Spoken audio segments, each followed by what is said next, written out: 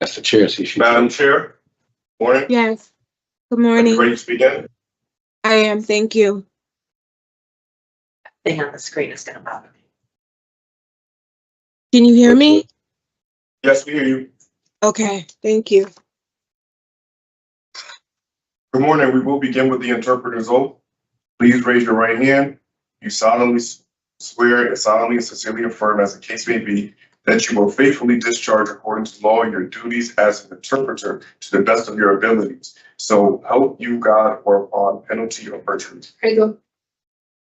Good morning. My name is Officer Williams. Today is Tuesday, February 28th, 2025, and this is the hearing of the Connecticut Board of Pardons and Parole. The following board members are present this morning, and by stating their names on the record, certifying they reviewed all statutory required documents and available pertinent information in preparation of this hearing. Good morning. I'm panel member Barry. I'm Ellen Zappa. Panel Member Rodriguez. Buenos días, soy el oficial de libertad condicional Williams. Hoy es martes 25 de febrero del 2025 y esta es una audiencia de la Junta de Indultos y Libertad Condicional de Connecticut. Los siguientes miembros de la Junta están presentes esta mañana y al decir sus nombres en el registro certifican haber revisado todos los documentos legalmente requeridos e información pertinente disponible en preparación a esta audiencia. Please state your name and MA number for the record. Por decir su nombre y número de confinado para el registro. Miguel Colón, 364868. This hearing is being conducted in consideration for a parole application for Miguel Colon, 364868. He is serving a sentence of 8 years jail, execution suspended after 5 years with 3 years of probation, for possession with intent and 3 counts of interfering with officers. As of today, records reflect a parole eligibility date of April 7, 2025. There is no victim input in this case. There's an offender accountability plan for the offender. It has been reviewed and shows the offender has completed the following programs. No programs has been completed. Utilizing the statewide collaborative offender risk evaluation, the offender's overall score for percent rates and falls in a very high range. This is your opportunity to express to the board why you should be granted parole. You may begin. Esta audiencia se está llevando a cabo en consideración a la aplicación de libertad condicional de Miguel Colón, número 364868. Él está sirviendo una sentencia de 8 años de prisión, ejecución suspendida después de 5 años y 3 años de libertad provisional a seguir por posesión con intento y 3 cargos de interferir con oficiales. Hasta el día de hoy, los expedientes reflejan una fecha de elegibilidad para libertad condicional del 7 de abril del 2025. No hay testimonio de víctima en este caso. Hay un plan de responsabilidad para el ofensor, el cual ha sido revisado y demuestra que el ofensor no ha completado ningún programa. Utilizando el sistema colaborativo estatal de evaluación de riesgos del ofensor, el puntaje general del ofensor cae dentro del rango muy alto de riesgo de reincidencia. Esta es su oportunidad para expresarle a la Junta por qué piensa se le debe conceder libertad condicional. Puede comenzar.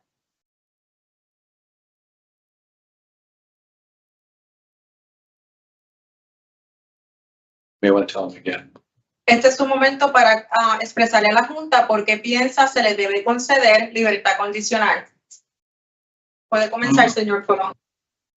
Yo empecé ya, yo llevo ya mitad de mi programa, el programa de Tier 2 que yo pude hacer, el cual ha sido el único que me han dejado saber qué tengo que hacer, y traté de hacer el Tier 4, pero tuve un pequeño problema con la metadona, entonces me quedé dormido una vez y ellos prefirieron votarme que darme una oportunidad de seguir con el Tier 4. Ok, de un Entonces- momento, por favor. De un momento, señor Colón. I am halfway done the program at Tier 2. I tried to take Tier 4 as well, but I had an issue with the methadone that I was taking, and I fell asleep, and they ended up removing me from the program because of this. Pero estoy haciendo lo necesario para terminar ahora termino el Tier 2, ahora lo termino el día 25 del próximo mes. I am Entonces, doing what is necessary to finish Tier 2. I am done on the 25th of next month. yo necesito que ustedes me den la oportunidad de salir afuera, porque en verdad tengo mi abuela que tiene 90 y pico de años, y yo espero que ustedes quisieran, en verdad, que ustedes me den la oportunidad de salir, porque mi abuela me necesita y pues yo necesito trabajar para poder ayudarla a ella. ¿Entiendes? Entonces yo sé que hay muchas oportunidades de trabajo afuera, porque en I am verdad, doing what is necessary. I need the opportunity to be released so I can help my grandmother. She is 90-something years old and she really needs me. I would like to get the opportunity to be released so I can find a job and help her. Continúe. yo sé que no les voy a quedarle más, que voy a trabajar, voy a hacer las cosas como se supone que sean, y no les voy a quedarle más, y si ustedes me necesitan para cualquier otra ayuda que necesiten en la calle, de ayudar al guardia, que tengo que ayudar, que yo tenga que ayudar a los demás, yo los ayudo, como los ayudé primeramente, que eso no lo pusieron en la corte, nunca vieron el inmenso trabajo que hice con los guardias, nunca vieron esa parte de mí. Pero yo espero que me den la oportunidad para poder salir. Y la abuela que no consigo. De un momento, por favor, señor Colón. I just really want to do what I'm supposed to do. I need to do, if I need to do something else that you want me to do, for example, if I need to do something to help police officers, I am willing to do it as well. Mr. Colon, I appreciate your opening comments, sir. There's appears to be some kind of I guess we don't really have the information that you're sharing with us. So are you telling us now that you were you're in the methadone treatment program? Yeah, Mr. but I Colón, tried yo to, aprecio sus comentarios de apertura. Usted está dándonos una información que aparentemente nosotros no teníamos. Usted estaba recibiendo el programa de metadona. sí, ahora estoy recibiendo ese programa. Yes, I am receiving it now. And how long have you been in there? ¿Cuánto tiempo llevan esto? Llevo ya como algunos 6 o 7, no, llevo ya como algunos 7, 8 meses por ahí. About 7 or 8 months. Okay. Officer Williams, is there any way to verify that? Because I did not see that. And also, we show that you were removed from the Tier 4 program for non-compliance, not for falling asleep. So, Liza, you can say that. I'm sorry. Mr. Colón, estamos verificando una información adicional, ya que no tenemos la información que usted estaba recibiendo tratamiento de metadona y que usted había sido removido de este programa por haberse quedado dormido. Lo que nosotros teníamos entendido es que había sido removido por falta de cumplimiento. Okay. So what's going to happen, Mr. Cologne? We're going to ask you some questions. I kind of already started that, but I just wanted some clarification, and then we're going to deliberate and give you our decision. Lo que vamos a hacer ahora, señor Colón, le vamos a hacer una serie de preguntas, aunque ya yo comencé a hacerle algunas preguntas. Luego de esto, entonces vamos a deliberar y darle la decisión del caso. Ms. Zappo? Thank you. Good morning. Mr. Cologne, for the last 15 years, you've racked up a ton of charges. What has changed now that is going to make you a law-abiding citizen? Mr. Colón, en los últimos 15 años, usted ha acumulado un gran número de cargos. ¿Qué piensa usted hacer esta vez que va a ser diferente a estas veces anteriores? Bueno, que tengo ya 40 años y no tengo ningún tipo de familiar, no tengo hijos, no tengo pareja, no tengo nada en la vida, ¿me entiendes? Y lo único que tengo es mi abuela y no quisiera que yo estar preso y mi abuela se me vaya, ¿me entiendes? Ella es lo único que tengo y quisiera pues tener lo que nunca he tenido, que es mi familia. I am 40 years old now. I am 40 years old now, and I do not have anything. I do not have any family members. I do not have children. I do not have a partner. I just have my grandmother, and I wouldn't like for her to pass away while I am here in prison. I want to be able to accomplish and have something in life. Why are you not releasing and going to live with your grandmother? Porque usted no está pensando cuando salga entonces salir a residir o a vivir con su abuela. ¿Cómo fue? Porque usted no tiene pensado cuando salga, al salir, entonces a salir a casa de su abuela a residir con ella. Porque en estos momentos la prima mía la metió a ella en un hogar porque mi prima no puede hacerse cargo de ella. Entonces, como yo no estoy ahí, pues yo no me puedo hacerme cargo de ella. Because at this moment, my cousin, she put her in a home, and that's the reason why she cannot take care of her. Mr. Cologne, have you learned anything in the Tier 2 program that you can share with us? Mr. Colón, ¿ha aprendido algo usted en el programa de Tier 2 que pueda hablarnos un poco acerca de esto, de qué aprendió? Sí, yo he aprendido que en verdad las drogas no están para nadie. Yo no, por más que uno use droga, uno se va a quedar en el mismo lado estoqueado. La droga no ayuda en nada al ser humano, lo que hace es deteriorarte la mente, te da muchos problemas en la mente, te quema las neuronas del cerebro, te da muchos problemas en tu vida. Nunca vas a prosperar si uno sigue usando droga, y la familia te va a dar de espalda.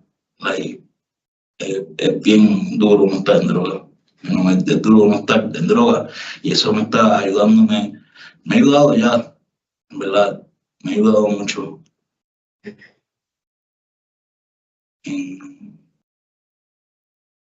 ¿Cómo le diría? Disculpa, yo tenía un papel sin Un momento, por favor, para poder traducirle eso, ¿ok? Okay. I was able to learn that drugs only get you stuck. They do not help the human. It basically weakens your brain, your mental health. It brings a lot of problems. Your family members, they turn their back on you. It is very hard to be involved in drugs, and this program has been really helpful. Tenía un papel para decirle todo lo que tenía que decirle, se me quedó. I had a paper that I wanted to bring to say everything that I wanted to say, but I forgot it. Okay. What are your plans for employment if you were to be released? ¿Cuáles son sus planes de empleo si usted fuera puesto en libertad? Sí, yo tengo,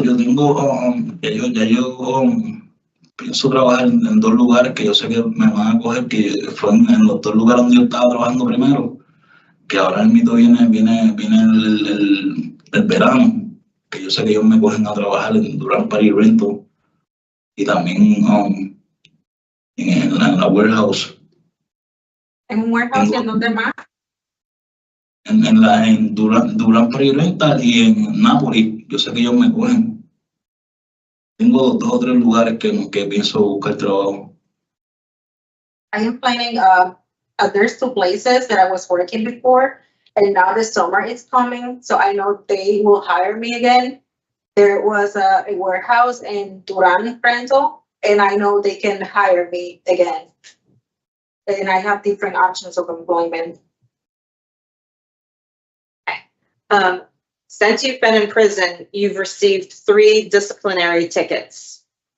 Can you talk about what happened with those? Desde que usted está en prisión, usted ha recibido 3 reportes de disciplina. ¿Nos podría decir qué sucedió con esto? Sí, en uno yo me quedé dormido, estaba dormido, entonces me levanté a usar el baño y la señora se enojó porque usé el baño así. Me quedé dormido, me levanté dormido y no me fui a usar el baño y ella le molestó porque yo usé el baño entraba en conteo. En verdad eso se me pasó. Y las otras 2 no me recuerdo cuáles fueron las otras 2. I fell asleep.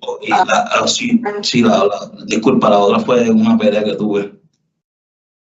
Pero fue por un malentendido que el tipo se me mencionó a mi madre y me enredé a pelear con eso. Fue a principio de yo buscarme, de que me dieran el tiempo. I fell asleep and I woke up to use the restroom. I was sleepy and the lady got upset because I went straight to use the restroom and they were doing the counts at the moment. And then the other one, I got into a fight because it was a misunderstanding. The guy, he said something about my mother. Okay. So my last question, Mr. Colon, is you started using drugs at a very young age. You've been in prison now for a couple of years. Do you feel as if now that you've gone without, that you're going to be able to maintain a drug-free lifestyle? Mr. Colón, usted lleva utilizando drogas desde que usted era muy joven.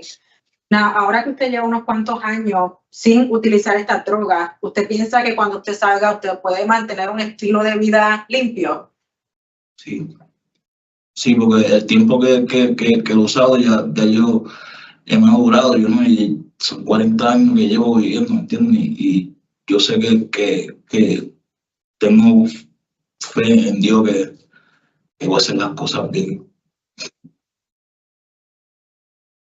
Yes, and it's been a long time, and I'm 40 years now, and I have faith in God that I will do the right thing.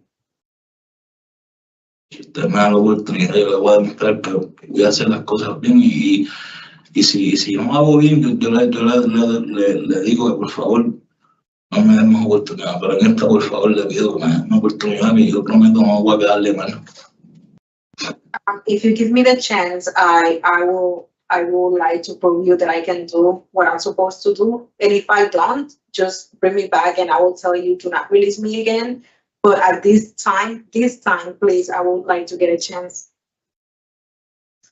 Okay. Well, Mr. Colon, when I look at your history, you have sold drugs into the community, which harms people. You have a variety of motor vehicle violations, so you weren't obeying the law there. You've stolen. There's even littering on here. You have not been a good citizen, so we really are looking to understand the change moving forward, because that's important. Mr. Colón, cuando yo miro a su historial, veo que usted estaba vendiendo drogas en la comunidad, veo violaciones de vehículos de motor, veo robo, veo hasta tirando hasta basura. Nosotros queremos ver entonces cómo usted puede ser un buen ciudadano de ahora en adelante y cómo podemos ver ese cambio. Y uno de los primeros goals que quiero hacer va a ser recobrar la licencia. Y con eso yo se lo voy a mostrar a ustedes. Aquí yo recobrar mi licencia. Eso va a ser uno de los goals que quiero hacer. Una de las metas que me tengo. La licencia. And that's one of the things that I want to do once I am released. I want to get my license. That's one of my goals. Are you prepared with a relapse prevention plan in order to maintain methadone or whatever your course of treatment is going to be upon release? ¿Tiene usted algún plan de prevención cuando usted salga, que no vuelva a recaer nuevamente? Por ejemplo, seguir utilizando la metadona. ¿Cuál es su plan? Sí, yo pienso seguir usando la metadona y pues quedarme tranquilo trabajando y sí, pienso eso, quedarme haciendo grupos y también yendo a los grupos en la calle y sí, trabajando. Yes, I want to keep doing the methadone treatment. I want to work and I want to do groups in the community. Thank you. Thank you, Ms. Zappo. So, Mr. Colon, have you ever participated in the medicated assistance treatment before this period of incarceration? Mr. Colón, ¿usted ha participado de esto anteriormente, del tratamiento asistido por medicamentos antes de llegar a prisión? No, por eso pienso que eso me va a ayudar cuando esté en la calle. Yo sé que eso me va a ayudar mucho. No, that is the reason that I think that it's going to be really helpful outside in the community. And tell me, what other types of treatment have you participated in before now? Have you taken the Tier 4 program before, the Tier 2? ¿Me puede decir qué otro tipo de tratamiento usted ha participado anteriormente? Tier 2, Tier 4. Sí, estaba participando en Tier 4 y también estaba yendo a ¿cómo es que se llama eso? De los grupos, los grupos que hacen aquí para adictos, ¿cómo que se llama? No me recuerdo el nombre. Estoy yendo a grupos, a DOP, algo así que se llama. Yes, I was doing the Tier 4 and I was going to groups here, groups for people with addiction. I do not remember the name. Inside the facility, you did this? ¿Adentro Sí. de la facilidad usted hizo esto? Sí, en la calle también estaba participando en su grupo. De personas que dejan el alcohol y eso. Yo llegué a hacer 1 o 2 grupos. Yes, I was participating here, those groups of people who are struggling with alcohol, those type of groups.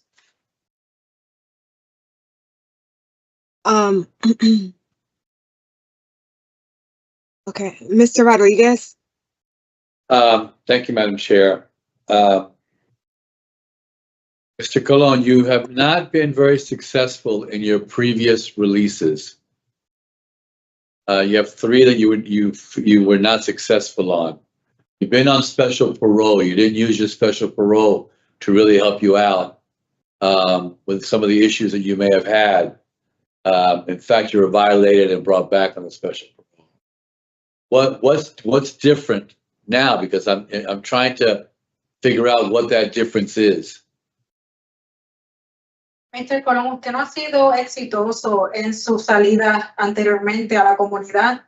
Han sido 3 de estas que no han sido satisfactorias. Usted ha estado en supervisión anteriormente especial de libertad condicional y usted no usó la ayuda que le fue brindada. Usted violó esta supervisión y regresó nuevamente a prisión. Estoy tratando de entender qué va a ser diferente esta vez.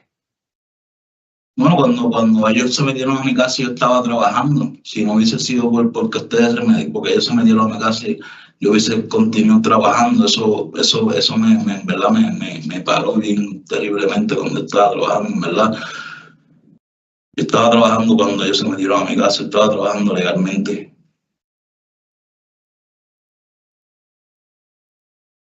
Well, I was working when they came into my home. I was working legally. When they came into my home, I was working. Yeah, but you were also selling drugs. You're working and selling drugs. Pero usted estaba trabajando y vendiendo droga.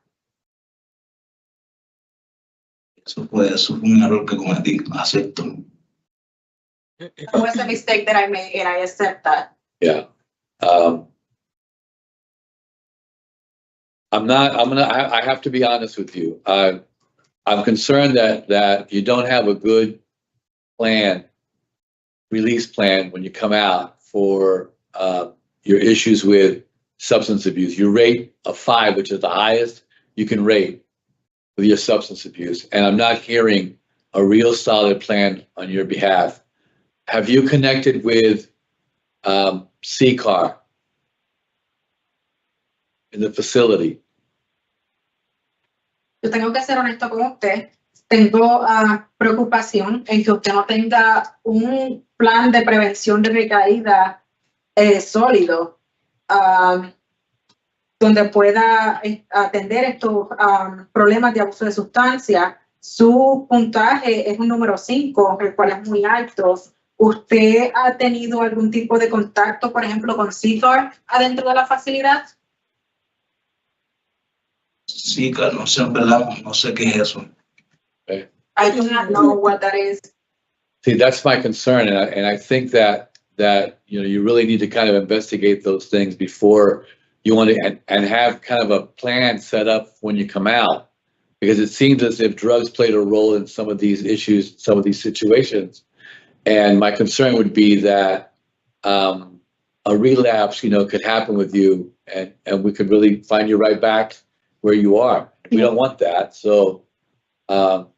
I want you to. I want you to know up front that that's very much a concern that I have in your situation, that you're not really set up yet to really get released at this point.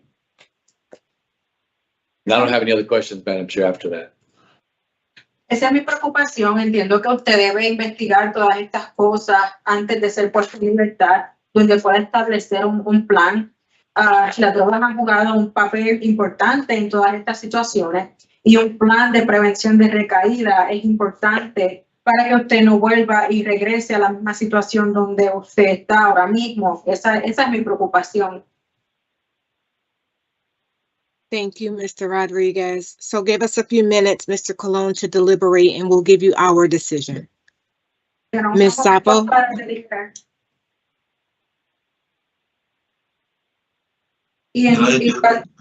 Yo como último le tengo que decir, si usted me da oportunidad, yo sí le puedo demostrarle que tengo la base y los fundamentos de quedarme limpio en la carretera. Yo sé que si usted me da oportunidad, yo le demostraré. I just wanted to say that if you give me the chance, I really want to prove that I can do it if I get the chance. Mi abuela me necesita allá afuera. Por favor, man, yo le prometo que no le quedaré, man. My grandmother really needs me out there, I promise you. Okay. So, Mr. Colon, your portion of speaking now is over. We're going to deliberate. We've heard your request, and we ask that you please just sit there quietly while we talk about your case. Okay, que tengo que Mr. Colon, ya terminó su momento de hablar. Vamos a pedirle que escuche mientras tomamos el tiempo para deliberar. Ms. Zappo? Thank you. So for Mr. Colon, I see two very distinct arguments here. On the negative side, he has a concerning alcohol drug score at the highest level, and he does not have an adequate release plan in order to set himself up for that in the community.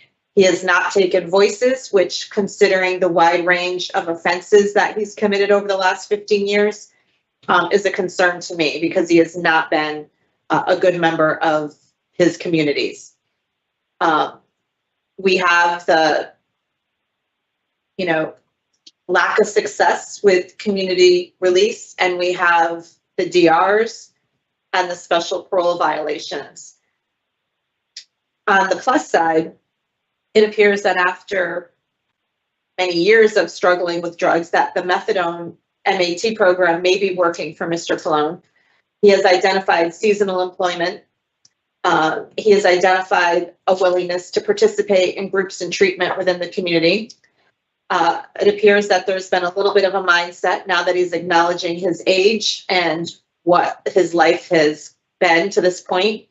And the halfway house would provide some structure in terms of what he needs to do to reintegrate. So my concern with inmates such as Mr. Colon is how much benefit can be wrought from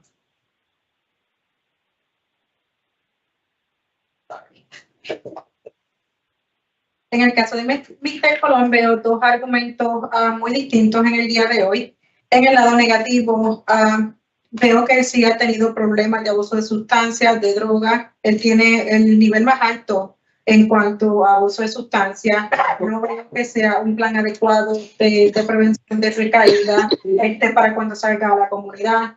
Él no ha tomado el programa Voices debido a las ofensas que él ha cometido a través de los años, en las que no ha sido un buen miembro de la comunidad. Él ha tenido fallas anteriormente en la comunidad, incluso algunas violaciones a su libertad condicional en los años previos.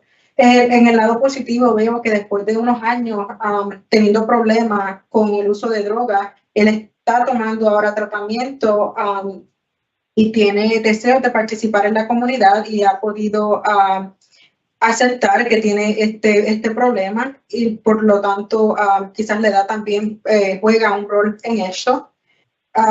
Entiendo que un halfway house, una ubicación en un halfway house podría proveerle una buena estructura. So my concern is how much the language barrier prevents him from having access to quality programs that will be beneficial. His end of sentence is October of 27. Mi preocupación es que no sé cuánto sea el problema de una barrera del lenguaje para que pueda acceder a estos programas que sean beneficiosos para él. Él tiene su fecha de salida, no es hasta octubre del 2027. Thank you, Ms. Zappo. So my concerns are that he rates out very high at the age of 40. He has an extensive criminal history dating back to 2008 with over 21 arrests and or convictions. Excuse me.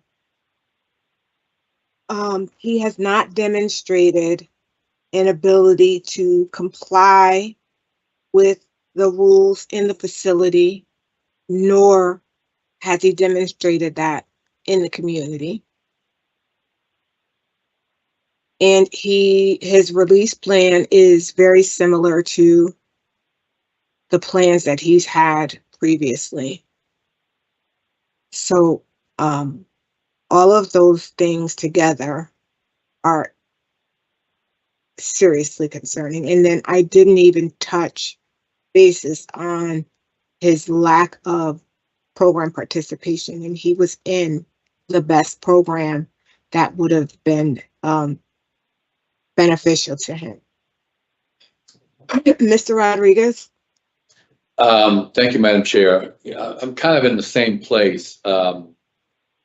I'm challenged by. Oh, I forgot. She has Oh, to sorry, that's interpret. right. I'm sorry. I'm sorry, Ms. That's right. Rivera.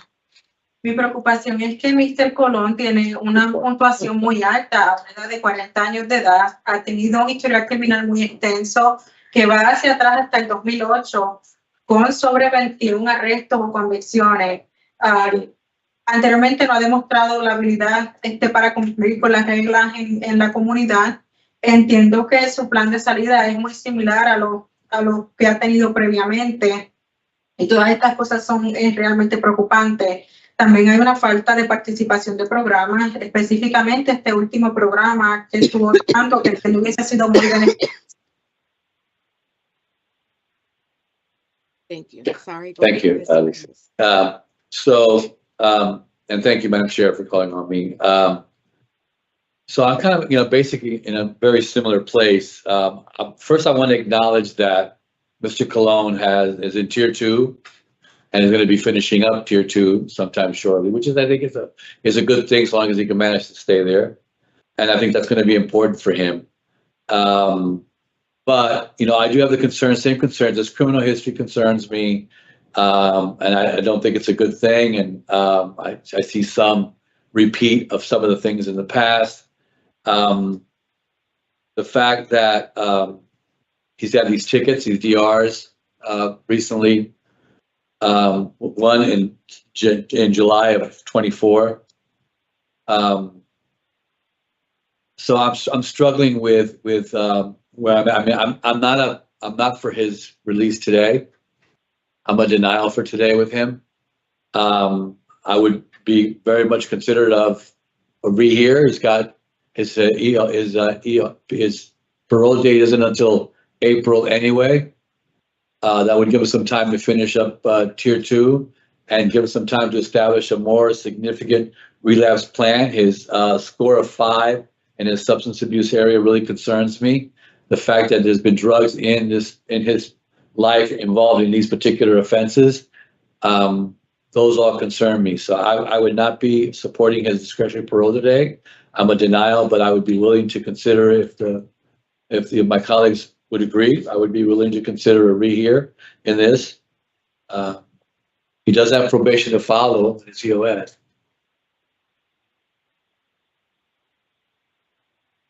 And it would give him a chance to maybe do some additional programming and prepare that at least a better relapse prevention plan. Connect the streetcar. Estoy en una posición similar en el día de hoy, a pesar de que reconozco que él está tomando el programa Tier 2 y que lo termina ya pronto. Es importante para él que termine este programa. Estas son algunas de mis preocupaciones debido a su historial criminal. Veo muchas cosas que son repetitivas del pasado. Esto también a reportes de disciplina o DRs que han sido recientes, más recientes en julio del 2024. Por eso tengo dudas en el día de hoy. Entiendo, no estoy de acuerdo en su salida en el día de hoy, pero sí estaría dispuesto a darle una nueva audiencia. De todas maneras, su fecha de elegibilidad para libertad condicional no es hasta el mes de abril, lo que le daría tiempo de terminar este programa.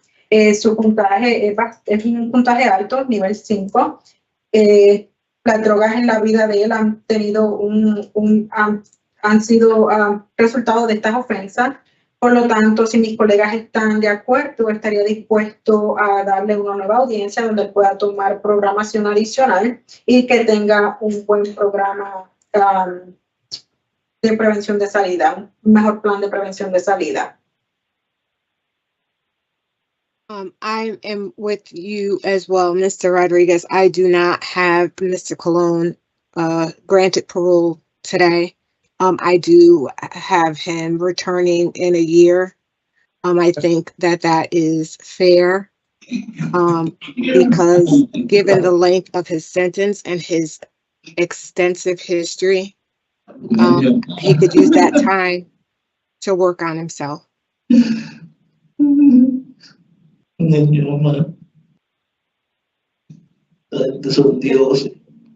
Estoy de acuerdo con el señor Rodríguez, pero negándolo en el día de hoy y que regrese nuevamente en un año debido a el tiempo que todavía tiene para el final de su sentencia.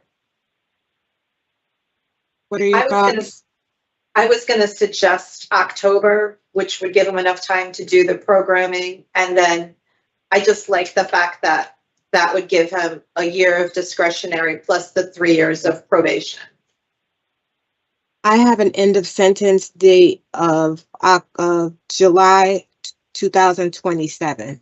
So we're still talking about 2 entire years of That's on dates October. I'm sorry, say that again. We thought it was October. We're just checking. His max out date is October. No, we're talking about his estimated date. His estimated date with good time is in July. That's what I have July. I have July, Madam Chair. I'm sorry, October of 27, Officer Williams. That's what, I have as the max out date as of right now. Yeah, top Max- part not of his it. end of sentence, it's, not his estimated end of sentence, just his max out date is. Yeah, that's his max. Is October of 27, right? Yep. Yeah, I mean, given his history, again, and he already has supervision to follow his sentence. This honestly would be a gift for him. And I mean, while I can sympathize with everything that he is going through with his abuela, he has to prove himself. O In sea, my que yo me he portado bien todo este tiempo, he dejado que personas me hayan hablado mal, he dejado que personas me hayan faltado el respeto. So, Y no es Mr. el Colon, 50%, o sea, que no es 50% what I need to do is 75%, it's not you have 50%. to be quiet, though, Mr. Colon. Your time to speak is over. So then, Madam Chair, I would suggest denial today based on criminal history, inadequate institutional program participation, inadequate release plan. Yes. We could throw for institutional adjustment. We could, That would have I to. mean, we could also do current offenses committed while, I mean, what do we want to? Yeah, like probation too. We'll do criminal history, inadequate release plan, and inadequate program participation. Fine, that's And fine. we'll have him come back. Are we okay with February, or what are your thoughts, Mr. Rodriguez? I was I know fine With October? I was fine with that. Okay. That'll give him some time to get the tier 2 in, get some additional programming in, whatever positive programming he could do, and stay free from DRs. And if somebody's in it, so I had finished tier 2, try to do additional programming, no DRs, and to create a release plan. Yeah. Would be the recommendation. Thank you. With regard to Miguel Colon, 364868, I move to deny parole today based on his criminal history, his inadequate release plan, and his inadequate program participation. I further move to rehear him in October of 2025. Is there a second? Second. All in favor? I, Aye. So the record will reflect that I wanted a longer rehear date, which is fine. But Mr. Rodriguez, you'll get all of this. I'm sorry, Mr. Colon, you'll get all of this in writing. We'll hear you again in October, okay? Next year, October. En el This caso de year. Miguel Colón número 364868, hacemos una moción para negar su salida bajo libertad condicional en el día de hoy por las siguientes razones: historial criminal, plan de liberación inadecuado, inadecuada participación en programas institucionales. Sin embargo, le damos una nueva fecha de octubre del 2025, donde usted pueda finalizar el programa de Tier 2 y tomar programación adicional y no adquiera ningún reporte de disciplina adicional. Okay, gracias. that will be helpful for you, Mr. Colon. Thank you. You're all set, sir. Thank That's you. This includes the hearing from Miguel Colon for 868. Thank you, Ms. Rivera. Gracias. Y tenga un buen día, amigo. A mí no me dan la oportunidad de hablar español.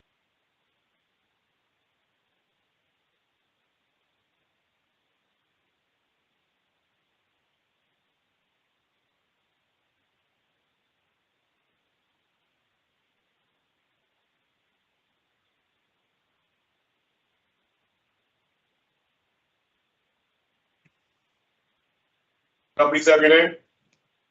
Robert Stevens.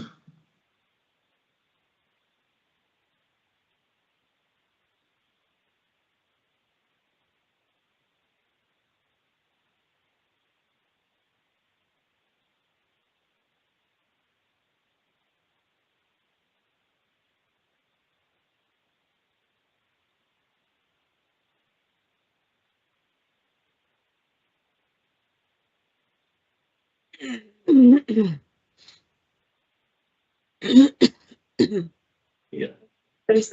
my name is Robert Williams. Today is Tuesday, February 28th, 2025, and this is the hearing of the Connecticut Board of Parties and Paroles. Following board members are present this morning and by stating their names on the record, certifying they reviewed all statutory required documents and available pertinent information in preparation of this hearing. Good morning, I'm panel member Barry. I'm Ellen Zappa. Good morning, panel member Rodriguez. Please state your name and number for the record. Robert Staten, 351935. Thank you. This hearing is being conducted in consideration for a parole application for Robert State 351935. He is serving a sentence of 12 years executed and suspended after 6 years, 4 years of probation, and 2 counts of robbery, first with a firearm, 2 counts of possession of a controlled substance. As of today, records reflect approachability date of February 12, 2025. There is victim input in this case. There is an offender accountability plan for the offender. It has been reviewed and shows the offender has completed the following programs. Voices, utilizing the statewide collaborative risk of evaluation system scores. The offender's overall score for recidivism falls in a high range. This is your opportunity to express to the board why you believe you should be granted parole. You may begin. I think I should be granted parole because a lot of reasons. I've changed. Also, I have a daughter out there who she needs me home, and it's kind of hard dealing with her situation as far as mine being incarcerated. I've actually changed. My thought process is different now. My aunt, she's like a mentor in the Boys and Girls Club. So, when I go home, I want to, not every day because I don't know my work schedule yet if I was to get granted parole, but at least like once a week, I want to go down there and just tell them, like the youth, like how it is good to change and it is a possibility that, everything has a cause. And, when you mess up, you never it's hard. It's hard. And,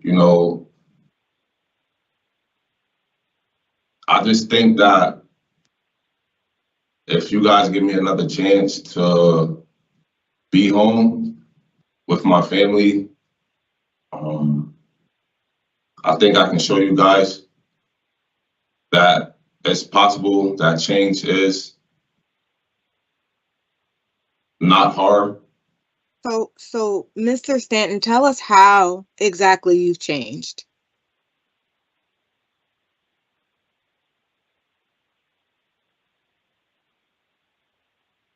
My mind state is different. How so? How is your mindset different? You have 18 tickets. It was hard. Just by being incarcerated, it's a lot of negativity around me. It did throw me off balance. Like I was thrown off track when I first, got incarcerated, but now it's like I go to school, I go to church. What do you go to school for? I just enrolled in school for college courses. So How are you in college courses when you don't have your GED or your high school diploma? No, I just recently enrolled in college courses. But how are you doing that without a high school diploma? I just put in for my high school diploma and my college class, I think last month. So I'm just waiting for them to hit me back to get in contact with me for. Mr. Stanton, how long have you been down? I've been down 5 years and 3 months. So why are you just now asking for education?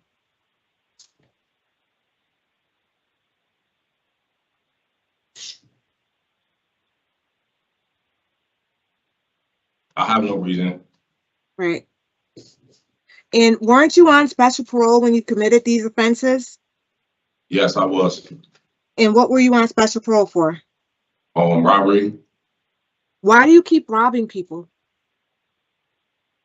being young and dumb. So you talked about the negativity being in the prison. What about the negativity that you've created out in the community?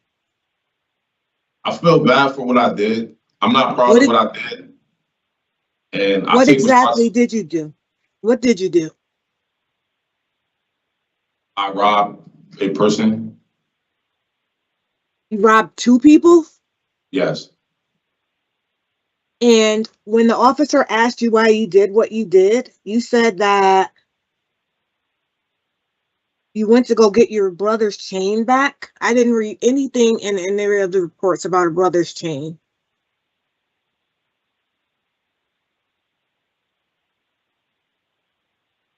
A person one of my best friends, his chain was taken from him, and I don't feel good about what I did, but I went to get it back, and when I did get it back, it was the wrong, robbing people was wrong, period.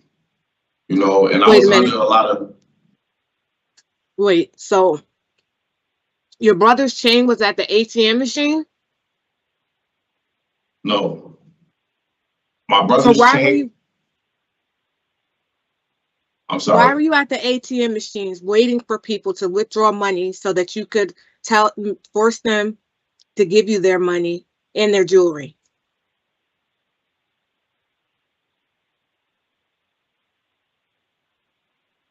I'm gonna just say I made some wrong decisions, and I feel like what I did wasn't good. And I feel It like wasn't good. It wasn't good. And tell me what you think the impact of your actions have had on these victims. Everybody goes to the ATM machine. Everyone. People yes, rarely use cash now, but people, that's how we get our money. How do you think these people feel going to the ATM machine ever since they've experienced what you did to them? I think they feel afraid, and I think what I did is just completely wrong. I will never be like, I will never put myself in a predicament to be doing the things that I have done to get in here. You know, like committing crimes is just wrong, period. So It is. over It the is wrong. time, over the time I've been in here, it's like even my conversations is different. Like, you know, people don't talk to me now because I talk more positive than before. Like before it was nothing really positive about me. But now it's like people literally say like, oh, don't talk to this guy because, you know, being in here, a lot of people is, you know, sitting in here trying to rethink the crime they already have done in a different way. I don't do that. I try to go around like those things or try to avoid, like, there's no way I'm going to be sitting in prison trying to rethink the crimes that I have did in order the same crimes that have put me where I'm now. Like, I just think just different. Yeah. I mean, we've heard reports about people becoming better criminals through their experience in the facilities. But the Yes. fact of the matter is, Mr. Stanton, you committed enough crimes. You got 2 new charges while you've been in the facility. Why did you bring marijuana into the prison? At the time, my daughter, she's a teenager. She was going through a lot. She didn't have anywhere to stay. Her mom didn't have anywhere to stay at the time. I would call and I would get like questions like, Dad, I need this, Dad, I need that. And it kind of hurted me to, you know, because I'm in a place where I can't help her. And like, You can barely help yourself, sir. exactly. And calling home. you can't help your daughter until you get yourself out of prison and stay out of prison. I mean, honestly, you've been doing this sentence. I mean, for the possession and carrying a dangerous weapon. What was the weapon, first of all? What was that? I think it was like a pellet gun. It was like harmful. Okay.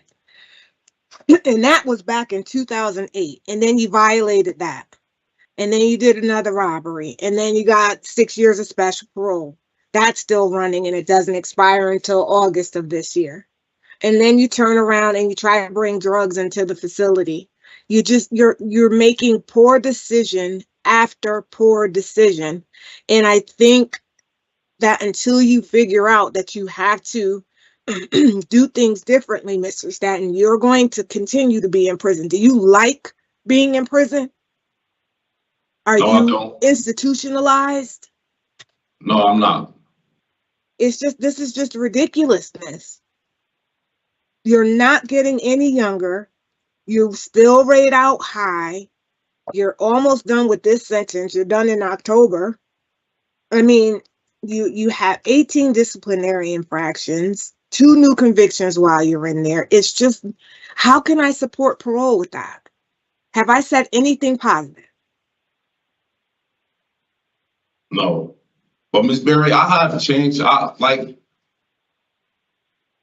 It's kind of like, so I was in a situation where recently, you know, it's me and like 4 other guys, inmates, we sit at the table and we was like kind of building on like positivity. Like, what are you gonna do when you go home? Job wise, family wise.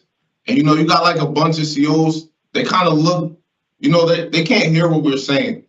So it's kind of like they watch. And it's like, I know I'm being judged like, oh, those guys over there, they're probably talking about, you know, drugs or committing new crimes over. And it kind of wasn't. It was, the whole conversation was just positivity. So it's like, as me, like from being in here, you just got to be patient and just move different. Mm-hmm. So I kind of realized that, and that's just all I'm trying to do. I got a daughter, she needs me. I talked to her yesterday. And my aunt, she works at the Boys and Girls Club. So it's like, and I talk to her consistently. And I kind of try to, like, you know, she asked me a question like, what would you tell the kids out here? And I'm like kind of living proof of consequence, because I have been through, this is the consequence when you do wrong, you end up here. So, you know, it's just like, I want to just be different. It's okay to not commit crimes. So Mr. Staten, that's what most people don't commit crimes. I'll say that. Yes. But you're absolutely right that it's okay not to do that. But it's time. Now, you ever heard that saying, don't talk about it, be about it? Yes. It's time for you to put your money where your mouth is. There's another cliche. I hear your desire. I know that you have incentive, but you have to prove that, sir. And unfortunately, you have not been able to do that successfully. Mr. Rodriguez. Thank you, Madam Chair. Yeah, Mr. Staten, you know, you got 5 unsuccessful prior releases. This was committed while you were on special parole. You know, we're looking for suitability on your end to be able to let you out. And that you miss your child is significant and important, but not evidence of your rehabilitation. You know, and that's kind of what we're looking at, how you've gotten better.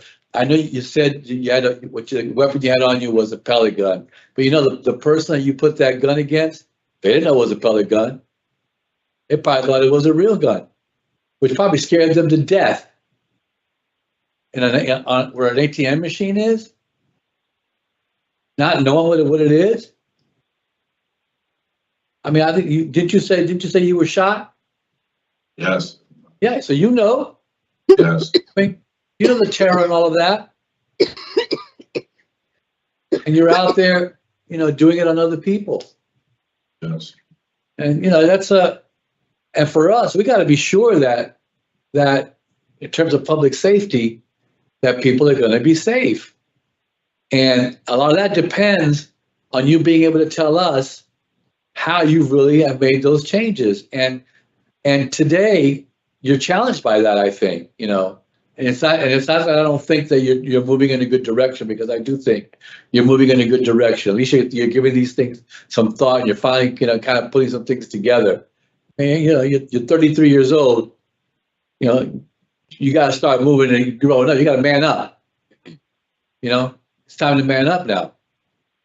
So I want to be honest with you. You know, I have some real challenges in some of the information that I have here, around your history, around your DRs and your tickets, because we look for people who are just, you know, we have people who are in there for years, and don't get a ticket because they turn their lives and they focus on those things that are going to make them better people. You know, so those are challenges for us. You only scored 3 in your substance abuse, but you know, you had alcohol and Suboxone. What have you done around that particular issue? Because that's one that can creep up on you on the outside. What have you done about that? You only took voices. You didn't take your addiction services programming. And some of that may have been because of the tickets you got, that you couldn't take it. But, you know, those are things that you got to do. yeah, Do you know what I mean? We want to see the best for you, and we don't want to see you come back. But we also have to look out for public safety. yeah. And that's a big, important role for us. And I asked for, if I was to get granted parole and a second chance to, can I ask for like, can you take into consideration for like a drug program on the outside? That's not what we do. You would have to discuss that once you do get released with your probation officer, because I think you've got 4 years of probation after your sentence. The other thing is, you know, your EOS, I think it's 2025, but October. Mm-hmm. Yes. Yes, that's his estimate. You're going to be out this year. No matter what we do, you're going out. So what you need to do, no matter what happens here, you need to prepare yourself for going out. You need to have a solid plan of how you're going to take care of some of these things when you go out. It can't just be that you want to repair your relationship with your daughter. That's an important thing. But if you're not set and ready to go, you don't want to find yourself back in there, I'm pretty sure. Right? Right. I have a job. I'm sorry. I have a job lined up. That's good. I mean, that's a positive thing. But I mean, I think you got other things you got to plan on. Some sort of, you know, support network around your substance use. You know, some sort of making sure you got strong family support on the outside. Making sure you got your work going. There are other things you need to do. I don't have any additional questions, Madam Chair. Listen, the best of luck to you, Mr. Stanton. All right, you too, man. Thank you. Ms. Zappo? Yes, so basically, Mr. Staton, in terms of suitability, I agree with my colleagues, but the tact I'm taking is that I think you need to use these next few months to prepare. You were a young parent. You had a lot of trauma in your life that we read about in the reports. Between your addiction issues and I think you would benefit from continuing what you're starting, really embracing positivity, but through organized programs or things that you can do despite your tickets, like NA and AA. You have to grow yourself and be really strong to be ready to go out. And that is the person that's going to be a good father and a good member of the community. So I wish you well as well. Thank you. Hold on. So, Mr. Stanton, we do have input from the Office of Victim Services. So your portion of the hearing is over, and we ask that you sit there quietly and respectful as the victim's statements or victim input is given. Thank you. Good morning, Mrs. Hamlet Williams. Good morning, Madam Chair. Good morning, panel. I did speak with the victim in this case, and he asked that I relate to the board that the inmate complete his sentence in its entirety. He understands that there's only a few months left, but he still feels that he should do all of the time that he was sentenced to. And regardless to anything, he asked that it be ordered that he stay away from him. Stay away from, I'm And sorry. Stay away from him. Okay. All right. Thank you so Thank much, you. Mrs. Williams. Thank you. Okay. So, Mr. Stanton, we're going to deliberate about your case now. Please don't interrupt, so. Excuse me. So I do not have Mr. Stanton's discretionary parole granted for a number of reasons. I do believe that he, again, has incentive to go out and make better decisions. And I think that his 4 years of probation will give him an opportunity to do just that. I hear he has lots of positive people in his life that he really needs to utilize when he's back out there, and he feels as if he can help other people, and I'm hoping that he can, but he has to first help himself. And some of the things that we've discussed here today about his addressing his drug treatment and all that stuff. And he said he has a job lined up. He still has his family support of his girlfriend. He wants to start going to the gym, to start boxing. All those are positive things. And I just hope that he applies what he's learned while in the facility into his life when he returns to the community, and that we don't see him again. But today, I honestly cannot support discretionary parole. Mr. Rodriguez? Thank you, Madam Chair. On the positive end, I would agree. I think Mr. Stanton has at least started to move in a positive direction. I think he's got some positive ideas of what he wants to do to kind of change his life around. I think he needs to be a little bit more planned for his outside transition back into the community.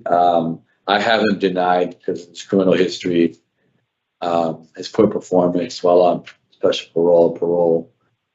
I think he could use a little bit more programming, especially around his addiction situation. I mean, I could have done some other things, but those are the three that I have at this point. I wish him a lot of luck. Thank you, Mr. Rodriguez. Ms. Zappo? I'm agreed.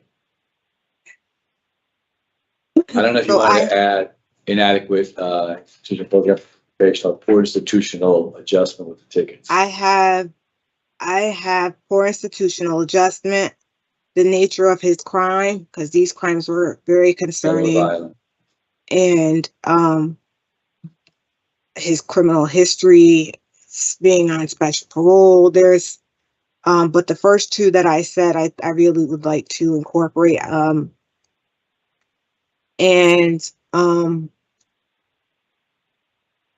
I think that they're appropriate.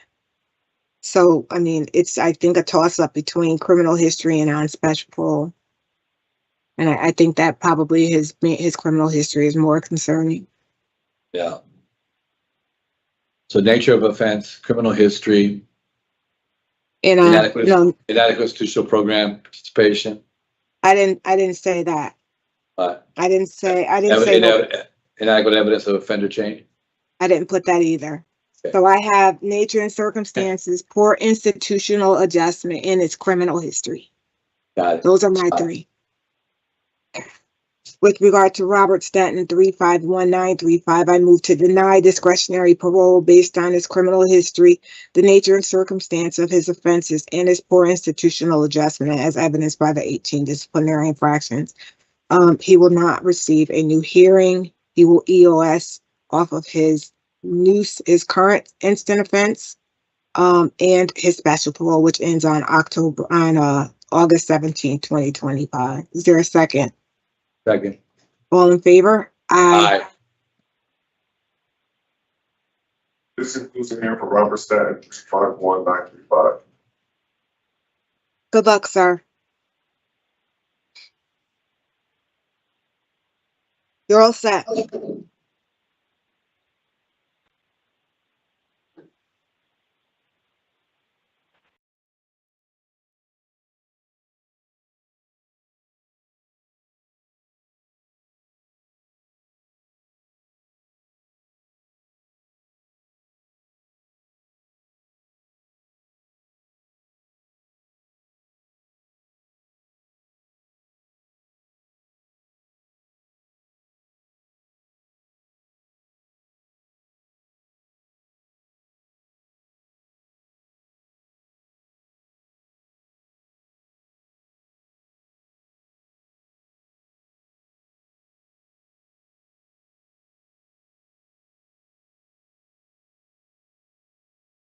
Good morning, sir. What's your name?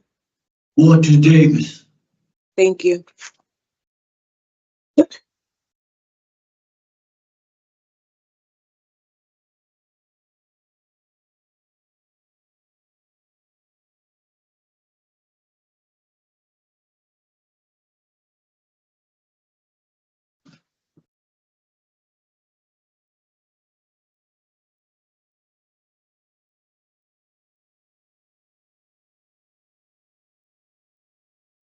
Good morning, my name is Officer Williams. Today is Tuesday, February 28th, 2025. And this is a hearing of the Connecticut Board of Pardons and Parole. Following board members are present this morning, and by stating their names on the record and certified, they have reviewed all statutory required documents and available pertinent information in preparation of this hearing. Good morning. I'm panel member Barry. I'm Ellen Zappo. Morning, panel member Rodriguez. Please state your name and inmate number for the record. Walter Davis, 75021. Thank you. This hearing is being conducted in consideration for a parole application for Walter Davis, 075021. He is serving a sentence of 30 years execution suspended up to 4 years with 5 years of probation for sales of narcotics. As of today, records reflect a parole eligibility date of July 30th, 2025. There is no victim input in this case. There's an offender accountability plan for the offender. It has been reviewed and shows the offender has completed the following programs. No programs has been completed. Utilizing a statewide collaborative offender risk evaluation system scores, the offender's overall score for recidivism falls at a very high range. This is your opportunity to express to the board why you should be granted parole. You may begin.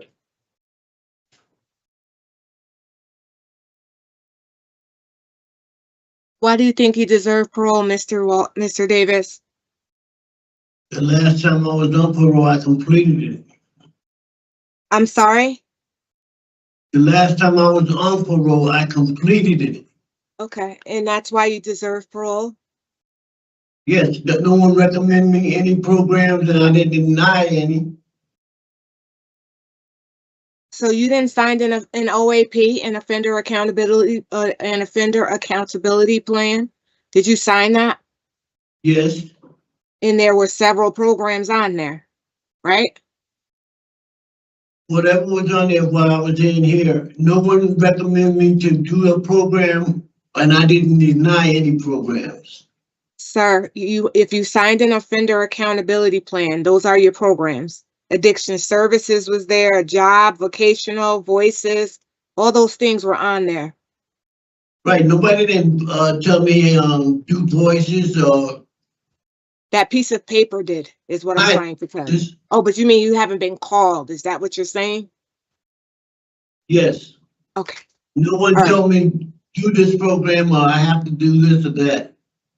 Whatever the program was on my OAP. okay. I'm sorry, Officer Williams, tell me what the parole eligibility date is again, please. July 25. July what? 25. July 30th, like you said? July 30th, 2025. Yeah, July 30th, 2024. 25? Yeah. Thank you. All right, so Mr. Davis, we're going to ask you some questions, sir, and when we're done with our questions, we will deliberate and give you our decision, okay? Yes, Mr. Rodriguez is going to start with the questions. Thank you, Madam Chair. Mr. Davis, good morning. good morning. Sir, I have to be honest with you. I had a difficult time reading this case. I mean, you're 71 years old. And No, here you 70. are, 70? 70? Yes, Yeah, this year you'll be 71, correct? yes, So, and I have it down for sale of narcotics. Usually guys kind of get it by the time they're in their 50s or 55, something like that. What in the world has you doing this just a couple of years ago? Why were you involved in this? And I'm not even talking about your prior history, which extends, over 25 charges since 1973. yes. Can you just kind of explain to me, like, why this involvement in sale of narcotics?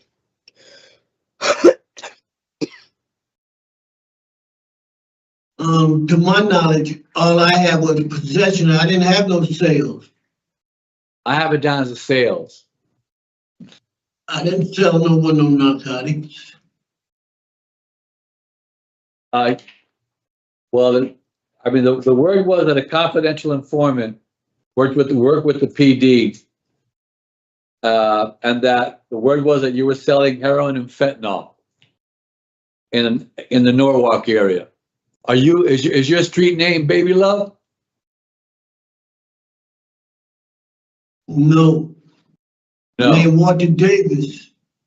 Yeah, I know that's your name. I wasn't arrested for selling no one no narcotics. Well, that's what we have. That's what we have. And they have you rated as a person, I mean, at 71, they have you rated as very high to recidivate, to go back to prison if you come out at 71.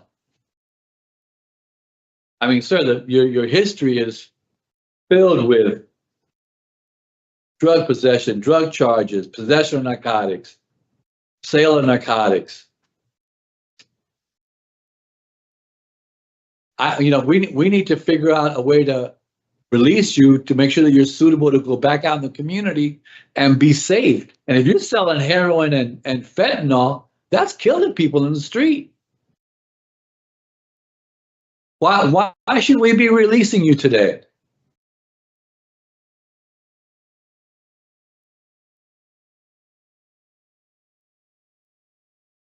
Can you answer that for me?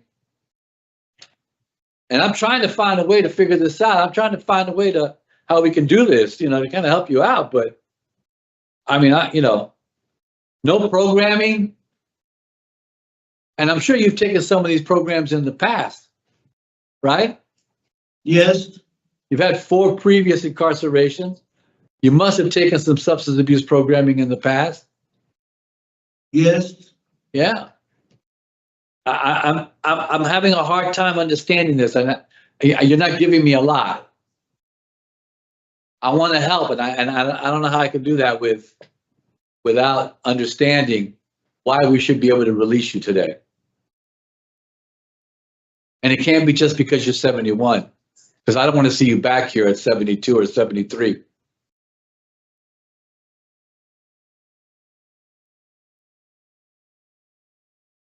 Can you tell me why we should consider that today? No.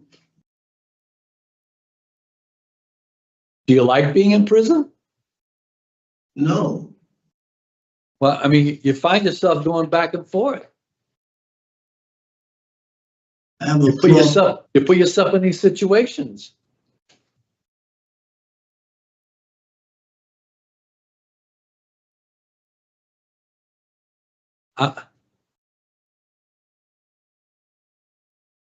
If you can't, I mean, I want to be able to help you out. I'm not sure how to be able to do that,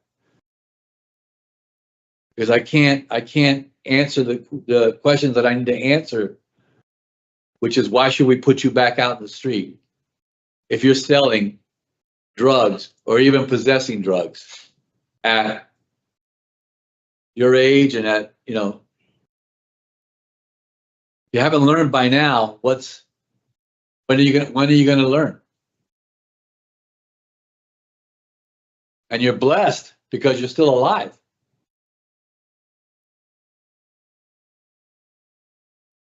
Was the possession just for you, for your use? Yes.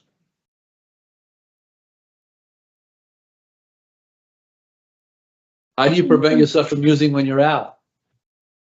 Say that again, please. How do you prevent yourself from using when you're out if you get released?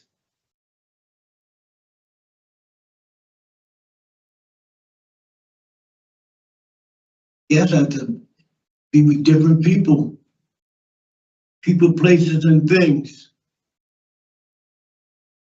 And you learn that where? In the program. In the programs. Are you doing any programs there? Are you doing any NA groups there? Any voluntary groups? Are you doing any kind of programming voluntarily? That's not on your OAP? No. Okay. You know, Mr. Davis, I'm sorry, I don't really have any additional questions for you because I'm not sure, you're not really giving me a lot. But I appreciate you at least, trying to answer my questions this morning. And I wish you the best of luck, sir. I'll move it on. Thank you, Mr. Rodriguez. So, Mr. Davis, you told the officer that you were hustling. That's not what you were doing? You were hustling for money? Yes. And it says you had a large quantity of heroin and fentanyl. And you were doing all that yourself? For your personal use? Yes. I don't think you're being honest, Mr. Davis. Okay. Ms. Zappo? Mr. Davis, are you going to continue to sell drugs when you get out of jail? I didn't plan on it. I have to live. Do you get a Social Security check? Yes. Okay. The report said that you used to go down to the Bronx to get the drugs and bring back. Do you have friends down there? I know people all over. Okay. So if you were to get out, or when you get out, you're going to collect your Social Security, and then is it not a lot of money? Do you need extra money? Yes. It's not enough. Okay. Well, I mean, when you look at your records, there wasn't a lot of work over the last 50 years where you would have been earning income to get into your Social Security check, because that's connected. But I don't know that selling drugs is the answer.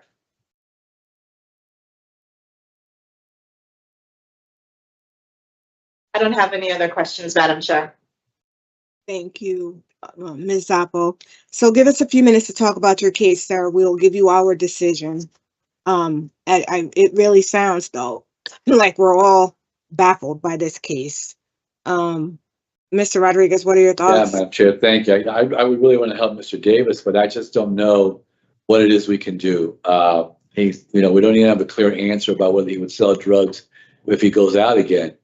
Seems to me that that's a possibility based on his response. I am not in favor, and I hate, having him go through to his EOS, which I believe is 2027. And then he's got 5 years of probation after that. But I don't see where I find him suitable. It seems to me that there's an issue of public safety out there around his drug selling. And I would be concerned about that. So I am a denial for Mr. Davis today. And I feel I would love to help him, but I just don't know how. Thank you, Mr. Rodriguez. Ms. Zappo? I am in agreement. Okay. What are your reasons for denial? I have criminal history, inadequate evidence of offender change, inadequate institutional program participation. I move that. He wasn't on Walter. supervision. Right. I move that Walter Davis, 75021, be denied discretionary parole based on his criminal history, his inadequate program participation, and his inadequate evidence of offender change. He will not receive a new hearing. Is there a second? Second. All in favor? Aye. Mr. Davis, you'll receive this in writing. Good luck, sir. This concludes the hearing for Walter Davis, 075021.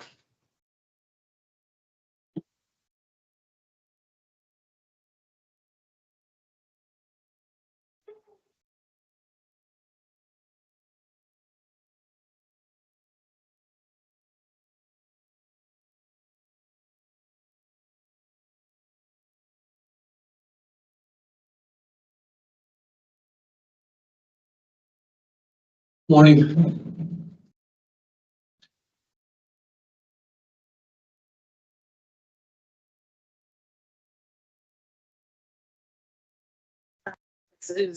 Can I please have your name? Kraszewski.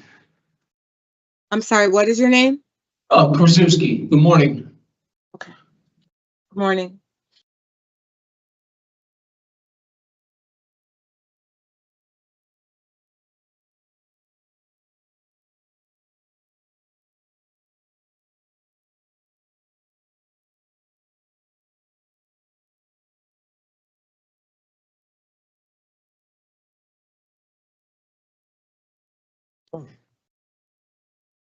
Morning, my name is Officer Williams. Today is Tuesday, February 28th, 2025. And this is the hearing of the Connecticut Board of Paroles and Parole. Following board members are present this morning, and by stating their names on the record, certify they have reviewed all statutory required documents, available pertinent information and preparation of this hearing. Good morning. I'm panel member Barry. I'm Ellen Zappa. Good morning, panel member Rodriguez. Good morning. Please state your name and inmate number for the record. John Kraszewski, 199198. This hearing to be conducted in consideration for parole application for John Kraszewski, 199198. He is serving a sentence of 32 months, 3 years of probation. Follow.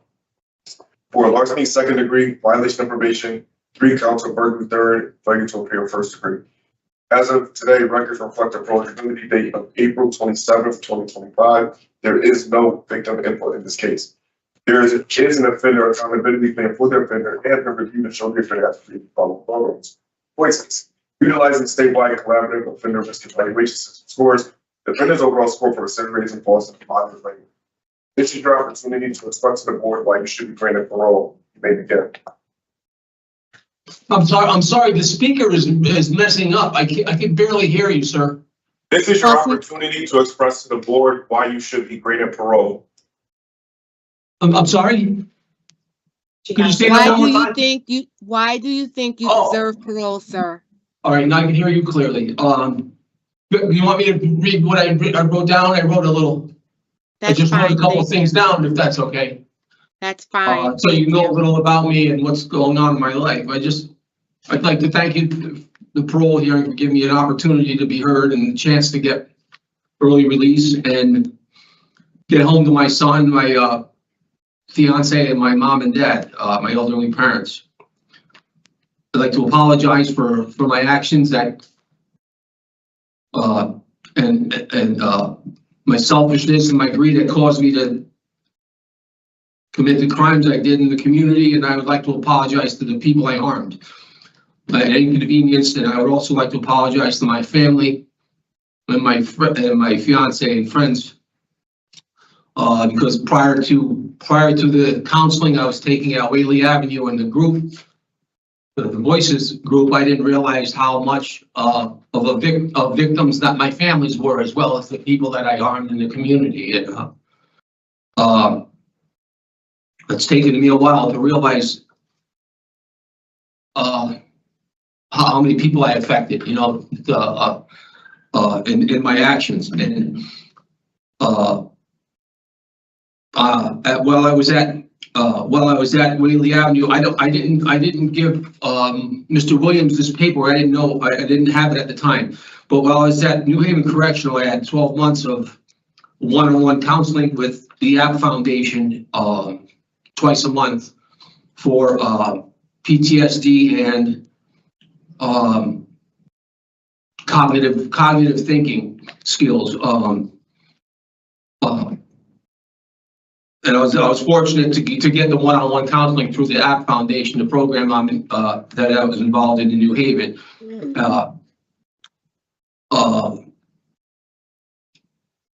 I was there for over a year, and I was able to continue the counseling for the whole year I was there. I just wanted to tell you the parole that I'm a single dad of a 16-year-old son whose mom took her life 6 years ago. And while incarcerated, my son had found out that his mom took her life. He thought she died from misuse of medication, but we were waiting till he was older to tell him. And he had found out through a non-family member that she committed suicide. And during this last year and a half I've been incarcerated, he's had one suicide attempt and been in and out of Yale Psychiatric several times, dealing with suicidal tendencies because of my being incarcerated and losing his mom the way he did. He's been having a very hard time handling that. And fortunately, right now he's doing much better with my mom and dad at home. He's not in the hospital right now, so thank God he's not had another attempt in about 4 months. So he's in the hopes of me coming home too. And I just wanted to say that I'm so disappointed in myself and how I let this little boy down, you know. And I hope you find it in your heart to give me a chance to get home to him soon and get my life going again and be the dad and the brother and the husband that I should be. So, Mr. Kosinski, you do know that your sentence is almost done. No. What is your end of sentence date as of today? It's not for another year, I don't think, man. June. I have June of this year as well. I don't. 26. Yeah, at 26. June 26.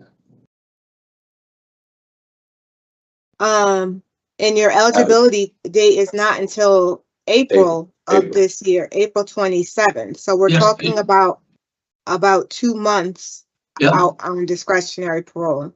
And the sole reason why you believe you deserve parole is because you need to be out there for your son. The sole reason is, I have a fiance that I met. I have a girlfriend that I met since my son's mother committed suicide, and I've been with her about 2.5 years, and she's been a big part of his recovery, and she's also been through a lot this last year and a half that I've been away. And I'm just hoping to make, to get home a little early and make things right back home, So you're asking us for parole because you have a girlfriend and a son. Those aren't, while we can appreciate the support that you have in the community, those are not reasons for discretionary parole. I'm confused. I don't know what you're asking me besides that. But we're asking you why you think you deserve parole. What have you done to repair your life or to assure us that you will not participate in this kind of criminal activity when you're back out into the community? Oh, okay. I'm Those sorry, I are didn't read the reasons other why part. you deserve parole. Okay. Well, We like I said, I sympathize was with you and your son. We do sympathize. okay. I'm sorry. I misunderstood you. Well, like I said, I was involved in the counseling at Whaley Avenue to help me with my PTSD and the cognitive thinking. But to be honest with you, the voices class, I learned a lot from that alone here. And I've been working hard. I've been working hard on myself and my depression. And as soon as I get out, I have counseling set up with App Foundation immediately upon my release. I'll be able to continue with my counseling there and other therapy. Sir, you've talked nothing about your substance abuse. Well, Let- that's, I- well, that's what I'm talking about, and that's the part of the classes that I was taking, and my counseling was for my substance abuse and my depression and anxiety and PTSD. It's all combined. I'm sorry, I'm a little nervous, so I'm getting ahead of myself, and I'm leaving some things out, but yes, I've been working on myself. I go to meetings, church, What kind of meetings? and then meetings.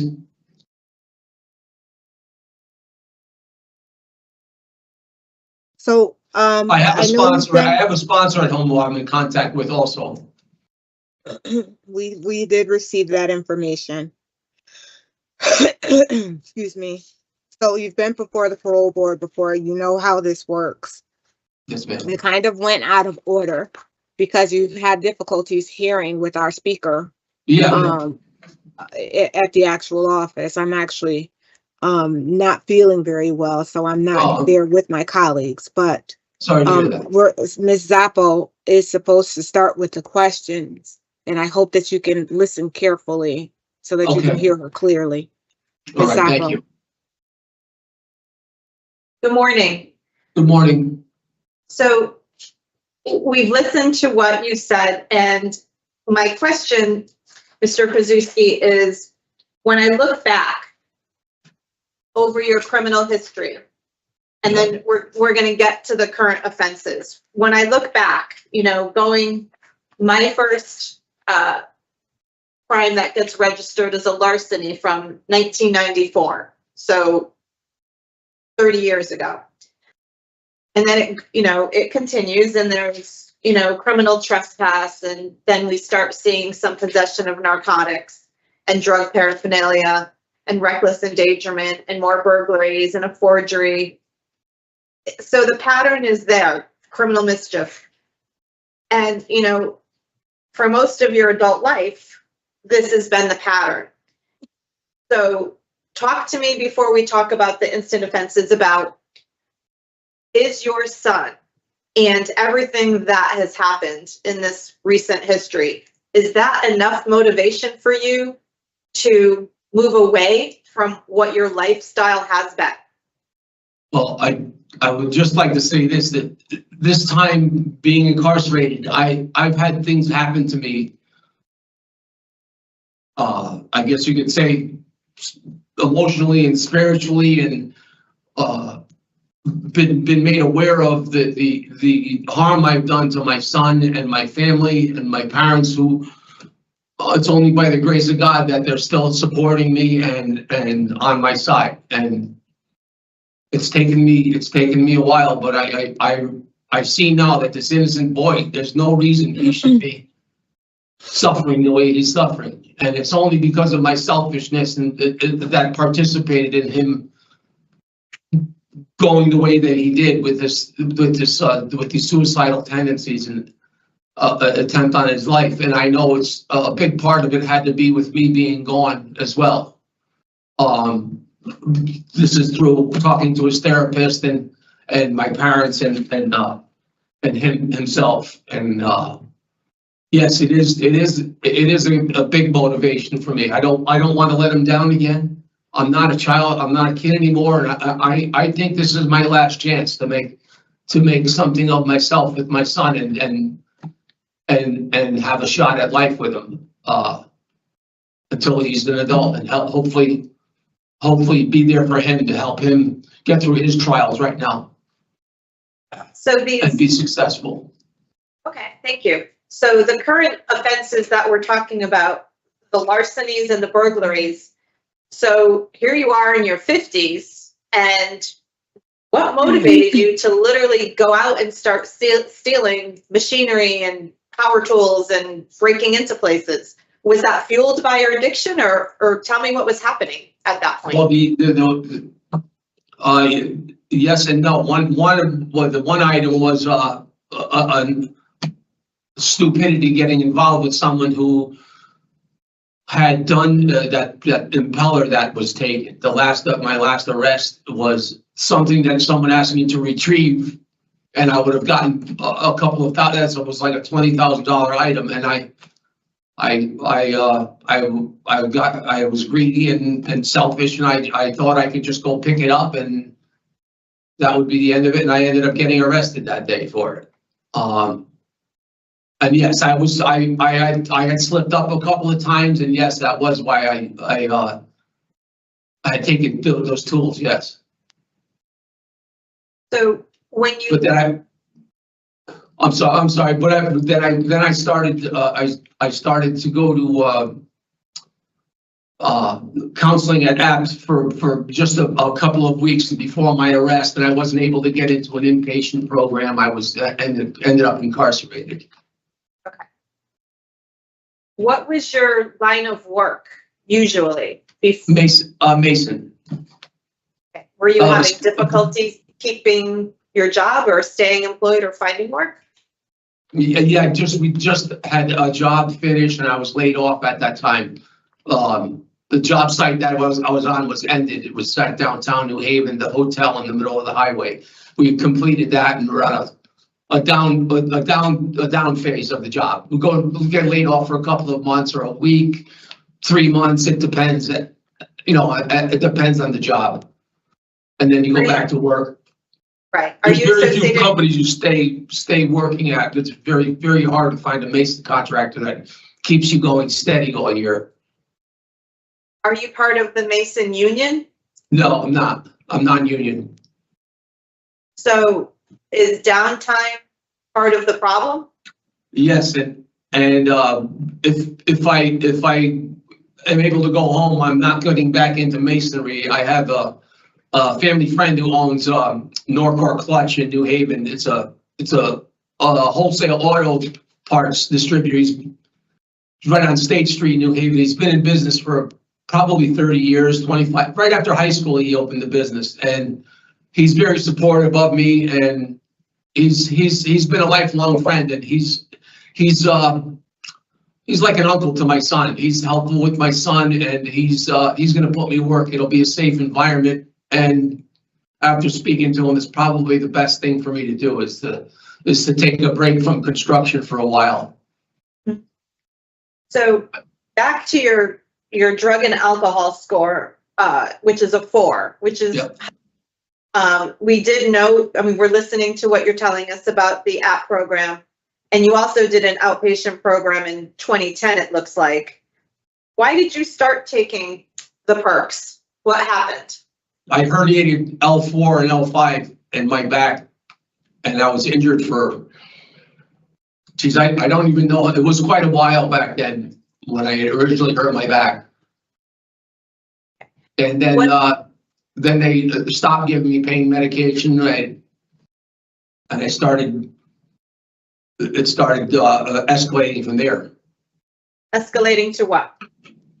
Sniffing dope on the street and buying Percocets and pain medication off the street. Was the outpatient program in 2010 designed to help you with that, or was that before? Was it what to help me? I'm sorry, I missed one word you said. The outpatient program that you took in 2010. Okay. What was that, to try to help you with this problem or something else? Yes. No, that's what it was for. And did it work? Yeah, I had some years of sobriety throughout my adult life, 3 years, 5 years. When my oldest children were younger, I had several years sober, and like I said, it seems like it's best for me to not be around the construction industry for a while, and maybe not even at all anymore. I'm given an opportunity now to have a pretty decent job with a friend of mine, and I think that has a lot to do with it. Between getting hurt and being around people, it just seems like it's more prevalent in the construction industry. Yes. And easier to fail. It seems like that's what, talking to my family and my sponsor, they would agree that it seems like it's part of my problem. Is your sponsor on the outside Yes, And how did you identify your sponsor? I had him, he's my sponsor for several years through AA. He's not in NA, he goes to AA. He's the old timer that's been around for years and he's a great guy. And you stayed in touch with him during your Oh, yeah. incarceration? Yeah, his number's on my phone list right now, yes. Can you tell me what happened with Tier 4? What do you mean what happened with Tier 4? Our records indicate that you refused participation in the Tier 4 program? No, I didn't refuse. I have the paperwork for that here. I never signed any refusals for Tier 4. Okay. So did I you have- take No, I Tier have- 4? No, I was told that here's the original request right here. It says, I was wondering if you could let me know if I was trying to continue my PTSD counseling here. And I was wondering if you could let me know if I have any chances of PTSD counseling, or does the tier programs offer that? Thank you. And it says you don't qualify for the tier program, write for second chance program through CC Eagleson, and which I did. No, I have December. And I have that request. For I have that request from Eagleson right here.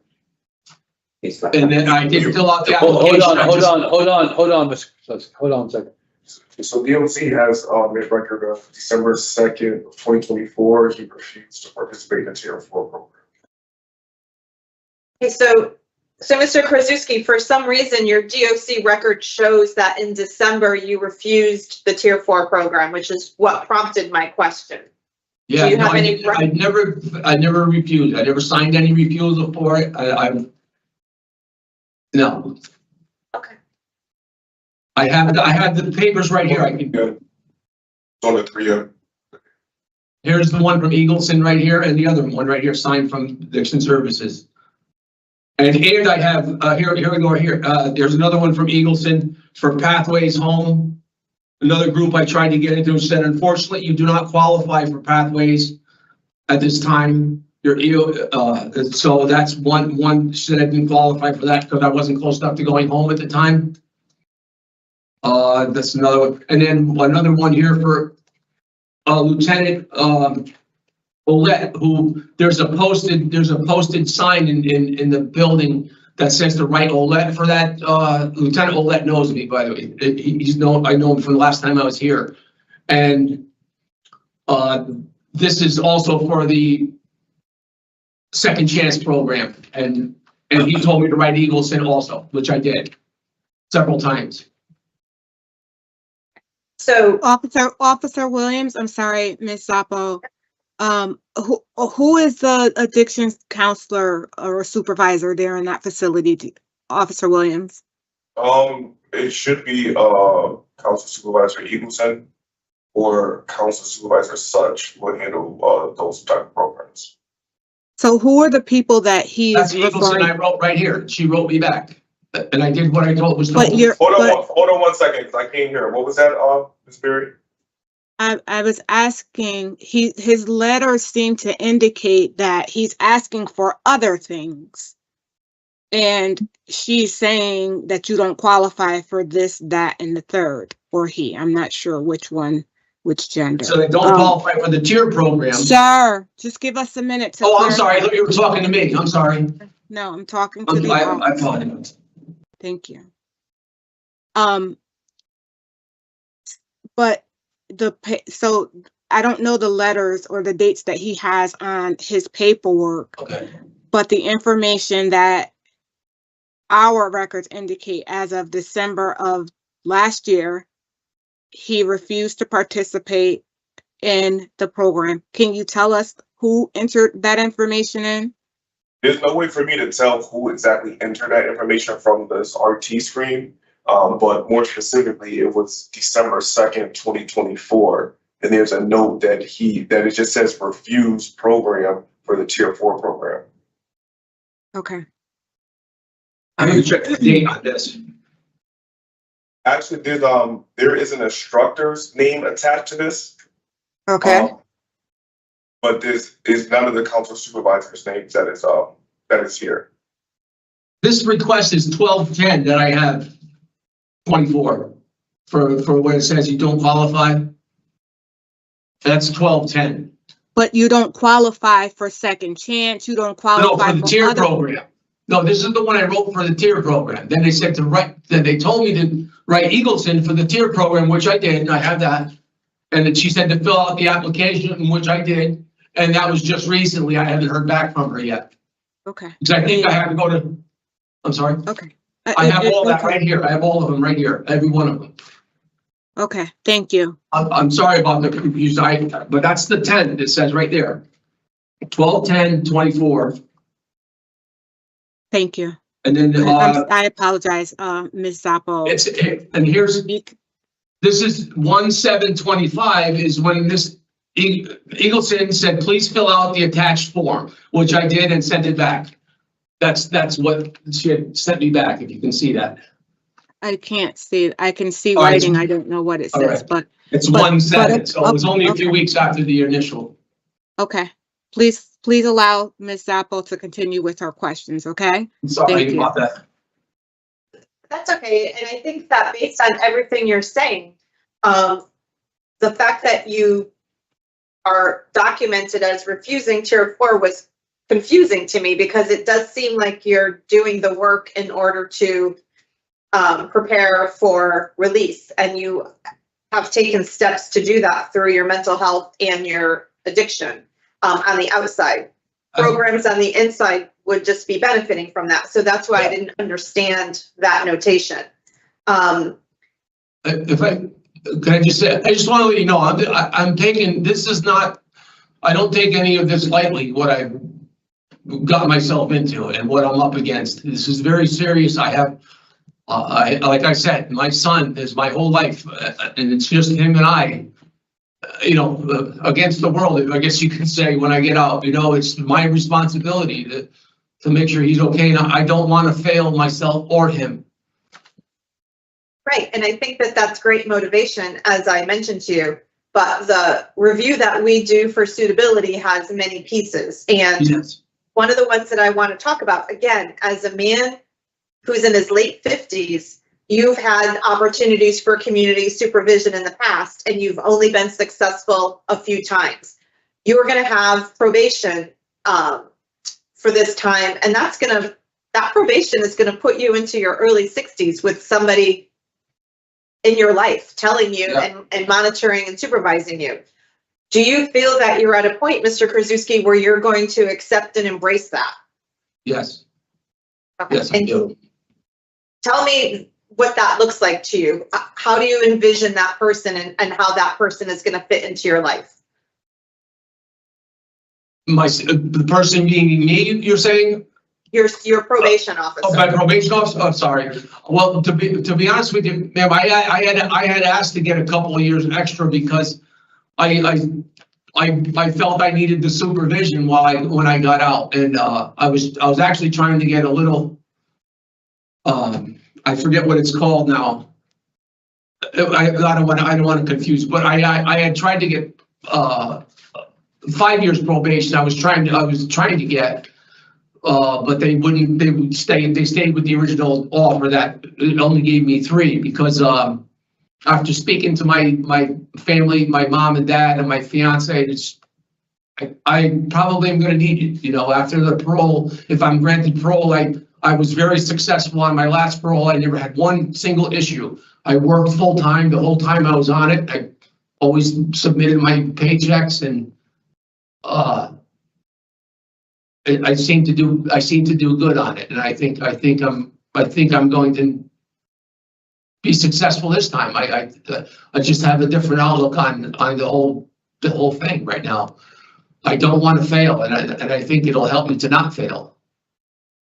So the one observation that I'm going to make, Mr. Krasuski, is that you seem motivated, and I understand the challenges of having a child at a very vulnerable age who's already lost one parent, and your parents are alive, and you have stable employment promised outside of the field where you've experienced addiction issues before.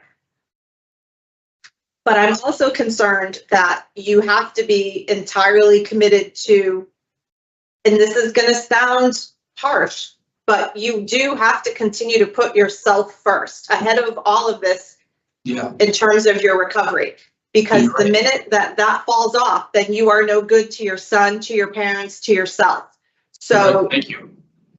my last question is, you seem to have an emerging release plan. You have the job, you have the family support, you've identified counseling, you have a sponsor. How are you going to weave all this together? Tell me about that first week out in the community. Are you going to meetings? How are you going to adjust out there?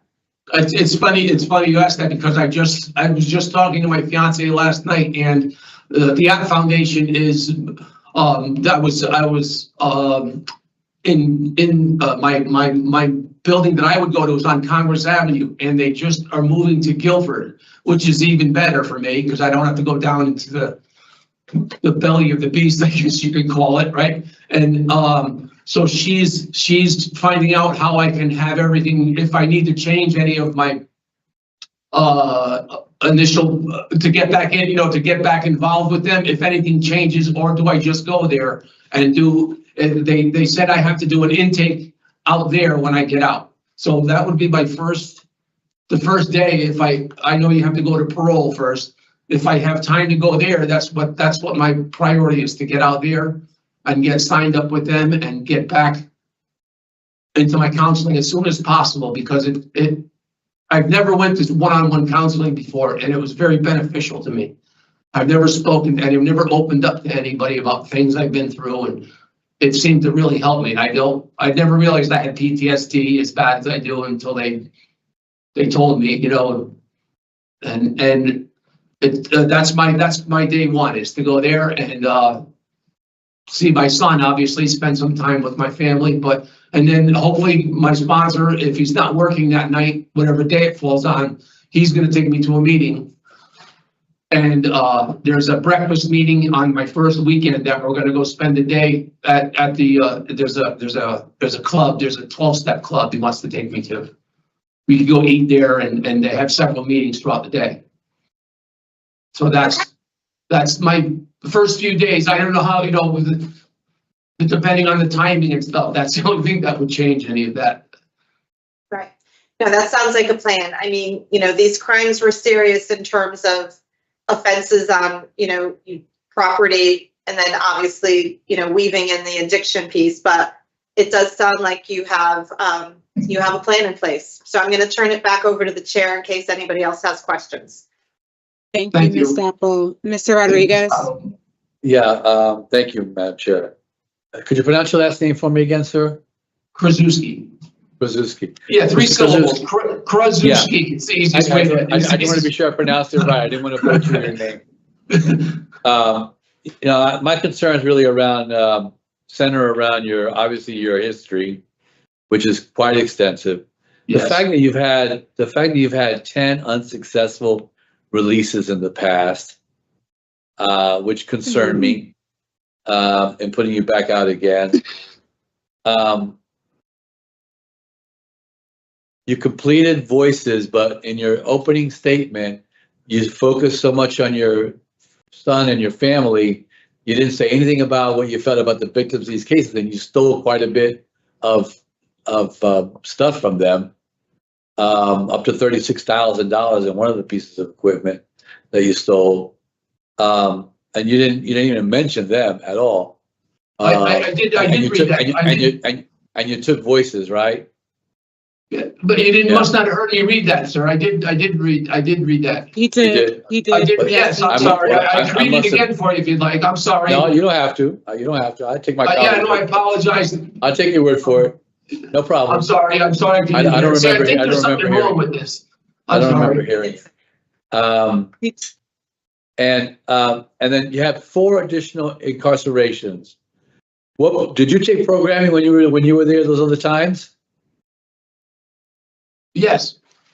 You take tier 4 or tier 2? Tier 2, yep, I did tier 2, and at Whaley Avenue, I was also, when I was in New Haven Correctional last time, I did the Scared Straight program. I was involved in that.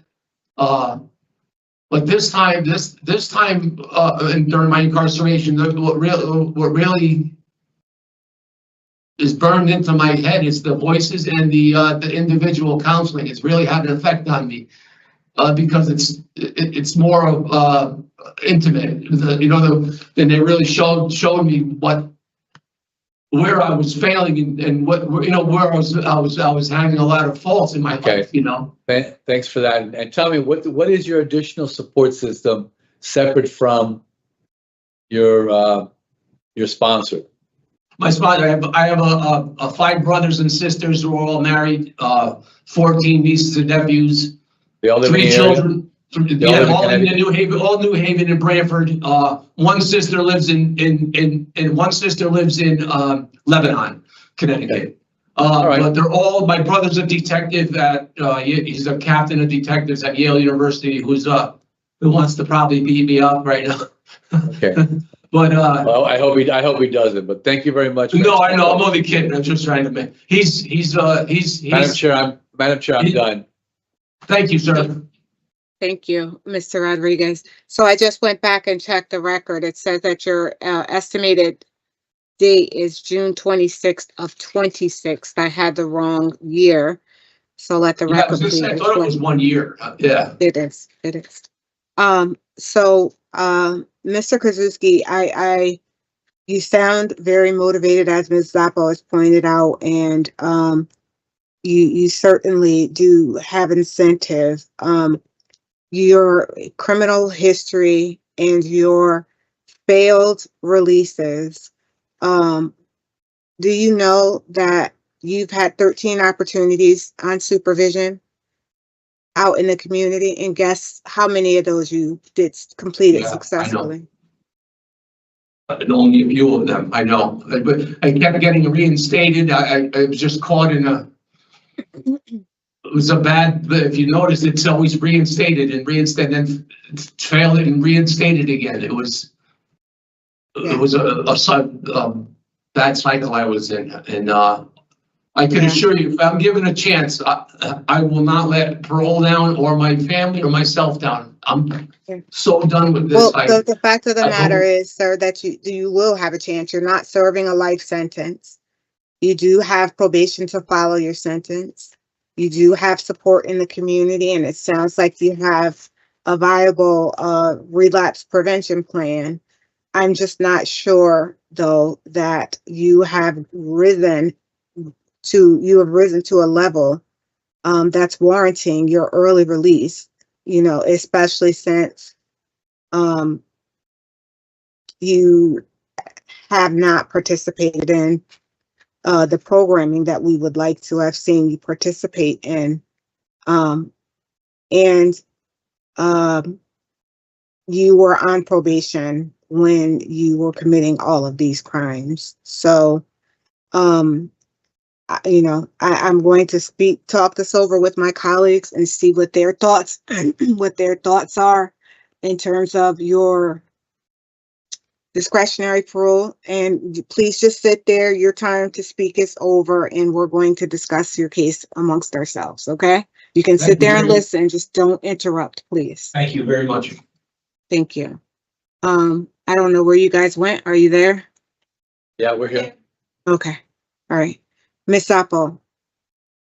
So in terms of Mr. Krasuski, I'm focusing on offender change and measuring the evidence of change through programming, both inside and outside, because he did say he started on the outside and then continued when he was at Whaley. The growth of that. The motivation, I think we've clearly seen is there. We've seen the identification of risk factors that he's identified, including the construction field and the propensity there to be dragged into addiction issues. And he's talked about the strategies in order to manage. So all of those go into the offender change block. And I think that he's done a good job today of doing that. That is not to say that the record preceding Mr. Krasuski as he walked into this room to meet with us this morning was not stellar. The criminal history, especially at the age in which he continued to commit the serious thefts and the robberies, was a concern to me. But I do believe that he has put a lot of effort into his release plan. He has identified supports. He has maintained a sponsor during this level of incarceration. He has the matter of his youngest child as a motivation. He has his parents, and as he discussed, he has an extensive family that is, by his admission, ready to support him. I think that I look at that as, in addition to his probation that would be coming, he has probably a dozen unofficial probation officers that are going to be monitoring him very closely. And so today I would like to offer that I am prepared with a grant for Mr. Krasuski to give us that opportunity to prove everybody wrong in terms of what the history says, and instead prove to us what that future looks like for him and his son. Thank you, Ms. Sapo. Mr. Rodriguez? Ooh, this is difficult. I mean, I do hear his motivation today. So there have been some positive things that he's been able to lay out today. He did lay out his thinking around his therapy and wanting to work on himself and wanting to make himself better. He's done some preparatory work around that particular issue. I'm challenged by his priors and the fact that he didn't do well in prior releases, and those are really two sets of concerns for me. But I would be willing to give him an opportunity this time, considering he'd be going on discretionary parole, and he would be supervised, so that if he didn't make it, he'd find himself right back where he's at. I would have liked to have seen obviously a little bit more. But I think he's done some preparation work. He's got a sponsor. I'm going to be willing to support granting his discretion. Thank you, Mr. Rodriguez. So for me, Mr. Krasuski's criminal history dates back to 1994. He's been committing these type crimes, burglary, larcenies, violating his probation. I show over 47 arrests and or convictions. He was on probation when he committed this offense. While he does sound well here today, if his history is any kind of predictor of future behavior, I would say that this won't be the last we see of Mr. Krasuski. He failed 10 community releases. He has not, according to our records, he has not participated in the treatment in the facility. And I think that in his discussion with the parole officer, he was not honest about his substance abuse. He only listed he only told the officer about his Percocet use, and I had to go back to a prior file to see that he also used heroin and cocaine, and at one point he was also on the Suboxone and methadone programs, which somehow didn't work out for him either. Just based on his history and his failure to comply during prior supervision, I cannot support his discretionary parole here today. I do feel that he does have the proper channels in line to complete the remainder of his probation successfully. He has the release plan, the relapse prevention, all that stuff that you all discussed that made you lean towards voting in his favor. He has all that stuff in place. And so for me, I really do believe that he has the support that he needs and therefore is not in need of the discretionary parole. So again, Officer Williams, his parole eligibility date is excuse me, August 27th. Is that right? April, I'm sorry. April 27th. I'm sorry, April- guys. April 27th. April. All right, April 27th, Madam Chair. April 27th. And for conditions, what would you all like to see? I'd like to, He's gonna be with his mother, so should have a halfway house just in case. yeah, but it sounds like he's already pursuing the mental health treatments. And he is noted that he cannot have alcohol anyway because of his medical conditions. I'm not sure what else we could do other than. General standard conditions.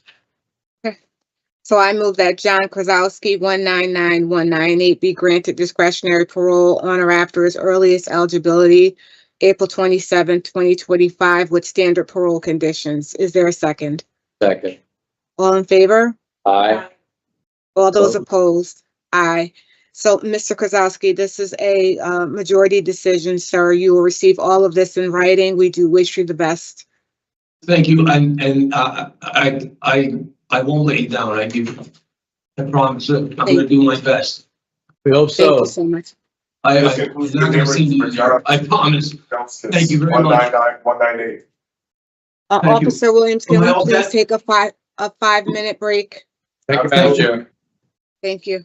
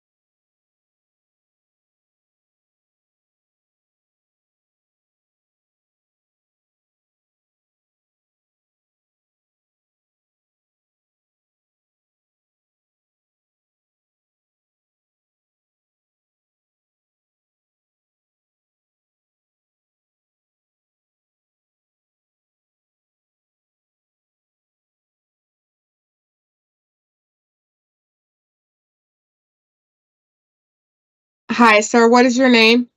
Marcel Marcarno. Okay, we'll be right with you. Okay.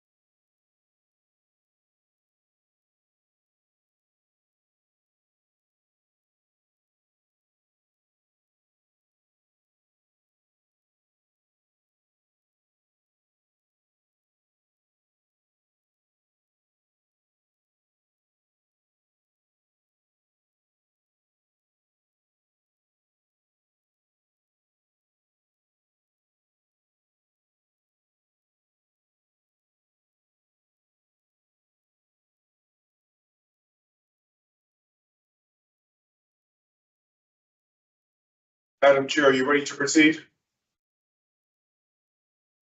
She closer.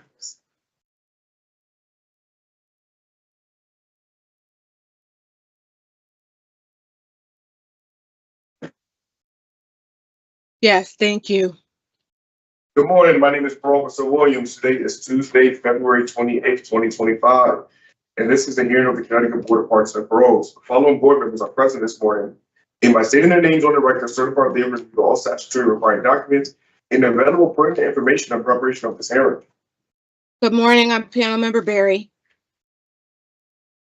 I'm Ellen Zappa. Panel Member Rodriguez. Good morning. Please state your name and inmate number for the record. Marcel Marcarno, 376671.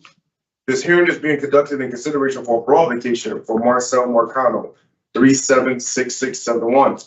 He is serving a sentence of 4 years flat, 4 counts of violation of probation, 2 counts of burglary first, 2 counts of larceny second, 2 counts of possession with intent, and larceny of a motor vehicle. As of today, records reflect a parole eligibility date of January 28th, 2025. There is no victim input in this case. There's an offender accountability plan for the offender. It has been reviewed and shows the offender has completed the following programs: good intention, bad choices, invoices. Utilizing a statewide collaborative offender risk evaluation system scores, the offender's overall score for considering falls in a very high range. This is your opportunity to express to the board why you should be granted parole. You may begin. I'd like to say good morning, and I hope everyone is in good health and life is treating you guys good. As for me, I live with a lot of pain and depression, but keep going. If you ask me if I deserve parole or anything as a reward, I probably would say not. I haven't been a role model inmate that stays out of trouble and follows all the rules. I have a lot of flaws that keep me back in life, as you can see. But I'm a good person who doesn't mean any harm to anyone else. I have a family that I care about more than anything in this world, and it's hurting me every day that jail goes by and I'm not with them. My mother has MS and it kills me every time that I can't be there for her to help. It hurts me to see her come visit, walk slow, and just know that she's getting older. She and my grandma are my rock, and I really need to spend as much time with them that I have left. I never really been a good son to them or grandson, and I always put myself in bad situations when I should just be home helping and working. This time I leave, I'll be a better person for myself and the ones around me. I have a job in line and will treat my mental health serious for the first time. I look forward to a new life and a fresh start. I have been praying for this day, and I hope things turn out good for me. If not, understand it's because I let my stress and depression get the best of me, and I went to the box for dirty urine. I'm better than that though. I just went through a significant loss in my life and needed something to help in the moment. It only made it worse though. It put me in a bad situation. I regret it every day, and it really hurt my family. I hope that you can see past that and give me a chance. I really take this serious and appreciate the opportunity and wouldn't let anyone down. Thank you for listening, and again, I hope everything is positive for you all. God bless. Thank you very much, Mr. Marcano, for preparing that statement. And we appreciate your well wishes, and we appreciate your sharing the information that you have in terms of your family life and some of the things that you have experienced and some of the reasons why you make poor decisions. We are here to determine whether or not you are suitable for discretionary parole. Excuse me. And when we are reviewing files such as yours in preparation for your hearings, we look at your risk. And according to the assessment taken by the officer, you're considered a very high risk to recidivate. I believe the highest score is 30, and your number was 28. You have a history of violating your probation, drugs, being in possession of drugs and or narcotics, larcenies, and burglaries. You have been under supervision, it looks like 8 separate times, and you failed all 8 of those. In addition, you have, we look at your criminal your history since you've been in the facility. And how many tickets did you get during this bid? I had tickets for disobeying the direct order for not going to court in the beginning. That was a lot of because I was in communication with my lawyer, and I didn't ask you what the tickets were. I asked you how many have you received since you've been in the facility? I would say 5. How long have you been down, Mr. Marcano? 2 years. Okay, and when that was in 2023? Yes. When did you come in? 2023. What month? April. Okay. So since April, I count 1, 2, 3, 4, 5, 6, 7, 8, 9 tickets. I have a disobeying a direct order, an intox in July when you came in. And you got a disobeying in October and November. Those are 3 in there. You got a Pruno ticket in April of last year, and you just got an intox ticket in January of this year. Yeah. And you were for marijuana. So you couple all of that versus the programming that you've participated in. When did you excuse me?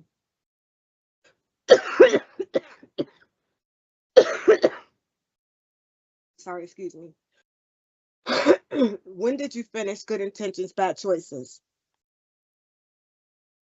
November of last year.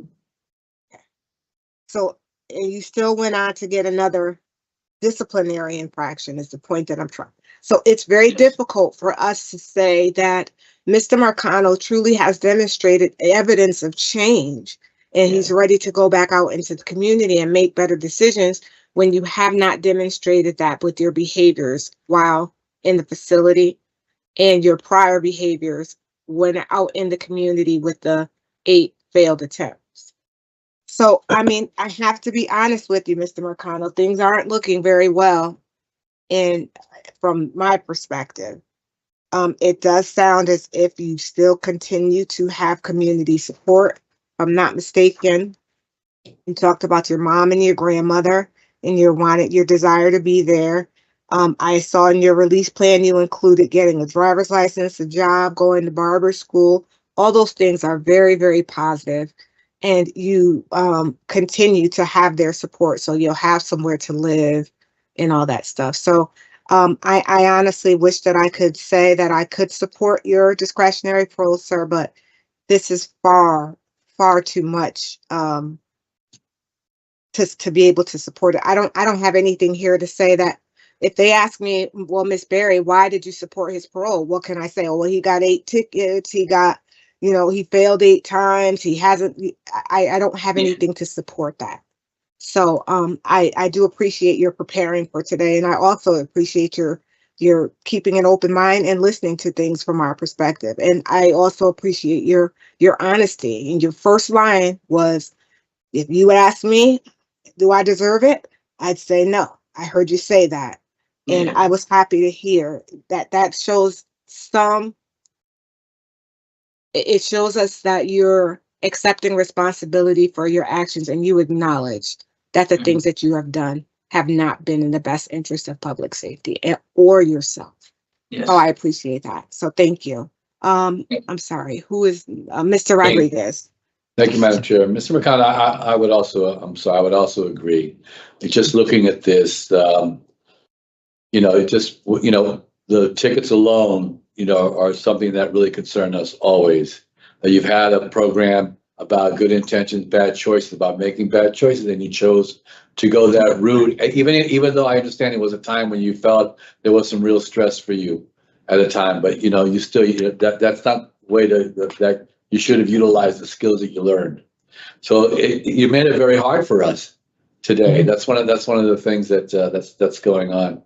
I don't really have a lot of questions for you because I think that my colleague covered the grounds that we really try to focus on when we think about suitability for sending people back out into the community.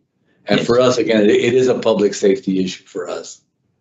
All right, so I wish you a lot of luck. I really do. But I'm going to hear what my colleague, Ms. Zappo, has to say, and then we'll go from there. Thank you so much.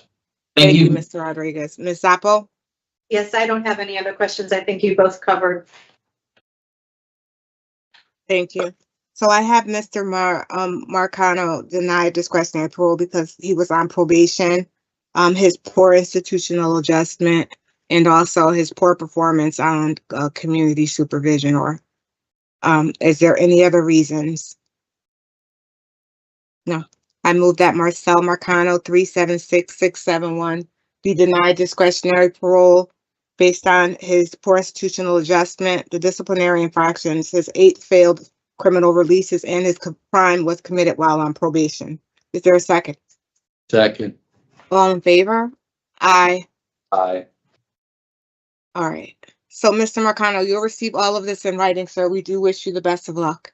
All right, thank you guys for the opportunity. Thank you. Bye-bye. Have a good day. This concludes the hearing from Watson Mark 76671. No.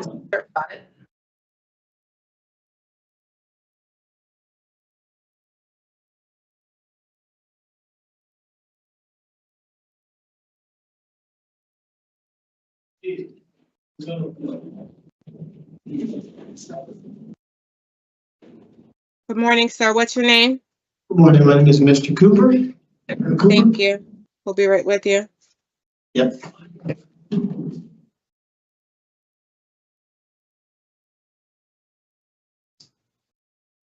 Excuse me, Madam Chair, Yes. can you just give me those denial reasons, please? Offense committed on probation, his poor institutional adjustment, and his poor performance while on community supervision. Perfect. Thank you very much. There you go.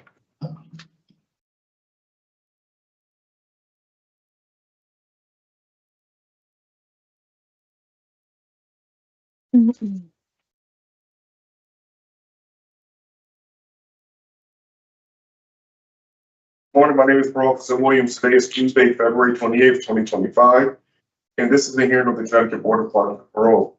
Following board members are present this morning, and by stating their names on the record, certify they reviewed all statutory required documents and available pertinent information in preparation for this hearing. Good morning. I'm panel member Barry. I'm Ellen Zappa. And panel member Rodriguez. Please state your name and inmate number for the record. Eric Cooper, inmate number 385934. Thank you. This hearing is being conducted in consideration for parole application for Eric Cooper, 385934. He is serving a sentence of 8 years jail, execution suspended up to 36 months with 5 years of probation for burglary, third violation of probation and impersonating of a police officer. As of today, records reflect a parole eligibility date of May 2nd, 2025. There is no victim input in this case. Excuse me. There is an offender accountability plan for the offender. It has been reviewed and shows the offender has completed the following programs. Voices. Utilizing the statewide collaborative offender risk evaluation system score, the offender's overall score for recidivism falls in that high range. This offender also has a static 99 score of a 3, which falls in the low to moderate range. This is your opportunity to express to the board why you believe you should be granted parole. You may begin.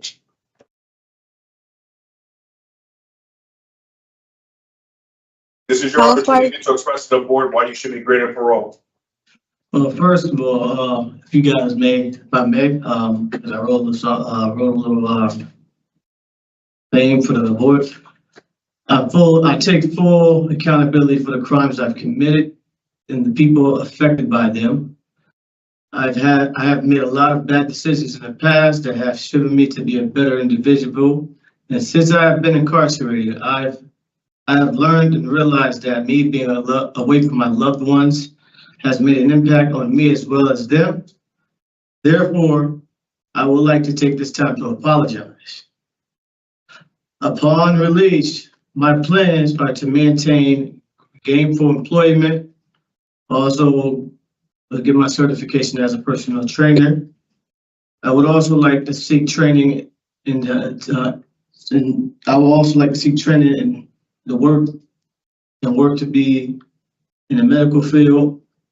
I believe me being a man, a father, and son is something I'm destined to be because I haven't been the best role model thus far. I'm soon to be a grandfather, so my expectations of my presence are high. I believe me being granted for a parole, it is a privilege for me. Anybody can say no to that. But me being granted parole, I know I've made a lot of bad decisions in the past. I have striven to become something better. Focusing on the right things. I have completed programs incarcerated. I've utilized my time while being incarcerated to complete voices. I've signed up for college courses so I can better more of my education. Also, I am right now ongoing tier 2 in the program. I complete that as of May 1st. I am on multiple job lists right now for work, and right now I'm also waiting to be cleared for outside clearance. No, my main focus right now is to keep myself clean. It's upon being outside, and if granted, I will keep myself in programs such as IOP for my use of drinking, because that's the main thing I don't want to be around anymore. Focusing on helping people on their health is one of my priorities, because as being incarcerated, I have seen the change in me, starting to care about a lot of other people and health-wise, focused on talking with them and seeing that if they can do this and have faith in themselves, so can I. And also being a part of my soon-to-be grandchild's life is the main priority for me right now. So maybe coming back and forth in incarceration, I'm just fully done with this. I just can't do the incarceration thing no more. As I'm sitting in incarcerated, I'm seeing it now, like, this is not the lifestyle I want to live. I believe I can be I believe I can be 10 times better than what I expected myself the first time of being, and believe I can be a role model for my daughter, my other possible kid I have to take a DNA test for, and especially my soon-to-be grandchild, because I don't want them saying, no, my grandfather's back and forth incarcerated. Where is he? I want him to be part of my life. That's my main focus, is being around and being successful and striving to be better. Okay. Well, thank you, Mr. Cooper, for that information and for your prepared statement. We have prepared some questions after reviewing your file. Each of us will take a turn to ask you those questions and give you, once we're done with our questions, we'll deliberate and give you our decision, okay? Appreciate it. Thank you. Thank you. Mr. Rodriguez, we'll start with questions. Thank you, Madam Chair. Mr. Cooper, thank you so much for your statement. It did answer a couple of my questions that I kind of already had prepared. You have a prior history that concerned me a little bit. You're still on the sex registry. You realize that? I do. I finished that registry as of what I know. I finished that as of next year, 2026. Yeah, you're off of that in February. So you got about a year to go. A little over a year, a little less than I have been compliant with that registry every 90 days. As when I was home, I was they sent me the thing, the re-registry thing, to let me know your address every 90 days in the mail. So I was always compliant with that. Even if I was late, I would contact them and let them know it's the that I had mailed out. Yeah, that's not why you're here today, but it is something that we look at in terms of prior histories and stuff. So, also, one of the areas of concern for me was you've been released 3 times, and those 3 times you failed. What happened? The 3 times that I failed, I kind of wound up picking up alcohol. Then due to a lot of stress that I've been going through in the past, I decided to once I got around the wrong person, they wanted to drink. I started drinking, and then the next thing you know, my whole mindset, my whole demeanor just changed. Where it affected the ability for me to focus, and I just started getting in trouble. And it's all because I made that decision just to start picking up alcohol and drinking to the point I would black out, and it hurts. Look, if you're blacking out, that sounds pretty serious. If you got to the point where you were drinking and you're blacking out, that tells me that you were drinking pretty heavily. I was. But now, no, because now I cannot do any of that. And I even spoke to my mother last night about that due to my seizures and due to the drinking, it caused me to have a brain stroke. So even police officers even tell my mom they don't know what happened, why this happened. They know that I am a caring and loving person on the outside. They just want to get to the bottom line of what the cause is me keep on getting in trouble. They just want me to be on the right path. Would you say that the current offenses were related to your alcohol and drug? That's correct. More alcohol than drugs? Yes, I do not do it. I only the drinking. I do not do drugs at all. Period. The only thing I smoke right now is when I'm home is cigarettes and some Black & Milds. Yeah, and you have done other drugs though.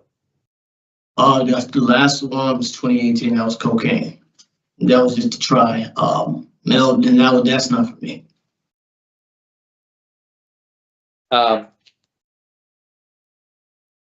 This is your third time in. What have you learned this time that's going to be different than your previous incarceration?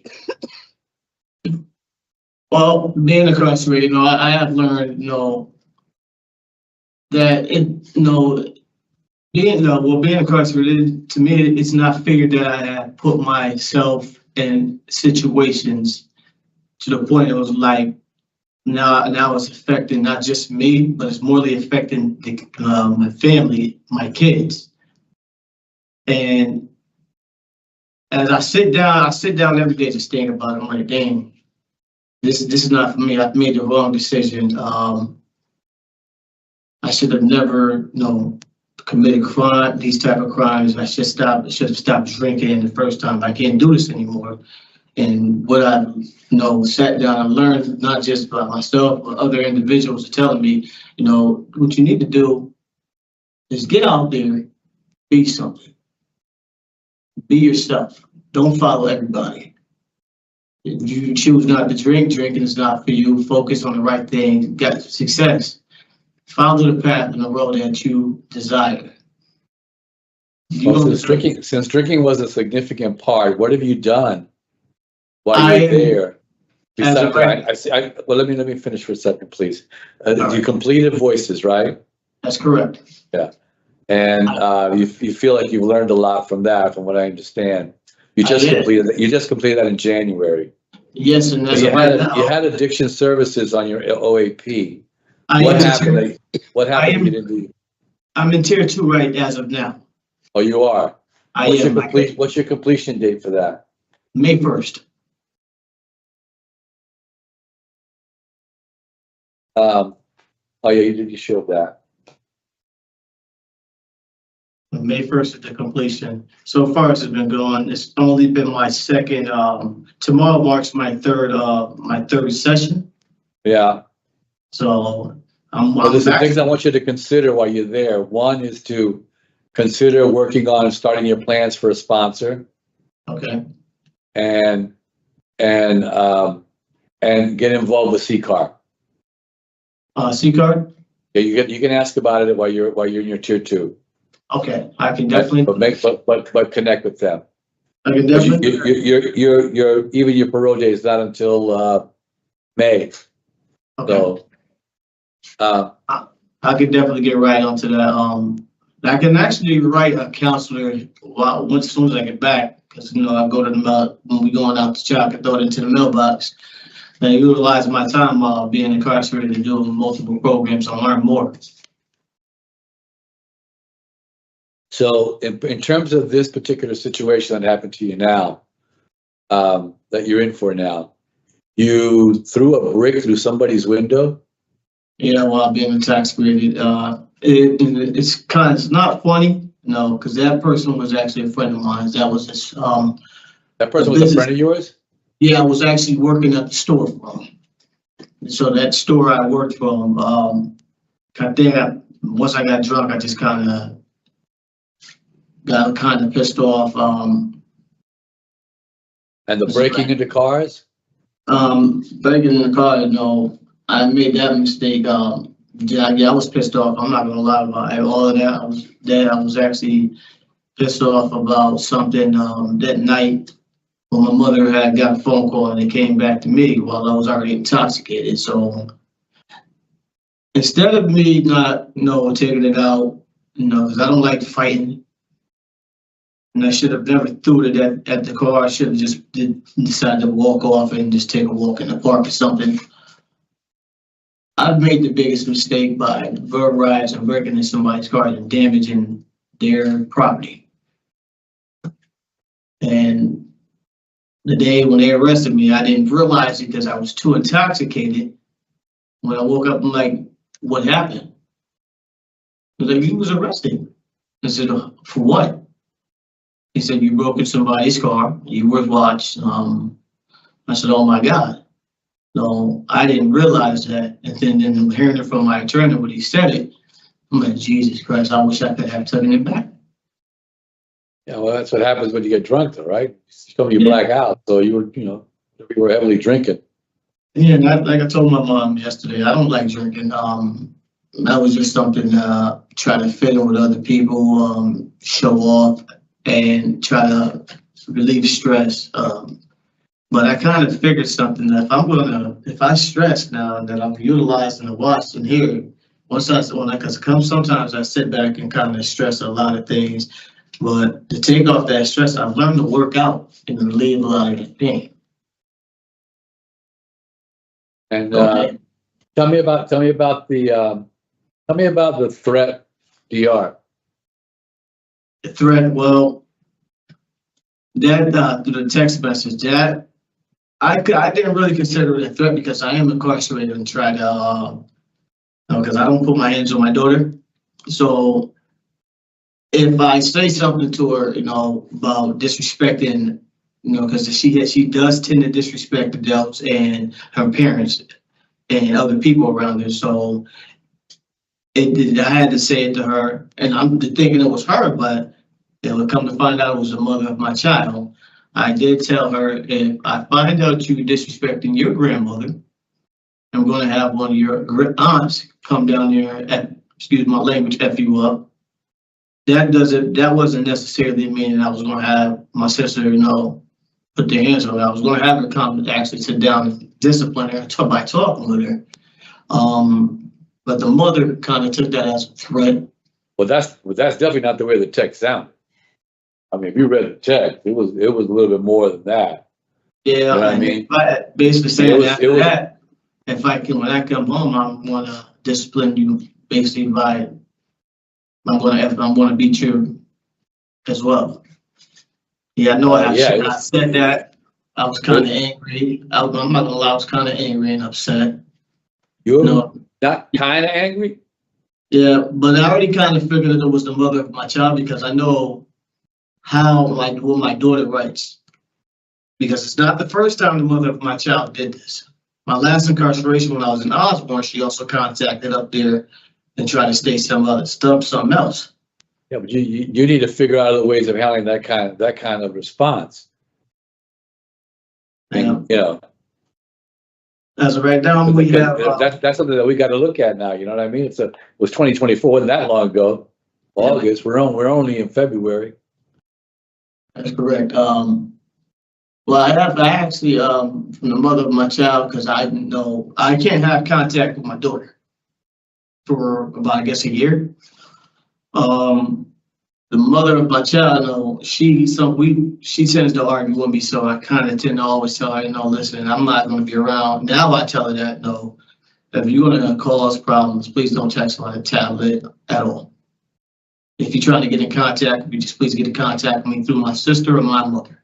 It's the only contact I would like for you to have with me because of a lot of things that have been going on. I'm incarcerated and I do not need the stress. I'm trying to work on become something better. So when I'm released, I have plans to be successful and strive to become better instead of coming back in being incarcerated. Thank you. That's a good segue for me because that's what I want to talk about. I want to talk about your release. Tell me about those plans that you got. So my main plan, I have big plans, goals, plans. So I do I love working out, as we know. I've been doing this for some years now, training. And I've noticed, being incarcerated, helping, training other individuals that want to help. I feel like that's a calling for me to become a personal trainer and be able to help change their lives and becoming healthier. Just like I'm trying to stay healthy as well. So that's one of the main goals for me, my main goal and plan. College, I do want to go back to school. I'm trying to study get into the medical field. When I was home, I actually saved my mother's life because she is a diabetic. So from me contacting the paramedics, they come bring her to the hospital because her blood sugar was low. Paramedic told my mother, "You need to thank your son because if it wasn't for him, he could have came upstairs and found you dead." But you want to get into some sort of medical field. Yeah, because I feel like, it's a call for me. I love helping people, so I feel like I want to try to get my life together and try to become a paramedic later down the future. So, Okay. What else? Anything else? plans, I am going to I'm going to keep seeking help for my drinking habits to keep me from picking up. I'm going to seek IOP help, therapy. I'm definitely, because when I was home, I was seeing a therapist from my behavioral problems. IOP, I successfully completed that for the liberation program in Stanford.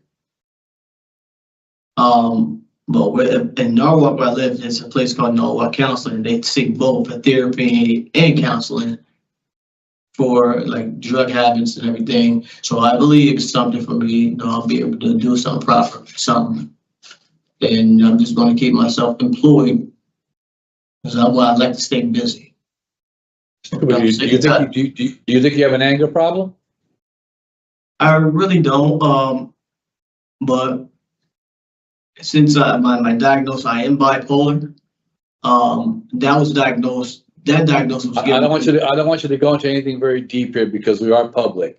Oh yeah. Everything's done public, so I don't want you to go very deep into anything. So no problem. So that diagnosis was given to me in my last incarceration, and I was worried. I was trying to figure out why, but the medication they gave me, the Militrit, I guess the Elavil, I thought it was for like migraines, and then I come to find out it was for bipolar. So now I know I have bipolar. I am diagnosed with trauma and PTSD as well. Trauma and PTSD came from childhood, seeing a lot of I want you to kind of just you don't have to share that personal stuff like that. Okay. We kind of know some of that information. All right. Okay. But yeah, okay. But you're interested in connecting outside with the community in terms of counseling or that kind of stuff. That's what you're telling me. Correct. That is correct. And one of the other main goals, since my daughter also likes getting in trouble, I want to be some type of a person that talks to the kids, individuals, young individuals, about trying to stay focused and stay in the school and not making the decisions that certain individuals like us have made to get in this situation. My job as a parent is to keep my daughter away from these types of situations where I don't want to see her, fall back. Okay, so I want her to say, okay, since my dad can do this and get out and become successful and open up a business, then I'm going to do the same. And so your daughter's had some sort of situation, right? Yeah. That how did you react to that, considering you had your past situation similar to that? When I first found out, I was actually with my mother, who was at Dollar Tree down in Stanford. I got a phone call, and I was trying to figure out how the Stanford police had gotten this specific cell phone number. And I'm thinking it's a joke. So I'm like, hello. They're like, hi, is this Mr. Eric Cooper? I said, speaking. Who is this calling? She said, he goes, do you feel from the Stanford Police Department? We have your daughter. So what happened? I said, you guys joking? He was like, no, let me look at the number. So I looked at the number. and it was Stanford Police Youth Bureau. And I guess since when she got arrested for fighting, her mother got into an altercation. So I went to go to the police department. I told them to hold her until I can come down there and get her out. I got her out. She was supposed to stay with me and my mother, but her mother just suggested she'd rather her goes with her grandmother, because my mother has a lot of health problems and my mom couldn't deal with all that drama and stress and yelling around the house. So I agree with it. We also had an event where I guess she was on probation. I guess from fighting with the mom, they gave her probation, and she was supposed to come to court, community service or whatever had happened, because certain things the mother will explain it to me and not everything would. She never showed up to court. The probation officer said she was going to send out a warrant, have the police pick her up. So she was picked up and sentenced to juvenile for about, literally just for a week, and then they released her back. Now, and I'm kind of now I'm actually a little upset that she is pregnant. Ah. And yeah, I'm expecting my first this May 7th. And I just want her, now that she's about to be, have to be a mother, she has to realize, okay, this is not a game anymore. You made that decision that make up. No. Have you been in contact with your daughter? Have you talked to your daughter?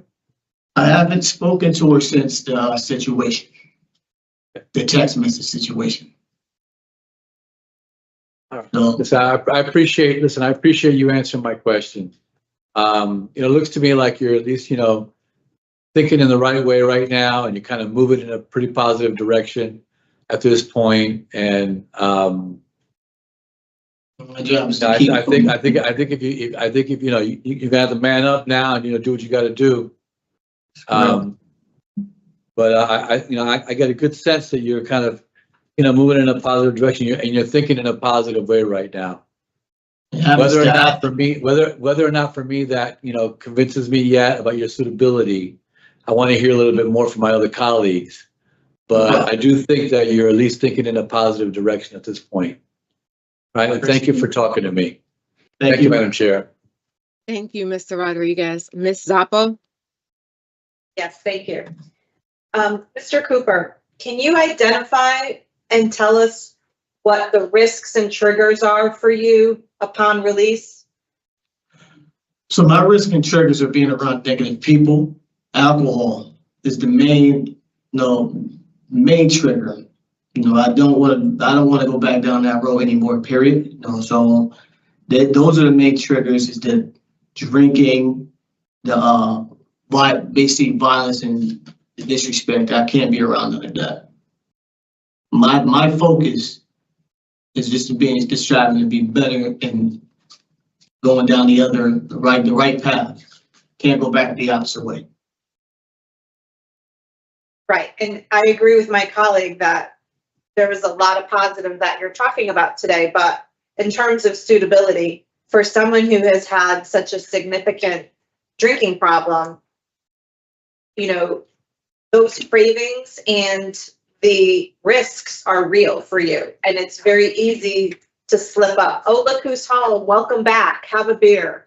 The social situations are that we are hoping that the programming that you're taking and the mindset change that you're looking to do is going to equip you with the coping mechanisms to avoid all that, because we see what happens when you get into a blackout cycle. No good comes of that. So the thing is, I don't think I want to pick up anymore. As healthy as I am now, I've been like this even when I, started drinking. Well, after I started drinking, after I got out on bond, first time I started picked up again was May 2nd. It's like I have a family gathering, and that caused me to be arrested again. So I made that wrong decision. It was just like a family gathering. My sister and my brother, they all showed up to the house unexpectedly without letting me and my mother know. I didn't expect them to bring anything because I usually sit at my house, you know, on the laptop by myself, either smoking my black and my cigarette, looking for work, listening to YouTube videos. That's about it. Then when that happened, that was just the main trigger right there. And I'm not trying to get back that way, no. Especially since I'm about to have a grandchild, my job is to be more involved since DCF already told me, the mother, since my daughter's not 18, we have to take full accountability and take care of her and the baby. And I'm up for that challenge. Not drinking, I can't be doing that. I'm not gonna do that around the kids anymore, especially my grandchild. Right, so one of the concerns and part of the coping mechanisms to manage those risk factors is how to communicate to what should be your circle of support, your brothers, your sisters, your mother, that they have to respect your sobriety. And it's not a party. How are you handling that? So I did speak to my mom last night, and for the last couple of, and my sister as well. When I come home, the drinking, if you're gonna drink, do not bring it out around me. Period. Why? I'm not triggering myself to do this again. I'm trying to keep myself from being incarcerated, making this bad decision and coming back. I'm not in the mood to fail at all. I have to focus on the proper things now, not the things I was doing in the past. The past things is over with me. My new lifestyle started just by being incarcerated and realizing the mistakes I've made. Why was maintaining employment difficult for you in your 20s? Well, in my 20s, because of my main situation, because my main case, the registry situation. That was the hardest. So when at the time they were doing background checks, that will come up. And I will have to contact jobs and let them actually know that did I get approved or not. Oh, no, due to your situation, your background, you have a record that we can, go forward with you and hire you. But I maintained to work at a hotel where I became a houseman. I was working there for about a year. And that's another appointment I've already spoke to my sister about because she keeps in contact with the general manager, a friend of ours. And I'm going to try to get back into that type of business. I felt more comfort being around that, helping out, sticking to myself, being sober while working. And that one thing about me, I've been working since and helping out since I was 7 years old. But this situation with my former charge was the worst. So if you were to pursue personal training and the gym, you would still need to be working to support that. And, Yes. and that was kind of my question. So that was interesting to hear your answer. I had not considered that angle when looking at your reports. So I think those are the only questions that I have. Thank you, Madam Chair. Thank you, Ms. Apple. So, Mr. Cooper, give us a few minutes to talk about your case, sir, and we'll give you our decision shortly, okay? Appreciate it. You can listen, please do not interrupt. Mr. Rodriguez. Thank you, Madam Chair. Madam Chair, I did have some concerns about this case. However, putting those concerns aside, I think Mr. Cooper sounded pretty good today. He's got an understanding that his alcohol has really been a problem, which I think is important. He's in Tier 2. He finishes it in May, which, by the way, is his parole eligibility date anyway in May, so it would give him an opportunity to complete his Tier 2. He has some established goals.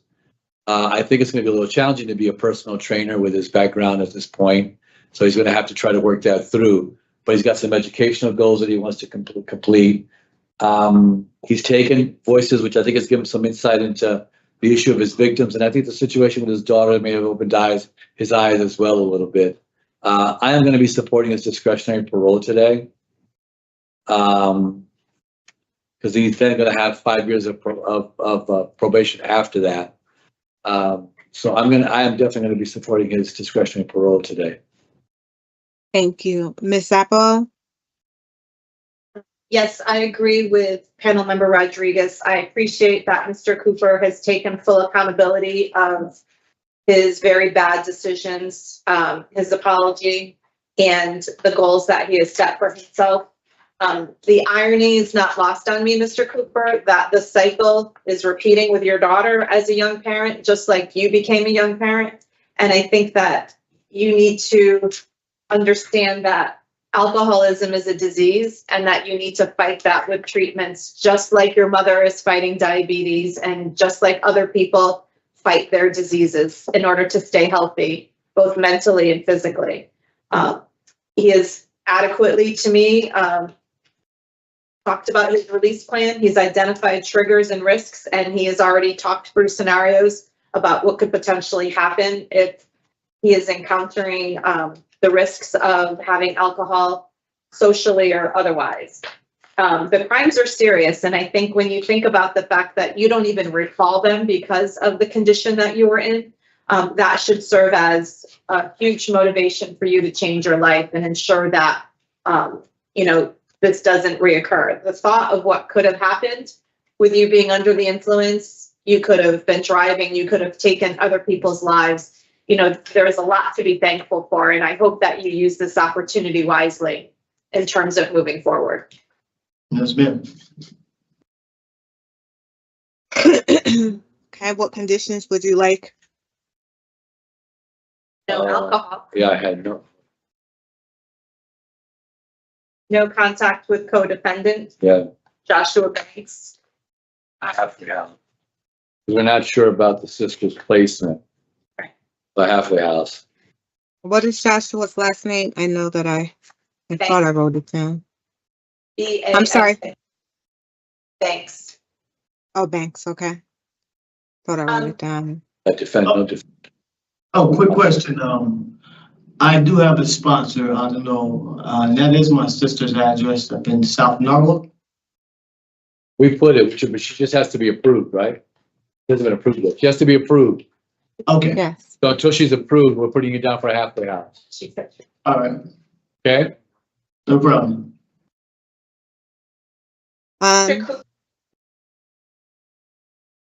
Go ahead. Mr. Cooper talked about that he was going to be pursuing counseling outside of this on his own. I don't know if we need to mandate that, but I think he realizes the importance of it. So I leave it to you to decide. Scores a 2. Yeah. He has problem sexual behavior treatment in no minors for the eval. And with halfway house if needed, no co-defendant. Yeah. I would add, instead of the mental health, since he says he's going to take care of that himself, I would add an anger management program. Everything that he has done and said, I mean, yes, the alcohol does is involved in most of it, but his anger is as well. And I must admit that, while Mr. Cooper sounds very good here today, it's very difficult for me to see past his not ever being successful while out in the community.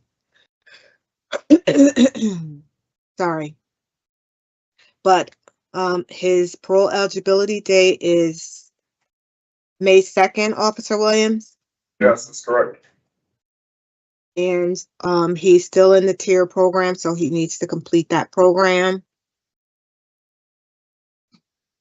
I would also encourage a parenting program if you can get. If you can get it. Yeah, the parenting program would not hurt. Okay. So with regard to Eric Cooper 385934, I move to grant discretionary parole on or after May 2nd, 2025, with the following conditions in addition to the standard parole conditions. He is to complete the Tier 2 program that he's currently participating in. He is to consume no alcoholic beverages, have no contact with minors without the parole officer's permission, have no contact with his co-defendant Joshua Banks, participate in problem sex behavior treatment in the community, and anger management. And also, we'll put the halfway house on just in case that is needed. Did I say everything? Believe so. Is there a Madam Chair. second? Second. All in favor? Aye. Aye. All right, so Mr. Cooper, you receive all of this in writing, sir. Good luck. Thank you, guys. Appreciate you for letting me have this time. This moves in here for Eric Cooper, 385934.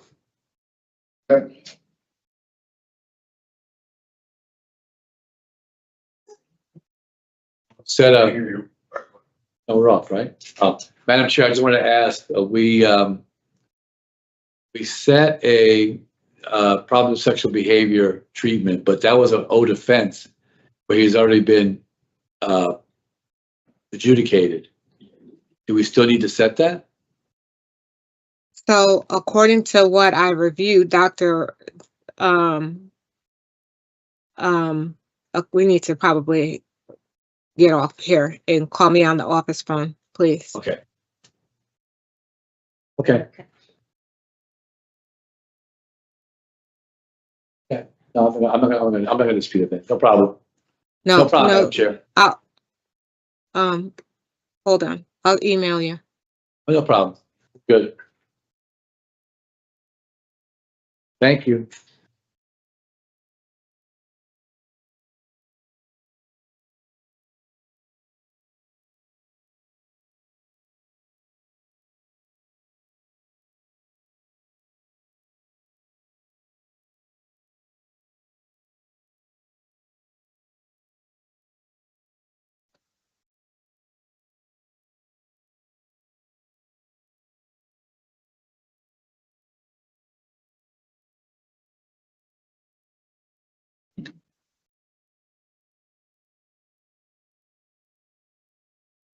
Hi, sir, what's your name?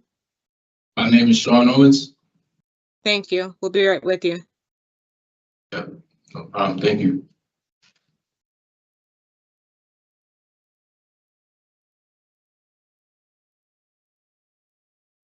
Good afternoon. My name is Officer Wayne Stage, Tuesday, February 28th, 2025. And this is the hearing of the Connecticut Board of Pardons and Parole. Following board members are present this afternoon. By stating their names on the record, certify they have reviewed all statutory required documents and available pertinent information in preparation of this hearing. Good afternoon, panel member Barry. I'm Ellen Zappa. Good afternoon, panel member Rodriguez. Please state your name and inmate number for the record. Sean Owens, 389299. This hearing is being conducted in consideration for a parole application for Sean Owens, 389299. He is serving a sentence of 50 months flat for 2 counts of possession with intent in interfering with officers. As of today, records reflect the approachability date of May 3rd, 2025. There is no victim input in this case. There is an offender accountability plan for the offender. It has been reviewed and shows the offender has completed the following programs. But no programs have been completed. Utilizing the statewide collaborative offender risk evaluation system scores, the offender's overall score for recidivism falls in a very high range. This is your opportunity to express to the board why you think you should be granted parole. You may begin. You said this at the time where I could read the letter that I wrote. I'm sorry, I'm having a hard time hearing you. Yes. Yes. That's it. First off, I'd like to express my gratitude for this opportunity and say thank you for it because I know and understand parole is a privilege. Throughout this time of my incarceration, I was able to develop an awareness of the negative impact my actions had on the community. I've come to realize that I was taking advantage of the people who suffer from the disease of being addicted to drugs, and I take and accept full responsibility for my actions. Through constant reflection and meditation, and with the help of programs I've completed, I learned that even without physical harm, my mistakes can still create victims, and I apologize to every one of them wholeheartedly. I no longer want to be, nor am I that person today who I was.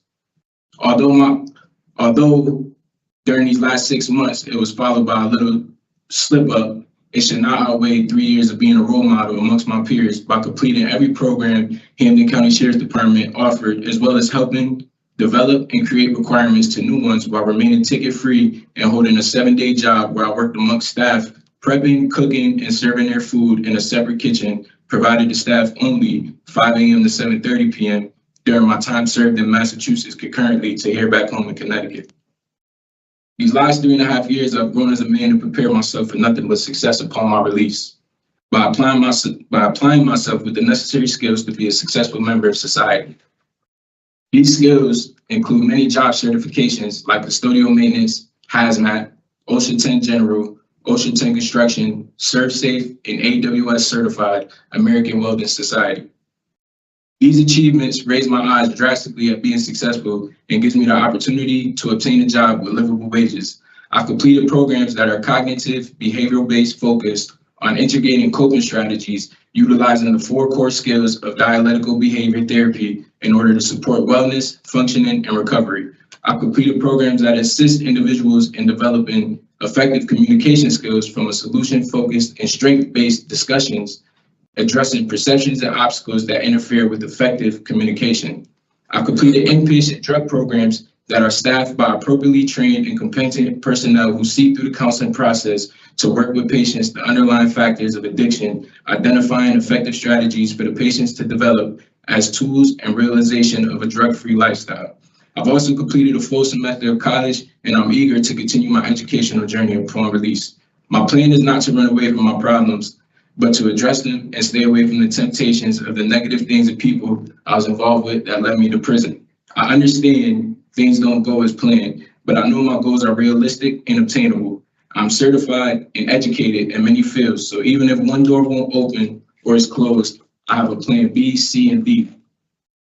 I like to think of myself as reliable and adaptable with a stellar ethic. I can handle a number of workplace responsibilities with accuracy and efficiency. I've sold myself short long enough, and I know I deserve better and have a lot of good to offer. I don't believe my mistakes that define me or the man I am today. And I'm humbly asking for the chance to show and prove this because I'm finally ready to take a chance on myself. I've never been more serious or motivated in my life, and my support system, which includes family and male role models, as well as church-based groups and programs, have never been more in tune or stable. I know that I'm ready, and I hope this board feels the same. Thank you. Thank you very much, Mr. Owens, for that opening statement and for preparing it for us. So what will happen is each of us will take turns asking you questions. When we're done with our questions, we'll deliberate and give you our decision, okay? Good luck to you, sir. Yes, ma'am. Ms. Thank Zappo you. will start with questions. Yes, Mr. Owens, you just gave us a lot of information about programming that you've taken.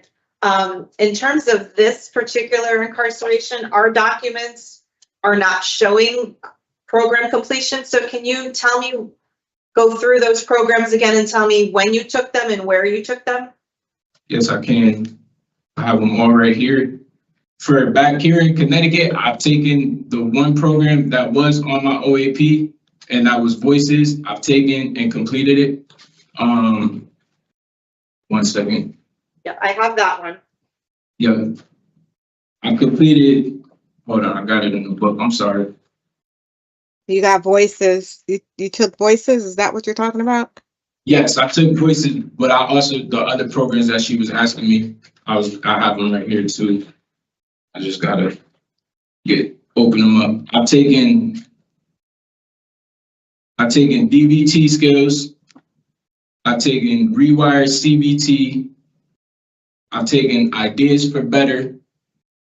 I've taken a custodial maintenance certification. I've taken a ServSafe certification. I've taken OSHA bloodborne pathogens removal training, which was my hazmat. I've taken OSHA 10 construction safety and health course. I've taken OSHA 10 general industry course. I've taken essential workplace skills training. I've taken transition to college reading group, basic computer skills, opiate treatment program, and a 28-day inpatient drug program. And these were all programs that I completed while my time ran concurrently in Massachusetts. He was in custom, so he was in another state with our DOCs in the whole, what he did, what he was doing at the department center. Okay, so these are programs you took while incarcerated in Massachusetts? Yes, because they sent me my OAP was mailed to me and I had to sign and return it. And I was told that I had to complete programs during my time in Massachusetts or it would affect my time in Connecticut. So I was earning good time and et cetera while I was there too. So can we start with the opiate program and the 28-day inpatient? Those programs, because the substance abuse score that you have in Connecticut is a 4, which is high. I read that you were a daily marijuana user, that you had Yes. a medical card, and you didn't know in one of the reports that I read that you didn't know why you were a 4. So let's start with your addiction issues and we'll go from there. So you want me to explain them? So I'd like to know about how they affected you and if you consider yourself, because it sounded like you were downplaying your marijuana use in the report. to be completely honest, when I had caught these cases, I was young and I said a lot of things thinking that if I perceive myself as an addict, that I would get less time, which was extremely immature and extremely harmful to other people that actually suffered from that crisis. And I was just young and stupid and trying to get it. And instead of taking responsibility for the mistakes that I made, I was trying to create an excuse and get out of it. But the marijuana, yes, I do use daily. I have a medical marijuana card. Well, I did. I've been incarcerated, but that's really the only drug that I used. Other than that. Is your medical card from Connecticut? Yes, it is. And for what condition did you qualify? PTSD and anxiety. I suffered a lot of trauma growing up, and it just during times in the streets, I've experienced a lot of deaths. I've seen people get shot. I've been shot at. So I have a lot of PTSD, and so that's what I use the marijuana for. But to be completely honest, I've been clean the last 4 years. I don't want to use anything no more. When you had your medical card, did you obtain your marijuana from a dispensary or did you just use your card as an excuse and get it on the street? I'm not gonna lie, I used my card as an excuse and got it on the street, and that's how I was sentenced on a youthful offender. When I was a youthful offender, I got sentenced to 18 months because I was doing that. Yeah. And I couldn't prove or show receipts that I was getting it from a dispensary, that I was using it as an excuse once again to try to get out of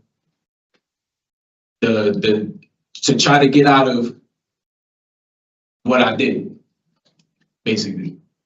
So, Mr. Owens, you just told me that you've been clean for how many years did you say? 4? Yes, except for the minor slip up that I had when I caught the dirty urine for the ticket, and there's no excuse for that.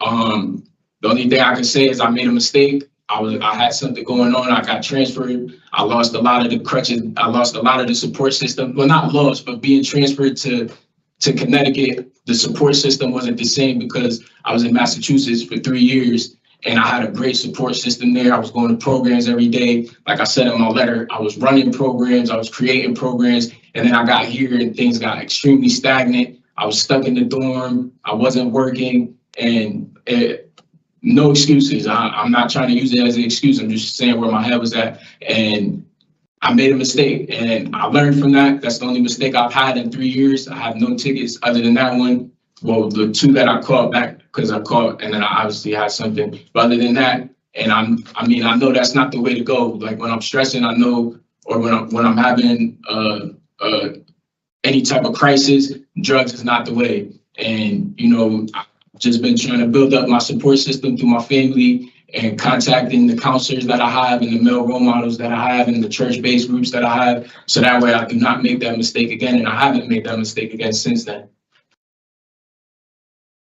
There's a note in our file that says that you were removed from Tier 4. I tried to do it. I'm not gonna lie. I was accused of something and I went down for urine. I was clean. And they decided, they said I wasn't being kicked out. They said to try again in 30 days. But to be honest, there's people in there that I don't really get along with, and I didn't want it to turn into something bigger. And so, no excuse. I do AA, NA. I've done drug programs. I just don't, that program, I mean, I don't know. I can't really, it says what it says. I got removed. I wrote, because the counselor, she said that we could talk about it, because I wanted to do tier 2. And tier 4 is not on my OAP.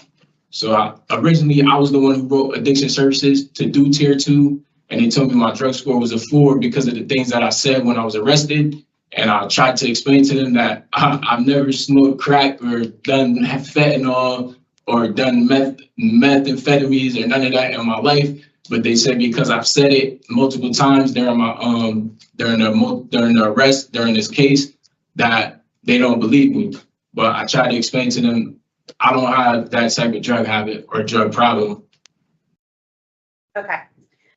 You had mentioned that you had been approved for outside clearance, but then it got put on hold because of what? The program removal or the ticket? Because I caught the ticket, when I got approved for outside clearance, the day I was supposed to go to outside clearance, I got called for a urine, and obviously I was 30, and I messed up that situation. I also messed up going to the Cyboski for the second chance program. Like I said, that one mistake showed me how a small mistake could turn into something larger, and I've been really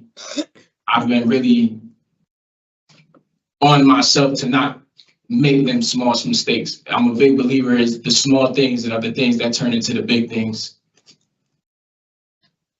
So with that being said, and I would agree with your characterization of that, that was a very big ripple in your pond for things that could have gone a different way. And I think, today, if you would come in and said, I have outside clearance, I finished tier 4, I don't have any DRs, I did these programs here, we'd be probably having a very different conversation.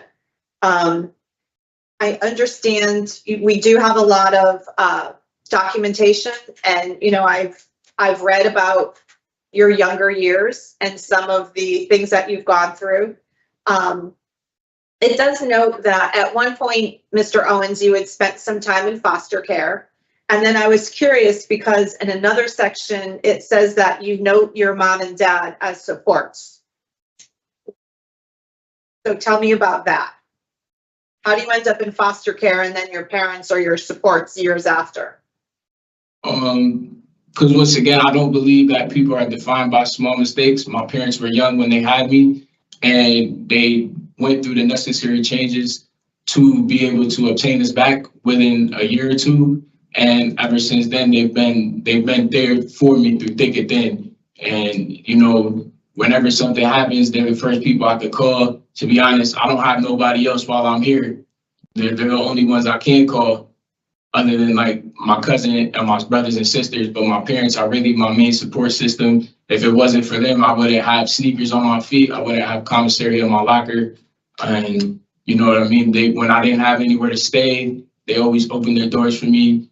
Even when I was a kid, basketball, football practice, they always made sure I was in it. They always made sure they paid for me to play. They always made sure I had the new sneakers so I could wear them. They always made sure that I was involved in as many positive things that I can be, so I didn't make the same mistakes that they made. And I mean, I did, but it wasn't anything due to how they raised me or what they involved me in, because they tried their best to not let me see any of this type of things. It just played out the way it played out. But they're definitely the people that I could turn to. And, they encourage me every day to do better. And even when I get out, they want me to maintain the programs, and I'm more than willing to do that. And that's what I want to do. And I want to use my story to help other kids that are kind of growing up like me. I'm really done with this life, and I want to change this around. Like I'm not young, but I'm not old yet. But I'm really at the door where it's either make it or break it time. It's either I'm gonna change or I'm not. And I really feel like I'm ready. But So your release plan includes a halfway house, finding employment, and surrounding yourself with positive people and groups. Can you put a little bit more detail into what that release plan looks like today? yes, I chose to go to a halfway. I do have a sponsor, but I chose a halfway instead, so that way I can keep myself in a structured environment. I don't want to leave the halfway right away. I want to stay there basically until my parole would be up. So that way I could ease myself back into society slowly. My release plan, as I stated, I'm certified in many job fields. So there should be absolutely no reason that I can't get a job. And while I was incarcerated in Mass, the directors of the job certification programs, they set those guys up with jobs when they're released. But obviously I had to come back home to Connecticut. But I have their numbers, they have my information, and they already told me they will help me get a job right away in Connecticut. Where, I can't say because I'm in here and I haven't, I can't actively job search, but I know for sure that there's no way I can't find a job, especially with the AWS certification, American Welding Society certification. I should be able to find a job with livable wages without a problem, or as soon as possible, as long as I have the right documentation, my social security card, my ID, and it should not be any problem of getting a job and maintaining a job. And I've had jobs before, so it's not like I've never had a job and never worked before. I've started working with my father. I used to go to work with him when I was 15. He had a construction business, roofing. So I know what it is to be a hardworking member of society. And my father, he goes to work every day and he works very hard. So I know what it takes and I know what it looks like. And I understand that I was taking the easy way out.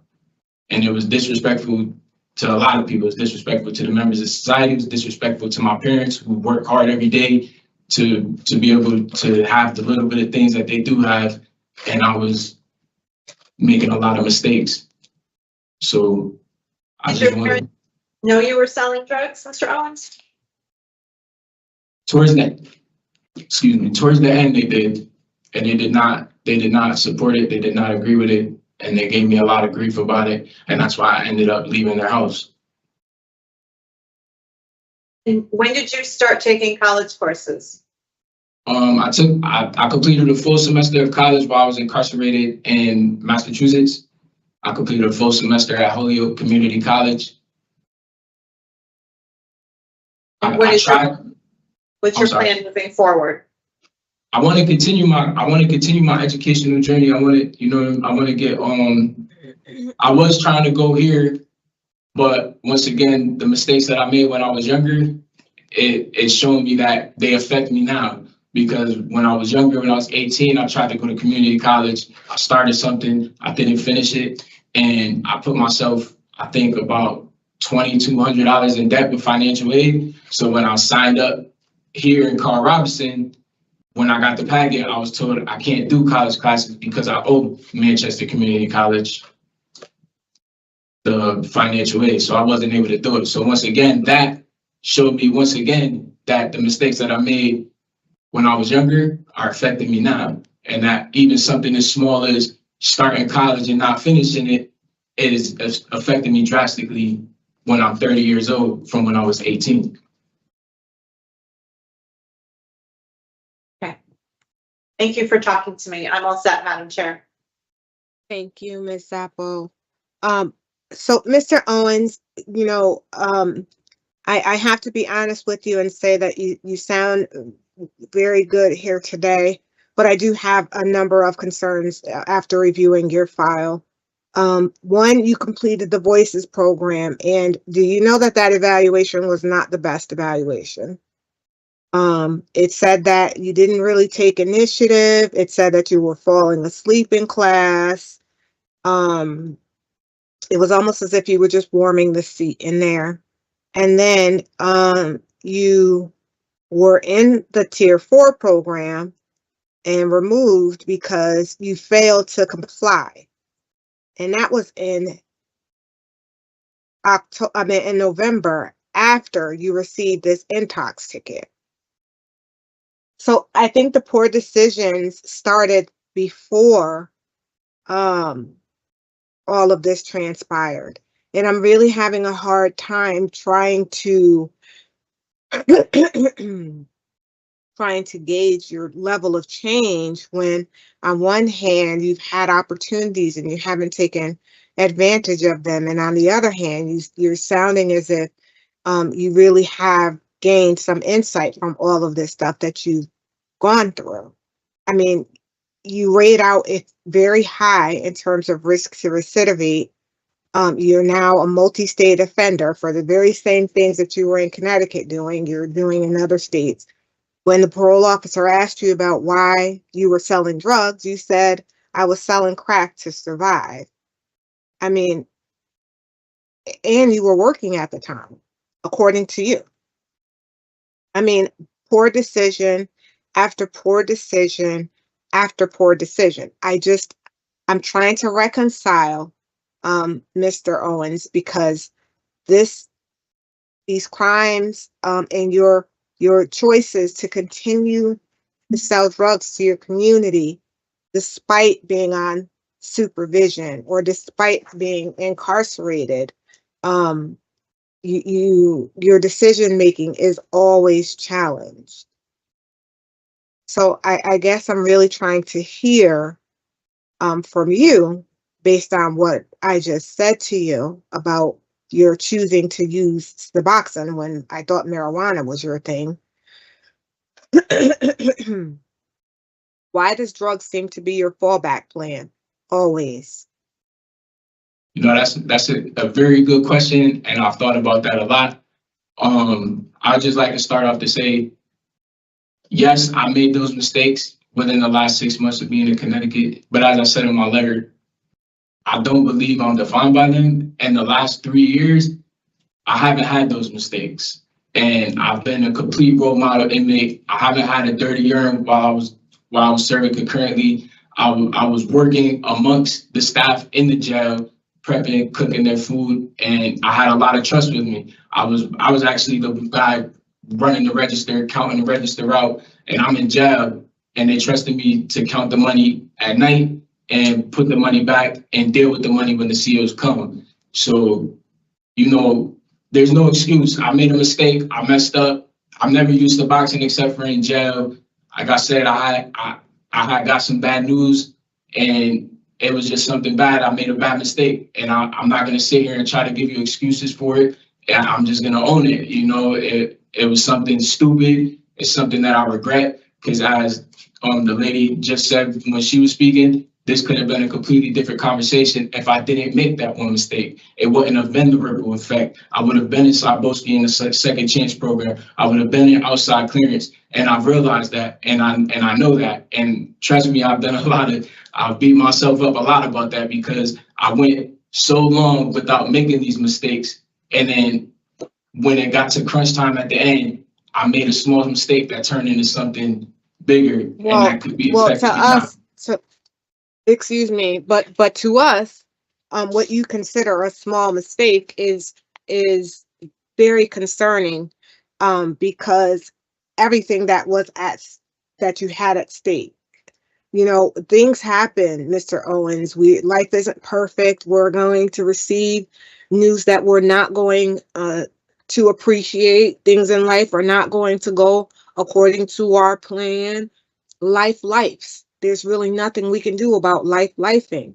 And it's important that you learn how to navigate life, because and using drugs that you, especially in prison, you don't know where they have that stuff. A lot of people hide those drugs in their butts. I mean, and then you put it in your mouth. I mean, come on. I mean, I'm just saying that it's not the cleanest place to try to use, substances that you really have no history of using, because things aren't going or didn't go as you had hoped.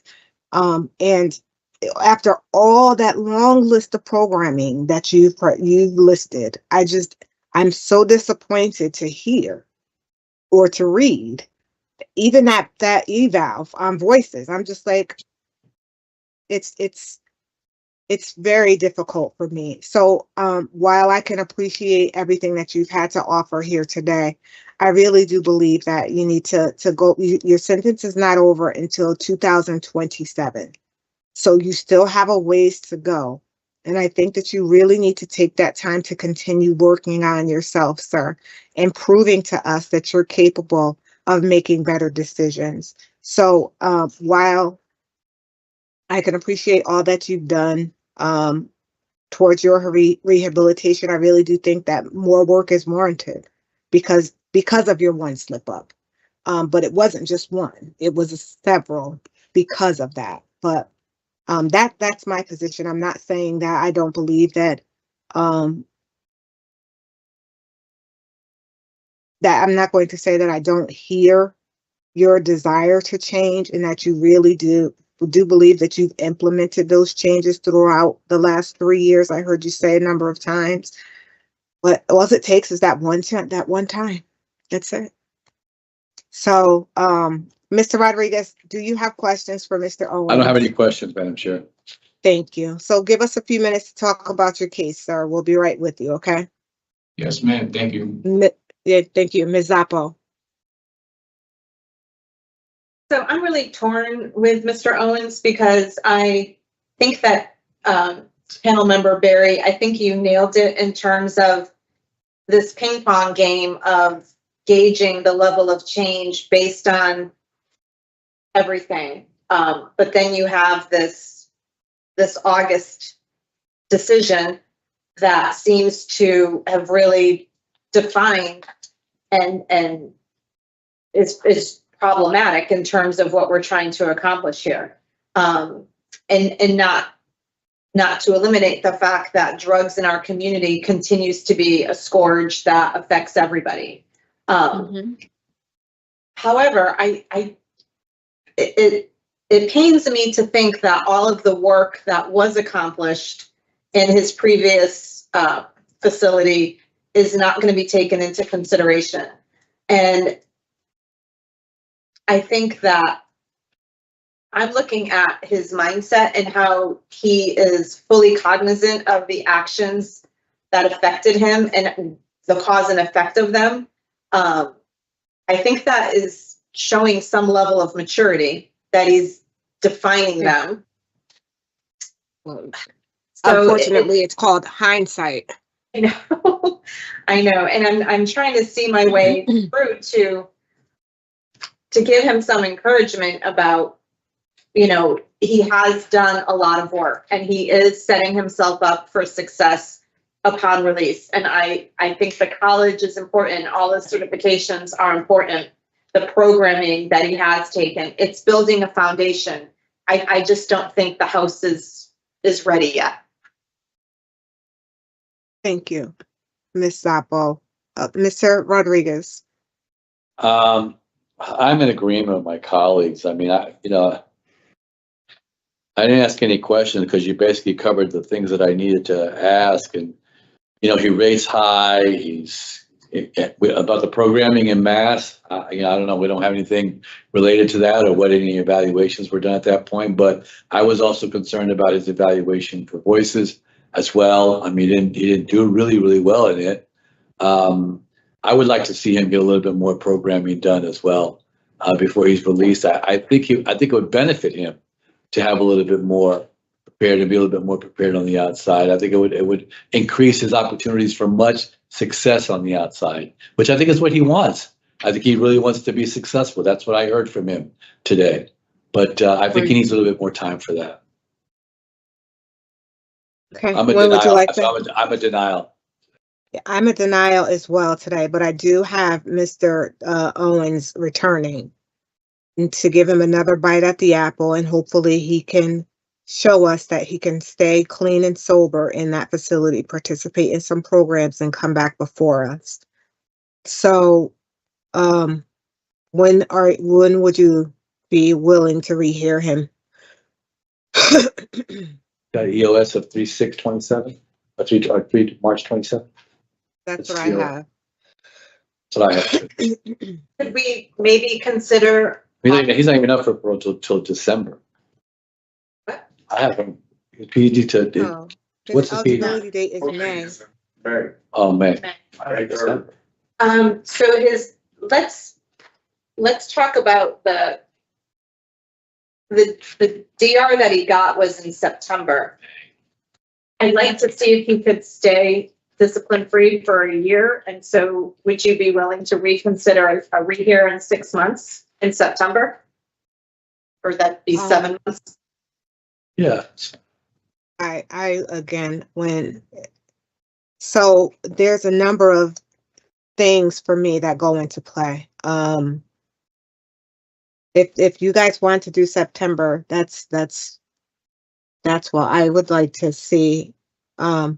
He has not done well, not done the best on community supervision. The longest that he was out in the community, according to my notes, has been 6 months.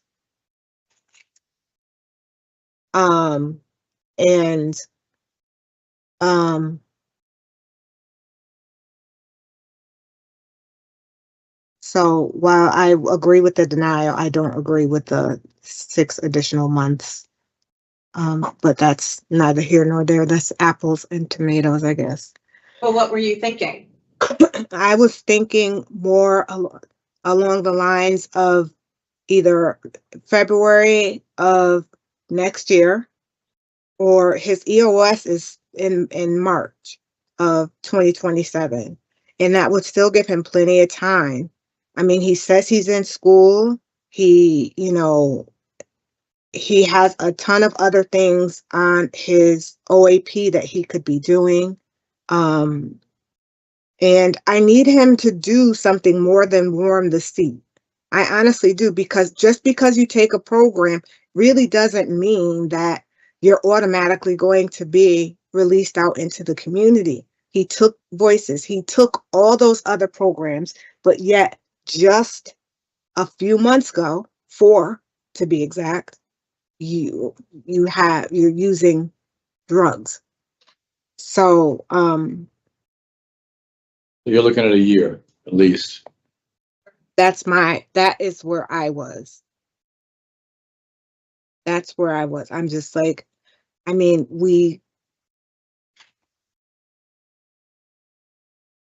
okay, just it's more than just one thing too, by the way. And I thought that I really did spell it out. The fact that he got the Suboxone intox. He didn't do well in Voices, and the fact that he was in tier 4 and removed for being non-compliant. Those are all poor choices.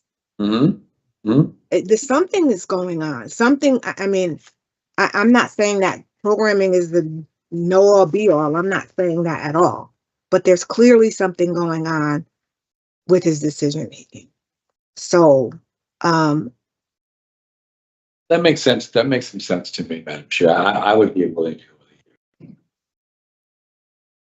I think that makes perfect sense. February of 26. yes. And the reasons for denial is poor institutional adjustment. And I'm not going to say that there's inadequate evidence of offender change, because I hear him speaking We all hear something about, from him. right. Yeah. But I would like to see him participate in more programs and show that he can remain compliant, not just so that you can get out of prison, but remain compliant because you need this stuff to be successful. So,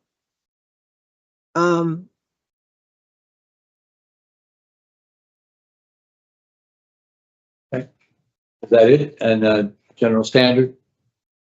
I would do inadequate program participation as well. Okay. Core institution. Okay. So I move that Sean Owens Jr. 389299 be denied discretionary parole due to his poor institutional adjustment, his disciplinary infraction that he received in September, and inadequate program participation. I further move to rehear him in February of 2026, at which time he should have successfully completed any positive programs, primarily a substance abuse program, and any additional things that he can do to focus in on his sobriety and also remain disciplinary infraction free. Is there a second? Second. All in favor? Aye. This concludes the hearing for Sean Owens, 389-299.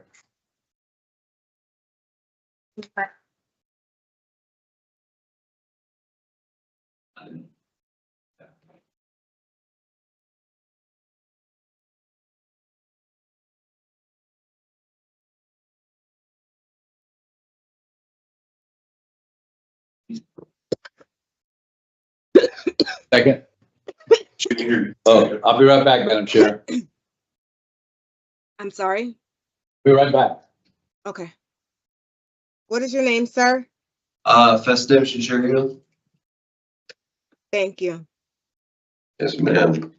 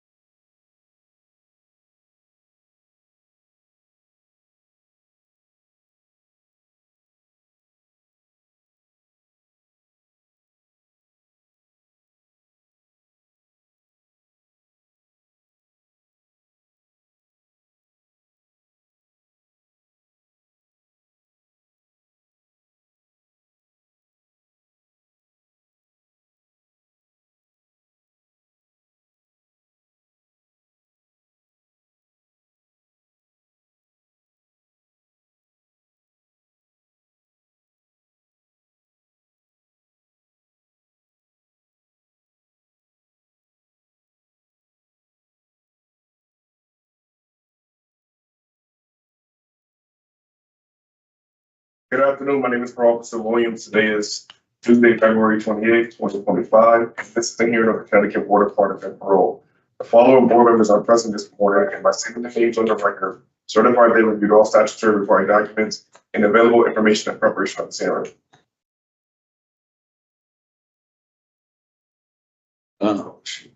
Some mute. Thank you. Good afternoon. I'm panel member Barry. I'm Ellen Zappo. Good afternoon, panel member Rodriguez. Please state your name and inmate number for the record. Festive Chicherio, 403850.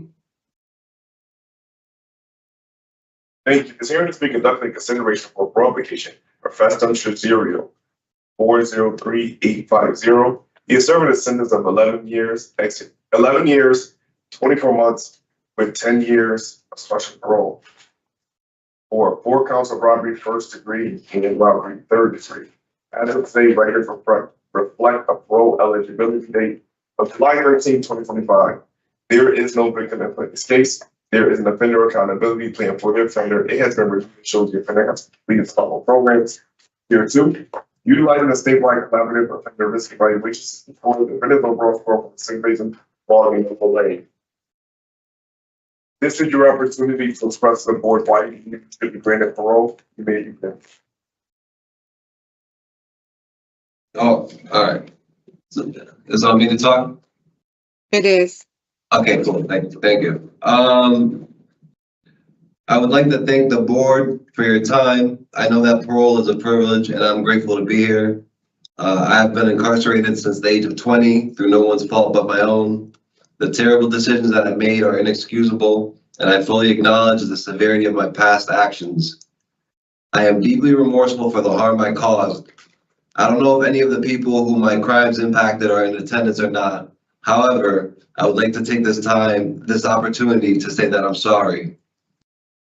I had no right to impact your life in a negative way.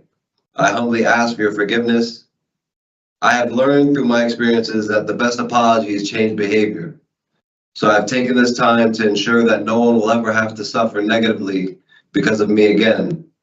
During my time in prison, I have taken full advantage of every opportunity for self-improvement, whether through educational programs, vocational training, or other rehabilitative efforts.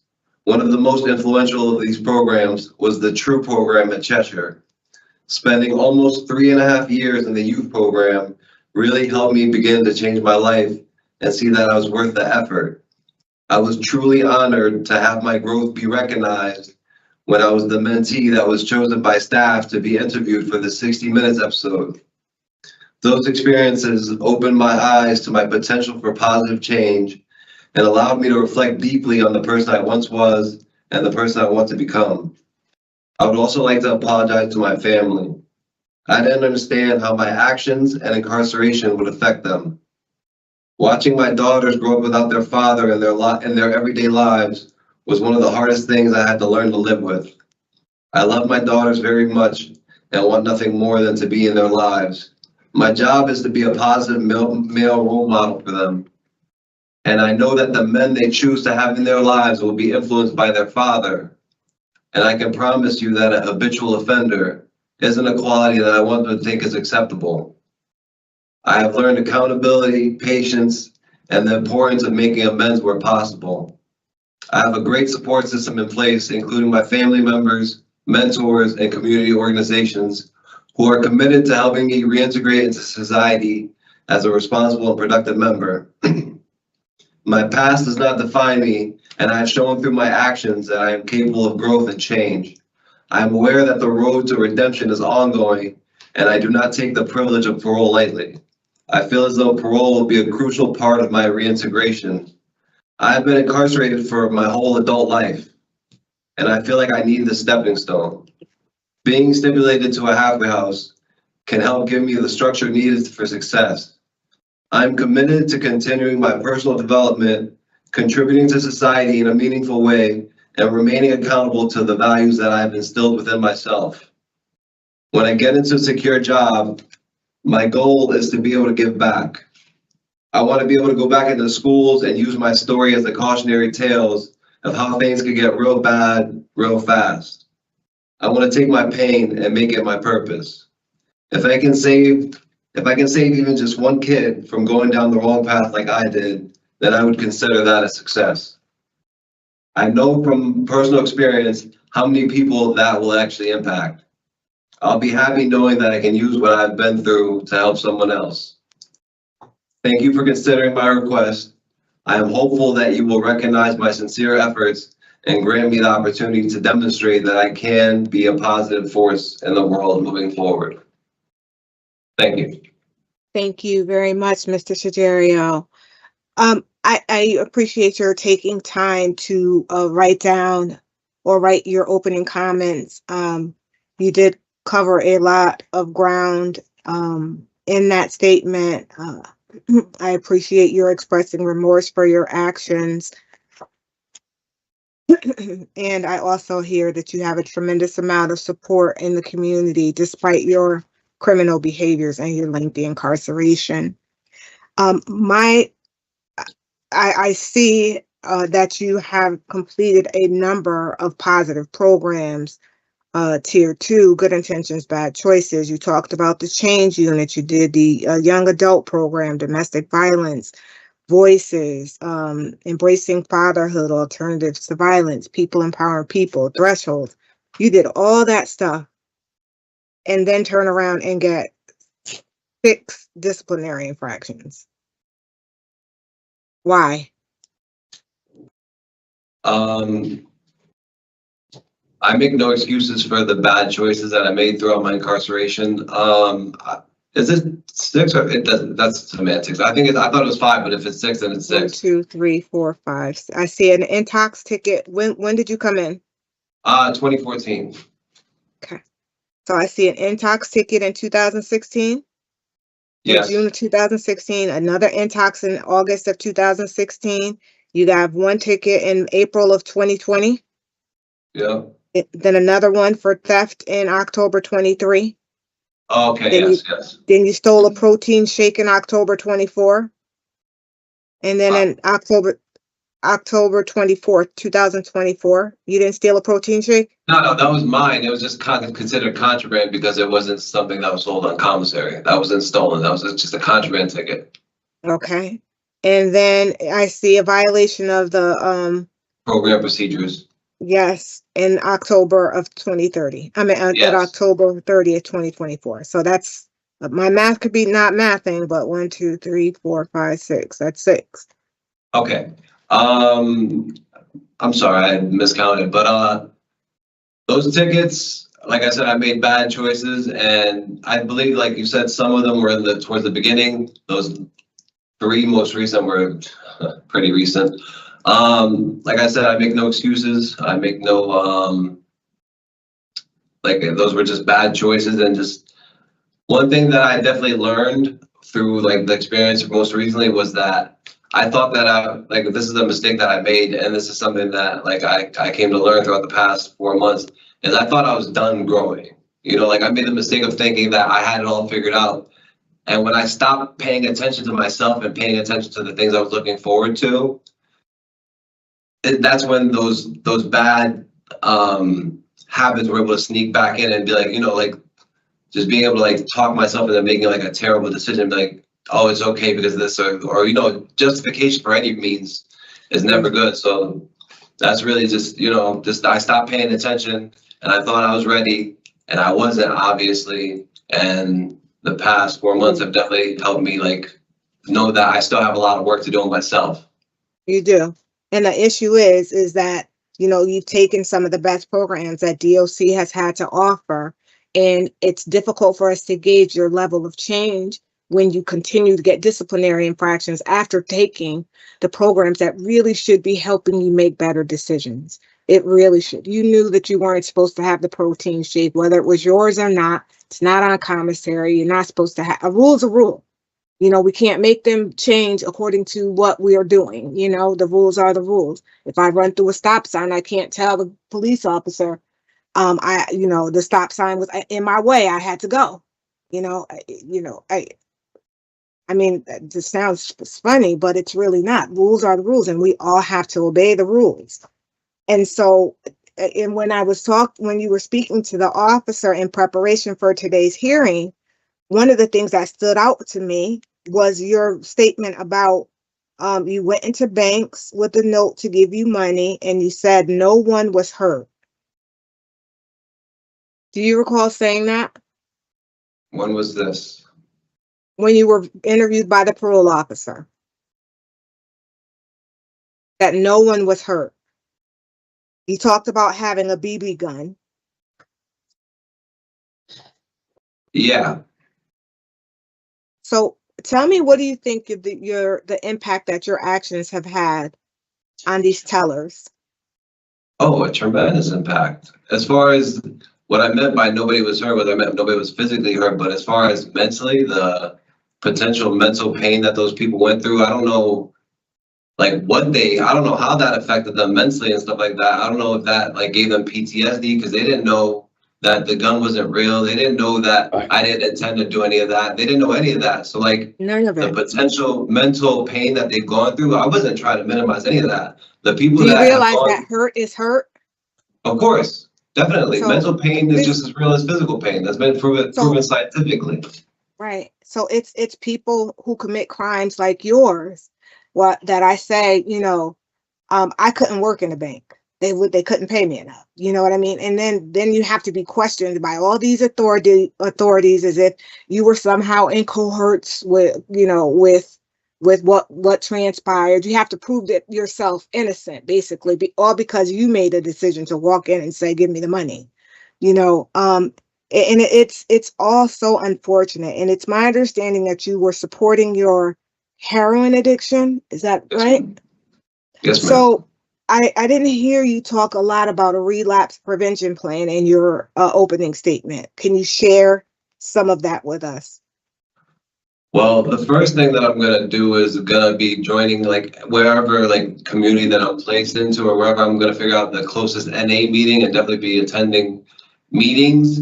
And something that I definitely want to do for myself is like therapy. I think that therapy is very important. Something that men, including like people that have been like, you know, like 'cause I grew up in here, so like I've seen a lot of, you know, guys don't pay attention to like their mental health and stuff like that. And that's the biggest thing that, you know, like I think that is taken for granted. So I'm gonna definitely go see a therapist and help myself like that. Go to NA, get a sponsor, do things that are gonna be, you know, productive towards like just going home and just staying out. Like I've been in here since I've been 20 years old. Like I'm not trying to come back. And as far as like what you said, I agree with that 1,000%. Mr. Shajeri, do you think those people, all those other people in there with you, or all these prisons are filled because people want to be there? No. Okay. Definitely not, yeah. So that's a moot point, in my opinion, whether or not you want to do there. It's the decisions that you make that cause you to return to prison. And I have to be honest with you that with a drug score of a 4, you shouldn't have a relapse plan that's, you know, because I asked you. Your relapse plan is something that you should have taken time to sit down and write out, because the only reason why you committed these crimes was because of your substance abuse. So not here. The first thing I'm going to do is go to an NA meeting. And what happens after that? I didn't say that my plan was just now formed. I wish I should have brought it with me. I have notebooks that are filled with things that I've done as far as addressing my addiction. I've taken tier 2, I've taken CCAR, I've done, what's smart recovery? I've literally smart recovery for the 3rd time. I've completed that program twice and I'm doing it again right now. So I know how serious my addiction is. My addiction is my #1 thing that I have to take care of. If I lose that, then there's nothing that I'm gonna be able to do when I come home. And like, there's nothing that I should be paying more attention to than my addiction and making sure that I stay sober. All right. So like, one of my favorite sayings that we say is, once you're a pickle, you're a pickle. You can never go back to being a cucumber. You know what I'm saying? So I know I have to deal with addiction issues. I know I have those, and it's just never going to be something that I'm going to get rid of. I'm not taking it lightly at all. That's one of my things that I paid most attention to. It's not just something that I just came up with on the spot because you brought it up. I literally have proof notebooks of literal self-reflecting that I've written down and gone through NA workbooks and written down. All right, good. So good. that's not something I'm doing now. Good. Well, that's good, because if I didn't ask you about it, I wouldn't know, is my point. Okay. Yeah, my bad. And so, you know, I need to know what happens when you start having a craving. What do you do? What steps do you take? Well, first of all, I would have a sponsor in place, so I'd be able to have somebody to call right away. I'm going to have my family support. One thing that I didn't have before that I have now is my family knows about the issues that I have, right? So like, coming from an Albanian culture and being young and not having the thing is, like, to me, the word addict was dirty. So like, I thought if my parents found out, or anybody that I love found out that I was an addict or addicted to anything, then I would have the biggest fear of not being loved anymore, being rejected. So now that my parents know the issues that I'm going through, or like the loved ones, my people that are in my circle know the type of issues that I have, like I have that support in place. If I slip or anything, I know that help is just one comment away of saying, hey mom, listen, I've been thinking about this, or hey sponsor, I've been thinking about this, or this has been on my mind, or, you know, just having the people around me that know me, having that support system in place. So if I decide to like almost slip, having somebody that could catch me and say, hey, you're stronger than this, you've been through a lot, you can make it, you got this. You know what I'm saying? Let's just take one step forward and make the right decisions. You know? It takes a village. It absolutely does take a village, but it starts with you. And it sounds as if you it sounds as if you understand that. Tell me this, and this is my last question for you. Why don't you have your GED or your high school diploma? I do have my GED, ma'am. Okay. I don't know why I wrote down that you finished school. You only went up to the 10th grade? No? I got my GED. I did drop out of high school, but I got my GED before I was incarcerated. Okay. And what year was that? That was 2012, 2011. It shouldn't be on my file because I got approved to go to college. Okay. And you 2013. take 2013, thank you. And so what college courses have you taken so far? I haven't taken them. I signed up for them. I got approved just recently for the Pell program, so And what do you aspire to do with that? I was hoping to take business management classes because hopefully when I get out, I know that something that is going to be helpful to me is having my own business because, you know, being able to take care of myself and start my own business, that would be helpful. What for that. kind of business?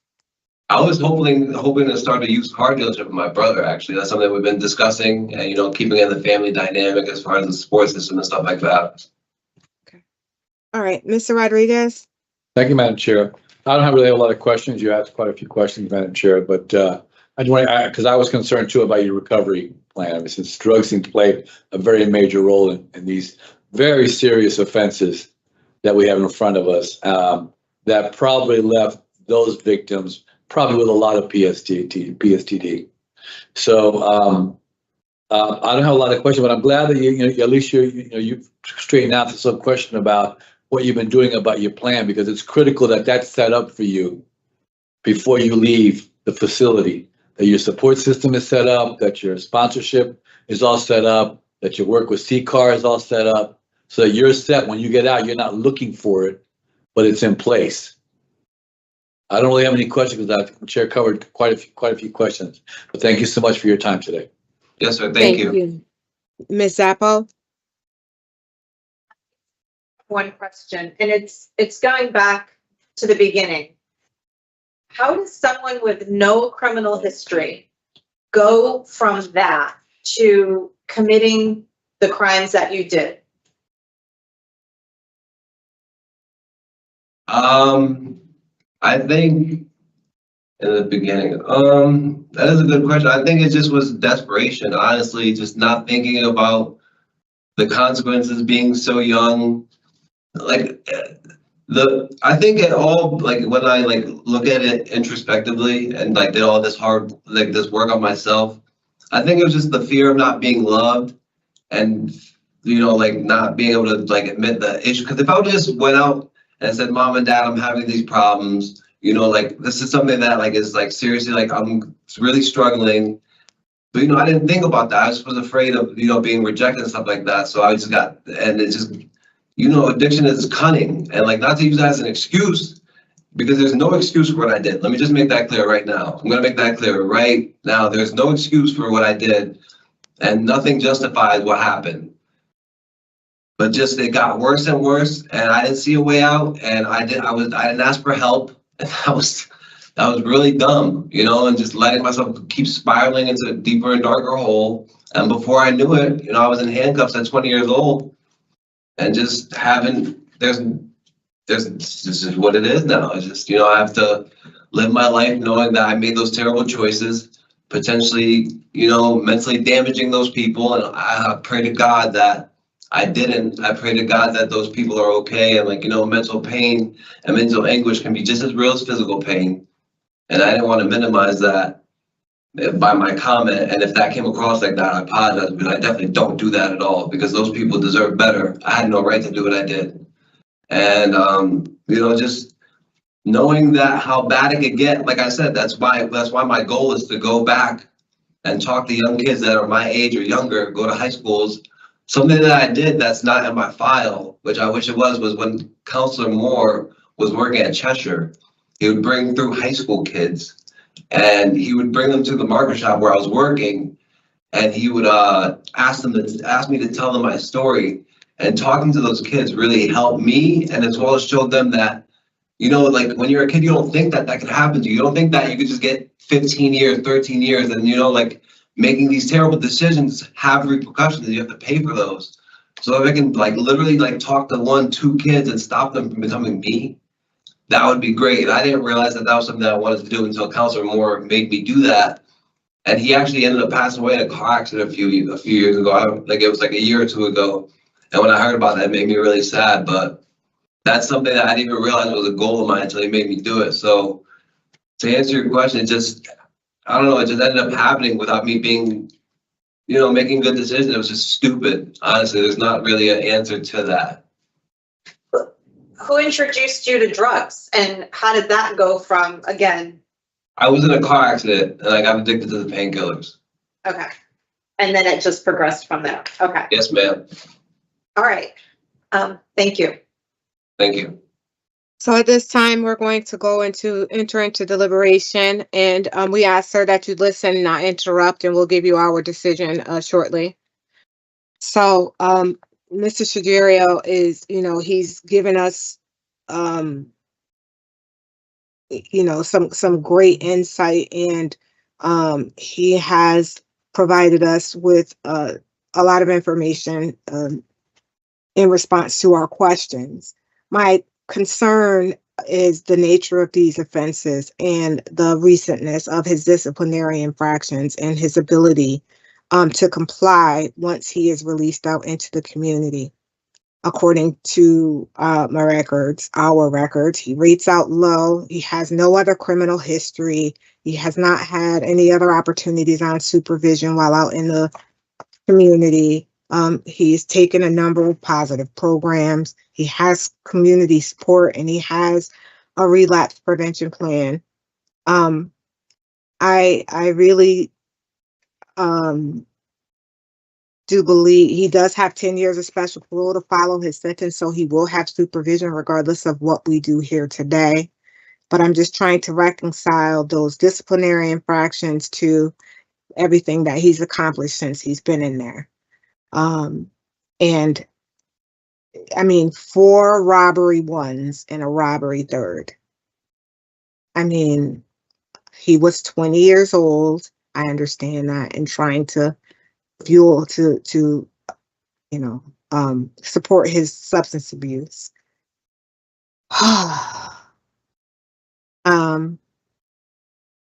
Despite the tickets, I would support his discretionary parole today. I think that he certainly has taken the proper steps to turn his life around. He's not eligible for parole until July of this year. And if he gets any more disciplinary infractions, he understands, or he must understand, that this voted to parole date, it should we decide to do that. I'm just one vote, but that date will be rescinded and he could potentially serve the remainder of his sentence. And if he violates his special parole, he stands a chance of coming back and serving out an additional 10 years of in the facility. So that's my position.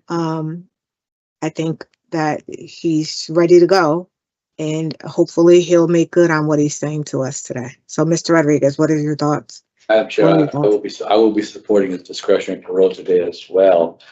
My big struggle initially was around his relapse prevention plan and what he was going to do because of the extent of his problem. And then, of course, when he early on didn't share anything about it, I was kind of leaning in a different direction. But then when he started talking about what he had been doing and the work that he had been putting into doing that plan, I wish he would have brought some of that with him so we could have heard a little bit more about it. But the fact that he is thinking in those lines, I think, at least gave me a little bit more hope. I was very concerned about the nature of this offense as well, and the victims that he left behind him, who I'm sure are still probably suffering from some sort of issues related to those particular offenses.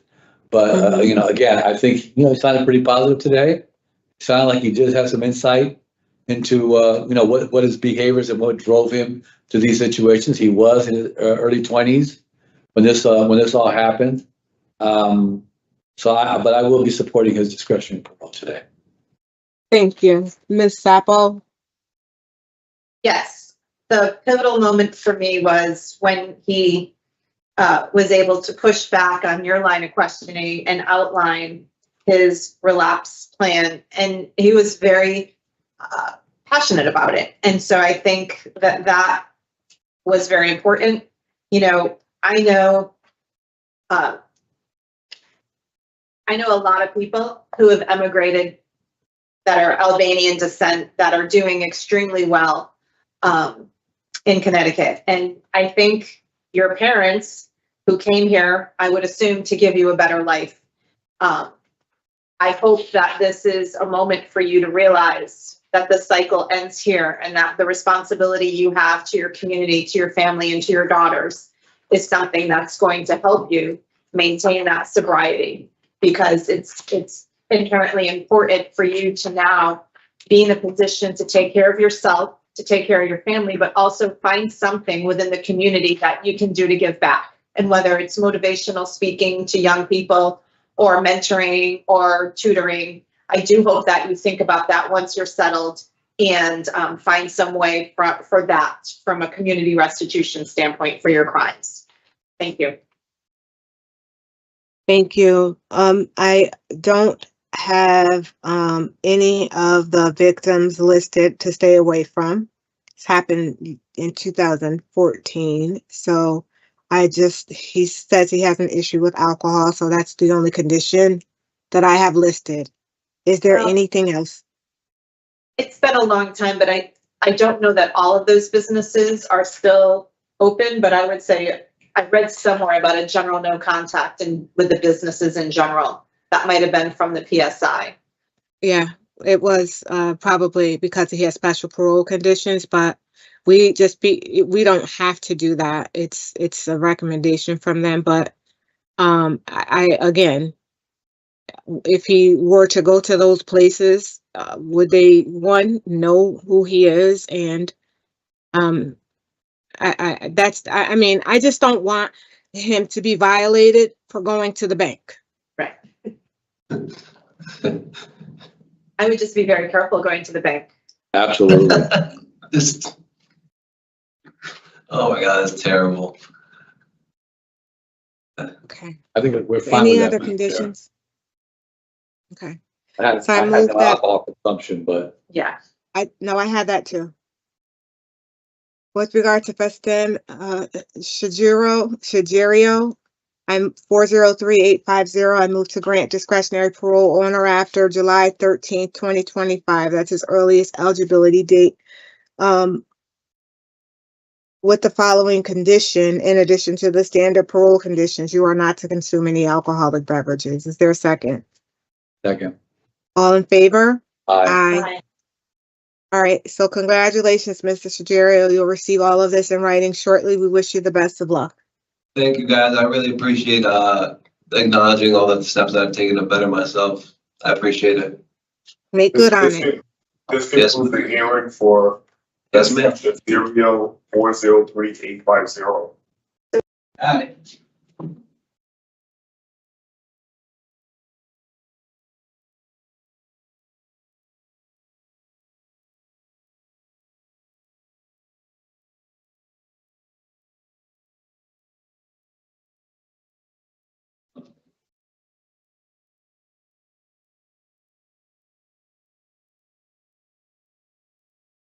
Can I have Hi, your name, sir. please?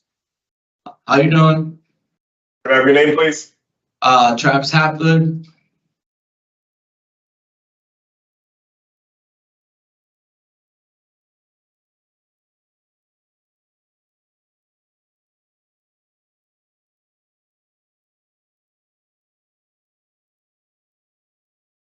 Good afternoon. My name is Paroles Williams. Today is Tuesday, February 28th, 2025, and this is the hearing of the Board of Function and Parole. The following board members are present this afternoon, and by stating their names on the record, certify they have reviewed all statutory required documents and available pertinent information in preparation of this hearing. Good afternoon. I'm panel member Barry. Good afternoon. I'm Ellen Zappa. Good afternoon, Panel Member Rodriguez. Good afternoon. Please state your name and inmate number for the record. Travis Hapgood, 412108. Thank you. This hearing is being conducted in consideration for parole application for Travis Hapgood, 412108. He is serving a sentence of 18 years jail, execution suspended up to 5 years with 10 years of probation for 4 counts of sexual assault 4th degree, 4 counts of illegal sexual contact, illegal operation of a motor vehicle without ignition device, and evading responsibility. As of today, record reflect a parole eligibility date of June 19th, 2024. There is no victim input in this case.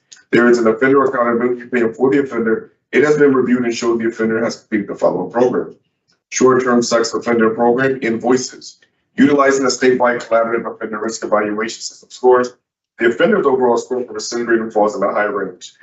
There's also a static 99 score of a 3, which falls in the low to moderate range. This is your opportunity to express to the board why you believe you should be granted parole. You may begin. All right, so let me talk now.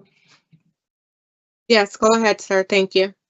Well, I want to apologize for like all my actions and my like all the bad stuff I did, and me being in jail, it made me like look at life differently because me being incarcerated, this isn't the life for me, and I think I could do like a better life out there instead. And like my family, they're hurting without me, and I think I can do better out there.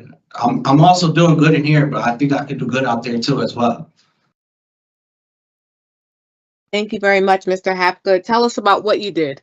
What did you do? I was using drugs and drinking and driving, and then I also I was getting drunk, and then I got the sexual assault charge. But How'd you get the sexual assault charge? huh? How did you get a sexual assault charge? I touched 2 minors. Okay. What exactly did you do to them? Well, I touched their body parts where I wasn't supposed to do and stuff like that. Okay. All right. Because it's important that you be able to discuss what it is that you've done and getting it out there and acknowledging that you did something that was inappropriate is part of rehabilitation. Okay. And so I appreciate your being candid. What's going to happen here is each of us will take an opportunity to ask you some questions. When we're done, excuse me, we will deliberate and give you our decision. Okay. Best of luck to you, sir. Mr. Rodriguez, we'll start with the questions. Thank you, Madam Chair. These were quite a few charges. I'm glad that you acknowledged your wrongdoing because you didn't when you were interviewed by the parole officer. You basically said that you didn't know you were living with someone and they accused you of something. Okay. So I'm guessing that you've now taken that to the actuality of what happened. Yeah, because before, when I first came to jail, you know how everybody is, they try to like play innocent and stuff like that. But as I got further along of being incarcerated and I went to my groups and, I had a group with some lady named Melissa, and she told me that like, it's like, okay to like come out and say what you actually did. So you're like forgiven for your wrongs and stuff like that. And she also like told me about some groups that I can attend on like when I'm on the outside. So that's why I say I appreciate you, now acknowledging, what happened and what went on and that you didn't stay with this particular statement, because I sure would not have appreciated hearing that in this particular situation. And the charges were serious. Listen, so a lot of this also seems to be based on your substance abuse issues. Yeah, I was drinking. Do you acknowledge having an issue with drugs and alcohol? Yes, I do. And so you're an addict? I mean, I once was I was an addict when I was home, but I maintained my sobriety. Watch out now. Yeah, I know. But I am an addict. All right. Okay. Yeah, these issues that came up, what's caused them. You got to come to grips with what the reality is, right? Yeah. So tell me a little bit about the programs that you've taken. I took a sexual behaviors group with a lady named Melissa. She was a nice lady, but I also learned of like ways how to avoid sexual and like how to like not like drink and end up doing something that I'm not supposed to do. It basically taught me like ways of avoiding, like not avoiding, but like staying out of like away from being able to end up doing something bad, like to prevent it. You get what I'm saying? So, and then I took voices with Barcombe, and she taught me like other ways of like, handling like my anger and like how to handle like different like political and like other stuff like that in the world. And those are good. Two very good programs that you needed to take, that were important for you to take. What did you do about your substance abuse? What program did you take around your substance abuse? I tried to apply for tier 2, but they said I couldn't take it. Because They said my score was too high. that your score was too high. Yeah, they said I couldn't take tier 2.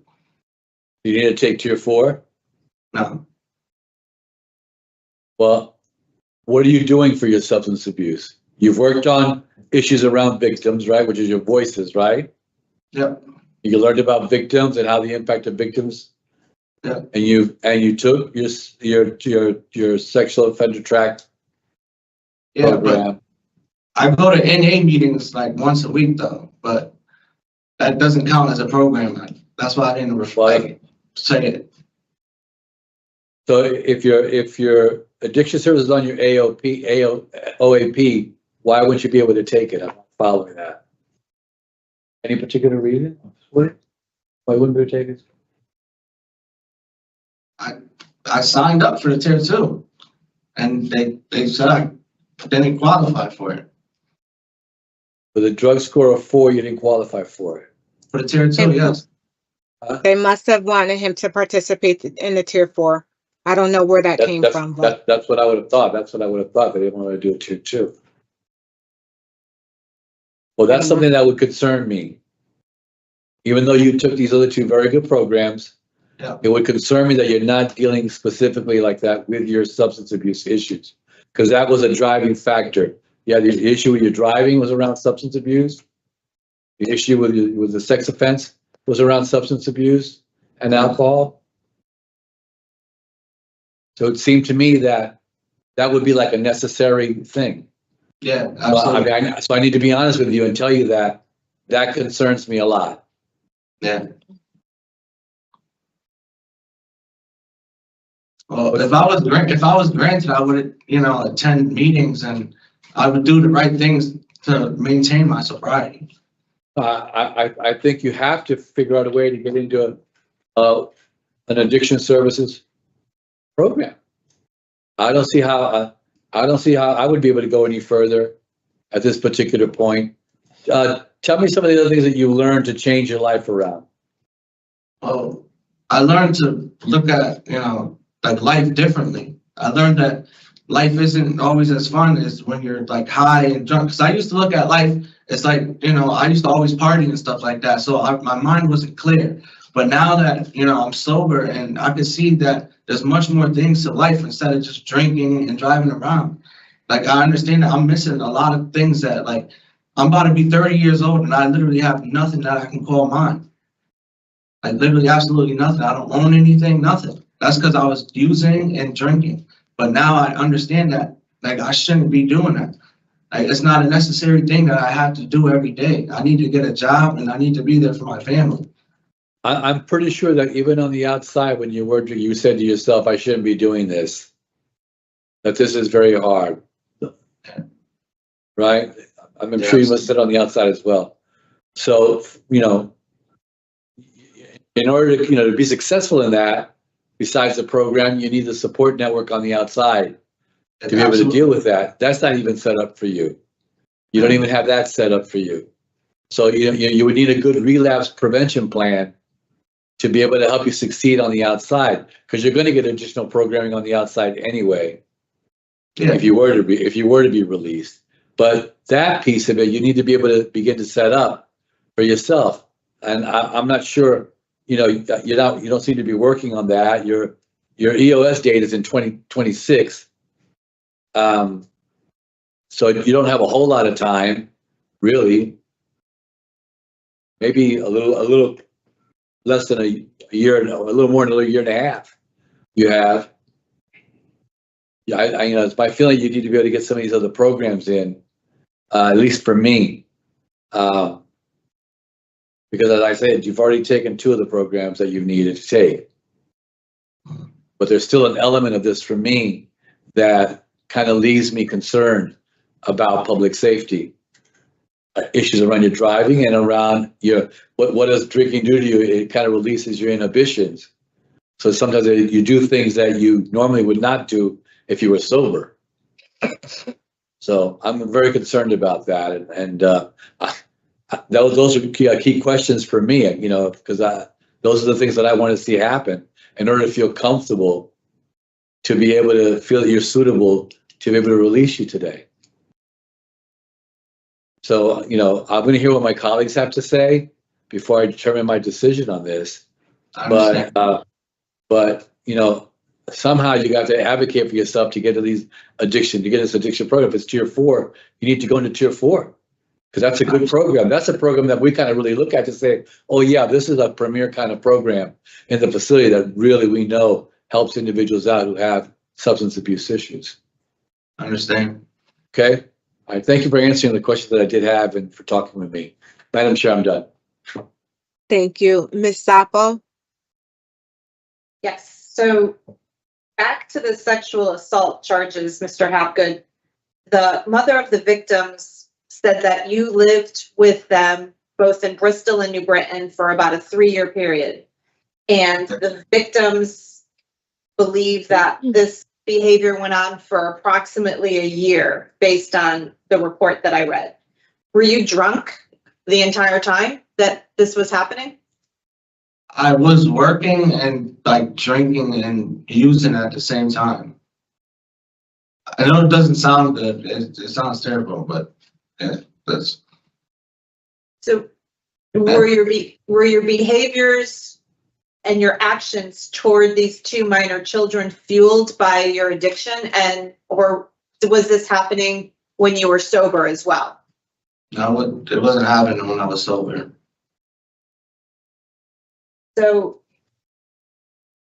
I mean, the motor vehicle charges are secondary to this. My concern is, what was your level of drug use that, and I guess it was alcohol and marijuana, and then occasionally mollies? When were the mollies involved? I tried it one time, but then I started doing it daily. Okay. So there are people that we see come before us who have the same substance abuse score that you do or higher, that talk about blackout drunk episodes, who have engaged in, you know, criminal activities, but haven't progressed to the point of assaulting minors. So I'm trying to get where the cause and effect is in terms of your drug and alcohol use, your mental status, or what that brought you to those offenses. This is more than crashing into a fence. It's more than fighting at school or getting kicked out of school. This is just a whole different level. Can you talk a little bit about where we meet on this and what happened? All right. Well, when I used to wake up to go to work, I would start drinking right before I go to work. But while I would be at work, I'd be taking Molly and Coke. I'd do it like during the same time. So by the time I returned home, I'd be like fully intoxicated and high. Okay, and then what would happen? And then, you know, that's when I did the offense. So then you would seek out these 2 11-year-olds and commit these offenses? Not that I meant to, I was under the influence. I was drunk. Like some of the times I don't even remember doing it. So what was your reaction when you were told that was why the police wanted to talk to you? Did you know that you did it at that point? Obviously, I had known that something had happened. Okay. But in one of the reports, you said, I was living with someone who made accusations and I was drunk. So at what point did you take ownership of this? Because I noticed in the reports that the police tried to meet with you a couple of times and you did not make those appointments. So it seems to me that you were ducking out on having that conversation. Oh, when I really came to realize what I have done, that's when my mind was like, actually, I sobered up and actually figured out what I've done. And when I was like avoiding the cops and stuff like that, I thought it was for other reasons.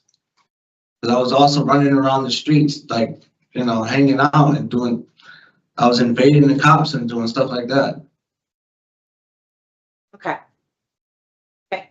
Thank you for talking to me. Yep. Thank you, Ms. Zappo. So we're going to deliberate now. Sir, give us a few minutes and we will give you our decision. Mr. Okay. Rodriguez? Thank you, Madam Chair. Mr. Haggard, he's taken, voices and he's taken his sex offender track unit that he needed to take. But I think his problems stem even a lot deeper than all of that. And I think his substance abuse is a major issue for him. And I don't find him really at this moment prepared to deal with any kind of relapse prevention kinds of issues or any relapse when he's back on the outside. And that would concern me around the issue of public safety. That not only the sex offense, but also the driving as well. I'm concerned about that. I think he needs to, work on figuring out how he takes that, and it should probably be a tier 4 program that he takes. But I'm a denial for Mr. Haggard today. I hope that he, considers the seriousness of his problem and really advocates strongly for himself to get into a program that will help him deal with his substance abuse issue, because I think that's a driving factor in the offenses that he's committed. But because of that, I really just can't find myself to grant him his discretionary parole today. I'm a denial for today with no rehear. Thank you, Mr. Rodriguez. The nature of these crimes and the amount of time that they were committed over a 3-year period, it says 2 to 3 times a week. It's very, very concerning to me. And to get 4 counts of sex assault in the 4th and 4 counts of illegal sexual contact, I really do believe that 5 years was a gift. Ms. Zappo. I think it's, from a positive standpoint, it's good that he is attending any programs, but I agree that the substance abuse issues and the need for a solid relapse prevention plan is critical, as well as I think additional mental health involvement either on the unit or whatever can happen in order to get to the root of some of these issues in order to avoid any type of repetition once in the community. Thank you. That'll be it. Thank you. We're not done, sir. So the reasons for denial, nature and circumstance. Fancy love current offense. I have an inadequate release plan. And inadequate program participation. Yes. He didn't take it too. Okay. With regard to Travis Hapgood 412-108, I move to deny discretionary parole based on the nature and circumstance of the offenses, inadequate release plan, and inadequate program participation. He will not receive a new hearing. Is there a second? Second. All in favor? Aye. All right, sir, you'll receive all of this in writing. Good luck to you. Thank you. If you hear Travis Hapgood 412-108. You can leave. Thank you. Good afternoon. Hi, sir. Hello. What's your name? Gonzalez, Felix Gonzalez. Thank you. We'll be right with you.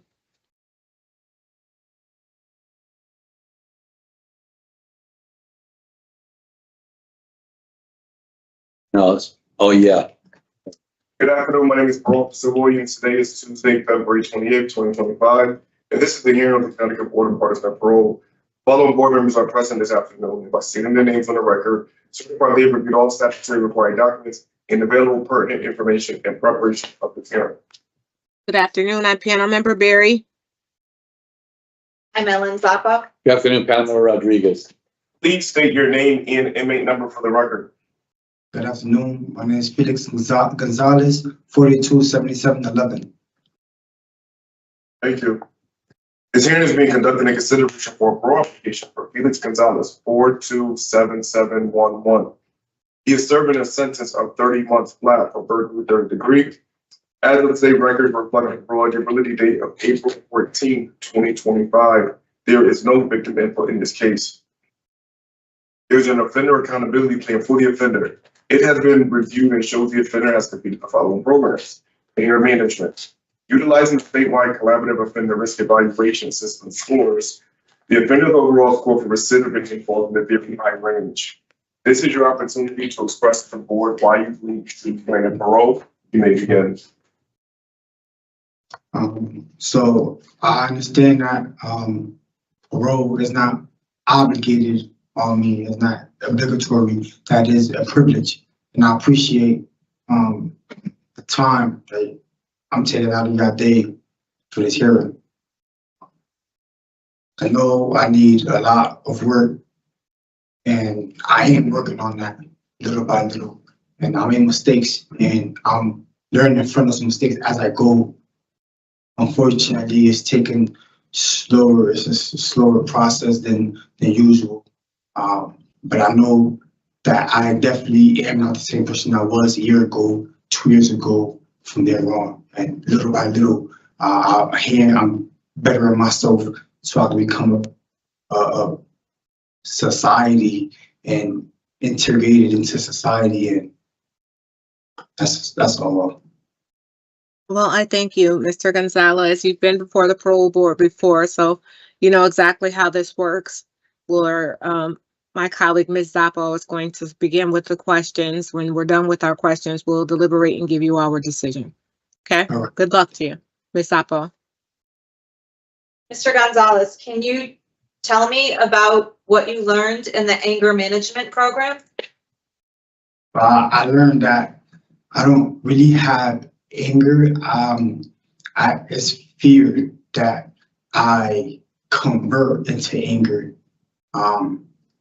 I learned how to take it step by step and try to, at that moment, figure out what I need to calm down, what I, fear-wise, so that it doesn't turn into anger. I learned how to cope with it and take actions into my my actions and take responsibility for it. Since then, I actually apologized to everybody, to my own mother for me treating her the way I was treating her, and my aunt, my family members, and I learned a lot. I learned a lot. I actually cried during anger management, honestly. Okay. Well, I know that in reading some of the reports that we have that go back years, some of it does reference that you've had some anger issues over time and that it affected some of your mental health. We have all that, so we're not going to talk about that on record. But what is important to me is to see that there is some change occurring. And it seems that there was also, in addition to some anger issues and some other things that you were battling, that you've also had some drug use that may have affected some of your decisions as well. We see marijuana, and then we see that you were doing perks, and it says that you've quit substances and that you've been clean for a number of years. So let's talk about your substance abuse issues and where you were and where you are today.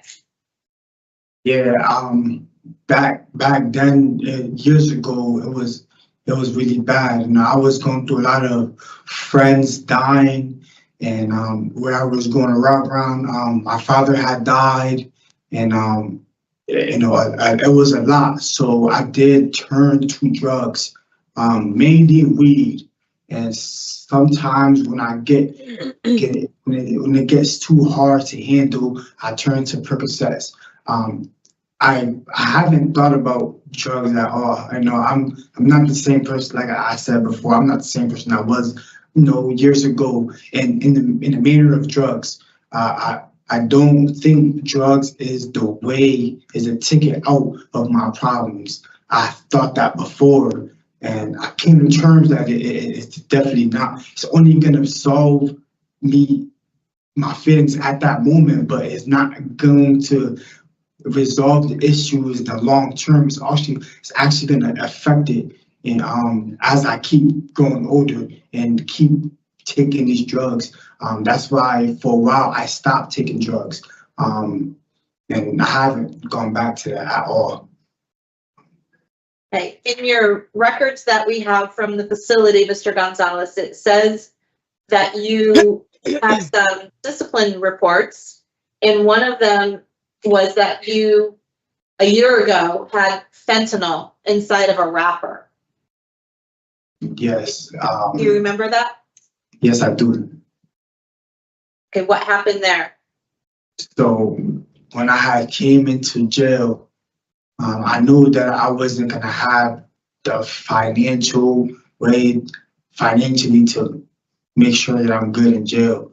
And I did lost a few people that I was my support system. So I ended up bypassing fentanyl through my hair and when I was incarcerated during the beginning, I thought that selling fentanyl was the way to go until two people ended up overdosing off the fentanyl, and I'm a man of faith, I'm Muslim, and I really sat down hard, and I came to terms that I'm doing more harm than good, and I didn't want to have anybody, on my roster that someone died because of the stuff that I gave them. So I had more, and I ended up flushing down the toilet. And from there on, I felt relieved that no one could get hurt off of what I had. And there's 3 people went down. 3 people got picked up off of that case, and I took full responsibility for it. And it was all me. That's all I have to say about that. I could say more if you want. No, so I just want to be clear that you were using fentanyl as a means to have money while you were in the facility. Yes, I wasn't taking fentanyl. I wasn't consuming it. Okay, so you were not using, you were selling. And that's a distinction that I want to make, because it does say in here that you quit substances and that you have been clean. So Yes. That's true, but you were still using drugs in order to get money, which again is, I understand your explanation, but it's still drugs and what they're doing to us as a society, whether in prison or outside of prison. It is a very bad thing. And as a Muslim, I understand the tenets of your religion, and I understand where you are now coming from, but it shouldn't have taken that to understand the damage that drugs are doing. And in terms of accountability, I hear it in your voice and I hear what you're saying in your words. But another thing that I have difficulty with is in the report that I read about trying the door handles to get into the cars, there was no accountability. You said we were just walking and it went left, but you had burglary tools. You and your accomplice you had stolen things out of cars. So where's the accountability in terms of those burglaries that happened in West Hartford? So at that moment, I was in denial. That day, the day before that incident, my arrest date, there was a lot going on. My greatest fear is not being stable home, financially stable. That's my greatest fear. And that day, the place that I was living at, I was staying at, I was couch surfing, and something went missing.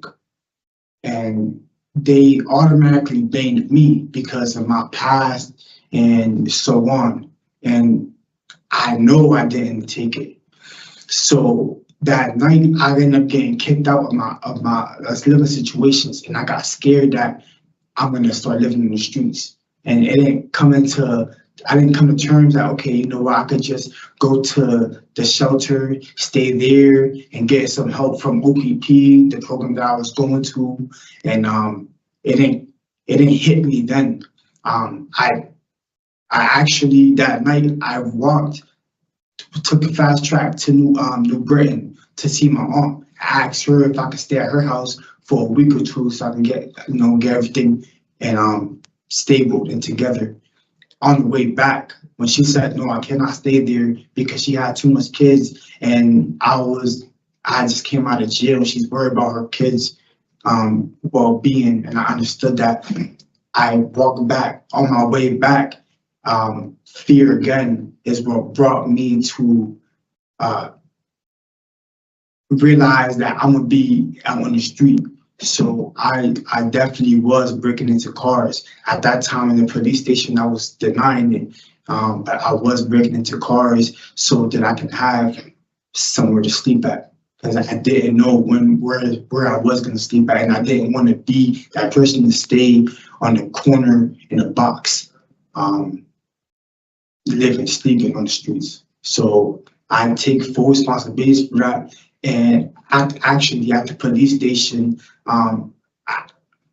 I told them that I did it. And at court, my first sentence was 2 years.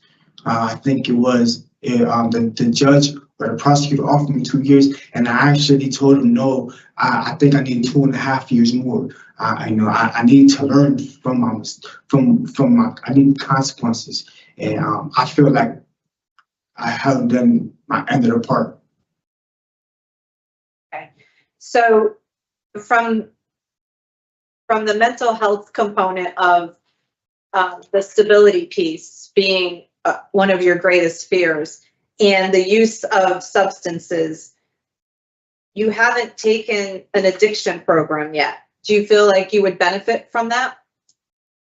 I was thinking about taking an addiction program, but then I had a ticket and I can't do it when my ticket is cleared. But then I thought back at it, and since I've been in jail, I haven't got no dirty urine. I haven't got caught with drugs in my cell. I don't drink. I don't think liquor or substance abuse is a problem at this moment.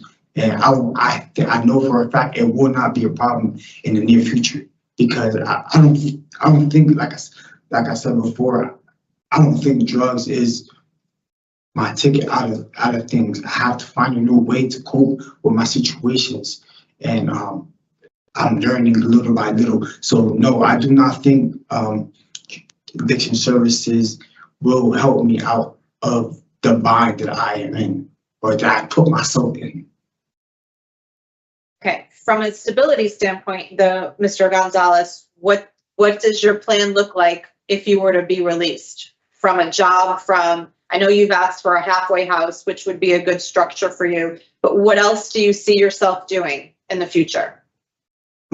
Well, I need to make sure that I'm good, so that's why I put in for the halfway house and parole, so I can get that extra push to do what I gotta do to get my license and get my job and actually have a stable job, so that I can get my apartment. And I know that when I'm doing good in the halfway house and parole, see that apartment looking will be easier. And I have a feeling that parole and halfway is going to play a major role into me living a successful life in society as a citizen. Do you feel that you need any programs once you're out in the community in order to be supported? I actually do. I think I need programs on. I think I need to see a therapist to where I'm at right now mentally. Because a lot of things will happen in the near future that I know for a fact I will not be able to handle by myself. I need someone there to help me out and to coach me through it. I need a mentor also, so I'm gonna look for that to keep me on the track on where I need to be at that moment, what I need to do. I need to get my license and keep my head focused in that situation, in that same exact moment. Yeah, it's a few programs that I need. I think I still need more anger management programs, not in the anger term, but as in, like I said, fear. Fear is what gets me going, what gets me off track and off balance, and it turns to anger. And being scared that I won't have a future is what's holding me back. Okay. Thank you, Madam Chair. I'm done with my questions. Thank you, Ms. Zappo. Mr. Rodriguez? I don't have any questions, Madam Chair. Neither do I. So at this time, Mr. Gonzalez, we are going to talk about your case. You can sit there and listen. Please don't interrupt, and we'll give you our decision very shortly, okay? All right, thank you. You're welcome. Ms. Zappo?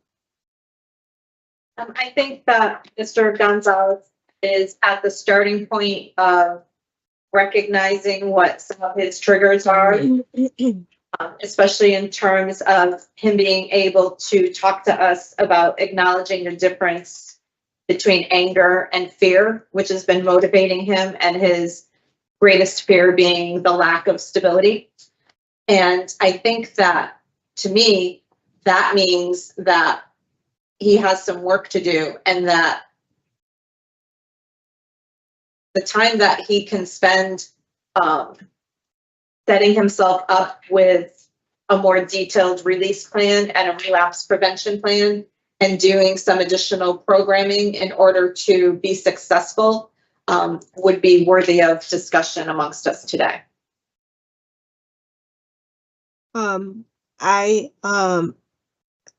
Mr. Gonzalez rates out very high in terms of risk to recidivate. He's been given 3 opportunities on community supervision and failed 3. While I can appreciate your discussion about his substance abuse and his ability to avoid relapse, I would really have liked to see some programming to support that. There are a number of positive programs on his OAP that he has yet to engage in. Mr. Gonzalez has accumulated 4 disciplinary infractions since he's been down, and his criminal history can have a number of violations of probation. So it would appear that they've tried to work with him on more than one occasion. And I do believe that more programming is warranted and necessary, more importantly. But I would not support his discretionary parole, nor would I entertain his coming back before us after taking programs. I really think that he's had a number of chances, and I understand that his brain is not fully developed. But with the kind of things that he was using out in the community in his decision making, and I heard everything about him looking for some place to live and all of that stuff, it does not reduce the concern. And So- to be clear, Madam Chair, I'm in agreement with you, but I don't know what we can and can't recommend at this point in terms of, in addition to the programs, if you thought we could, because I think there's a lot that he needs. He does. He does. Madam Chair, I'm also in agreement with basically with your comments as well. I mean, he does need some additional programming. And he doesn't seem to really have a good grasp on his addiction at all, which really concerned me. Just can't handle it by going outside and thinking it will go away. And I think he understands that. I'm pretty sure he understands it because he's been in the streets and he understands the nature of that. I think if he can just figure out how he can give himself some more programming to focus in on some of that, and like you said, establish a really strong relapse prevention plan so that when he goes out, he's set up and prepared. It will only benefit him in the long run to have that all set up and ready to go so that he can be more successful, which is what he wants to be, which is what he's told us. He wants to be successful on the outside, and I think that will help him. I'm hoping that he really takes that into consideration. I am not in favor of his discretionary parole today, nor am I in favor of bringing him back as well. I think he needs the time, which is a little over a year, and a year and a few months, to really begin to put his situation together. All right, so for reasons for denial, I have poor performance on community release, poor institutional adjustment, and his criminal history. Does anyone have anything different, or is there anything to add? Did have inadequate institutional program participation only because I thought he really needed Yes. those. But I'm So open to whatever you think. I think that's fine. That works. Yes, we talked about that extensively. So I would add the programming, and I would remove the community, the poor performance. So I move that Felix Gonzalez 427-711 be denied discretionary parole based on his criminal history, his poor institutional adjustment, and inadequate program participation. He will not receive a new hearing and will EOS on his sentence. Is there a second? Second. All in favor? Aye. Okay, Mr. Gonzalez, we couldn't support your parole, sir. We do wish you the best. You'll get all of this in writing.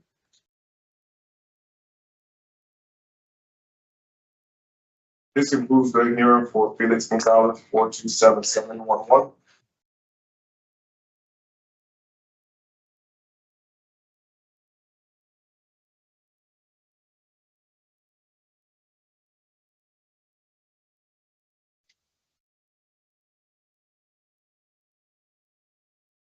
Good afternoon. Good afternoon, sir. We'll be right with you. Thank you.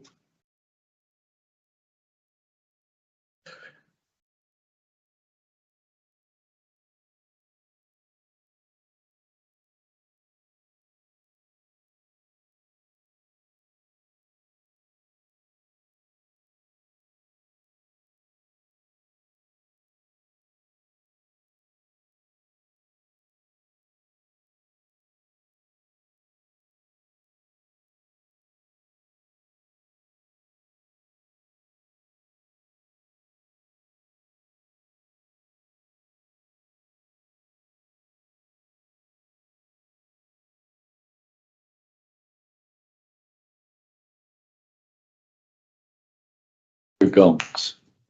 Yeah.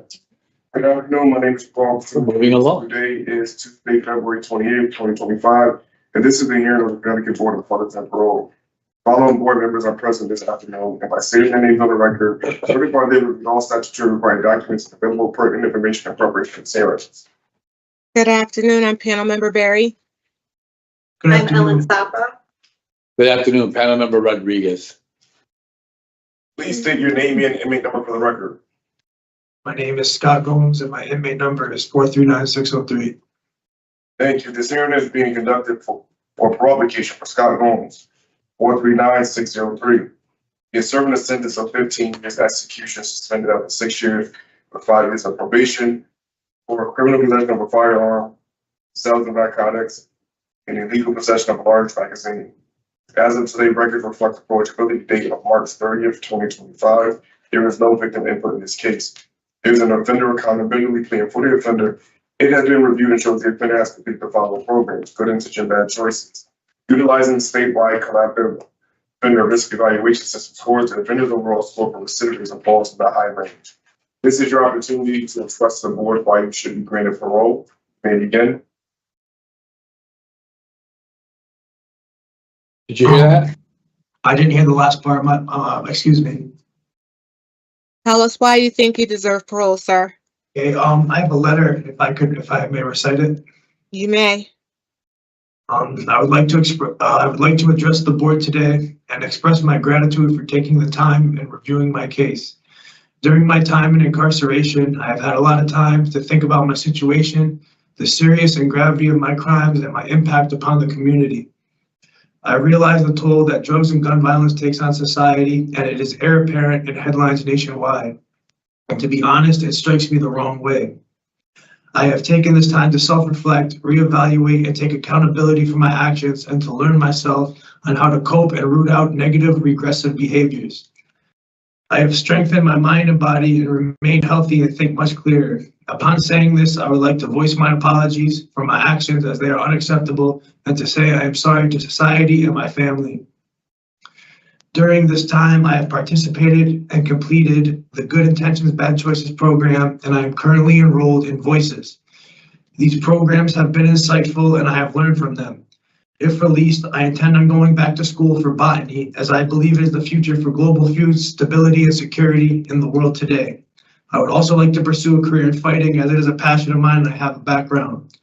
In the short term, I have 2 job opportunities. Upon my release, I have an offer to work in New York City as a porter for a building, and I have another offer with Osmos working on electric and telephone poles. I also plan on opening a food truck and have friends in the field to help me along the way. I have a decent support network and I have 1 living relative left, my aunt, and I need to be there for her and be in her life as best as I can. Thank you for your time. Thank you very much, Mr. Gomes, for preparing that statement. I'm just going to be very brief here with you in our discussion. In reviewing your files, sir, I saw that you were selling these drugs for profit. Is that right? That is correct. Can you tell us what you know today about selling drugs to our communities? What impact does it have? From everyone, from the users to society to local law enforcement to children, it is negative. It is a very bad thing. Right. You're selling to somebody's mother, somebody's father, somebody's son who just wishes that they could get them off drugs. And you're continuing that cycle. You're part of the reason why the drugs continue to come in and they continue to be sold or distributed and so knowing that now, explain to us why, one, you were in Connecticut. Do you reside here in Connecticut? Yes, I was living in Connecticut at this time. Okay. And so where were you coming from with all these $6,000 worth of cash, 4 high capacity 9mm rounds, 160 grams of cocaine, a gram of LSD, a 9mm, and 3 boxes of ammunition? That's a lot of stuff. I know. To be honest, I was at a friend's house and I was just going to actually go to sleep, honestly. But they said that you were speeding and Yes. under the influence. What were you using? I was not under the influence. I had smoked some marijuana maybe a couple hours before and had some drinks maybe 6 hours before, but I was not under the influence. Okay. It said that you appeared. It says you appeared to be impaired. Yes, I was not, to be honest. And so why were we speeding? Just trying to go to a friend's house and go to sleep. I'm being honest. Tell me where you were coming from. I was coming from a party at a friend's house. Why couldn't you sleep at that friend's house? I didn't want to. To be honest, I was going through a very rough point in my life. I just had a friend who passed away from sickle cell. I was in a very bad headspace, and I was just in an environment around a lot of people, and I didn't want to be there. How long had you been selling drugs, Mr. Gomes? At that time, perhaps 3 or 4 years. Wow.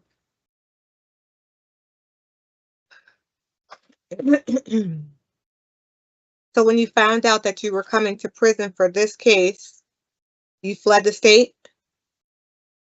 I never How did fled. that work? I never fled the state. Okay, because I see that you have charges in Rhode Island for a fugitive from justice.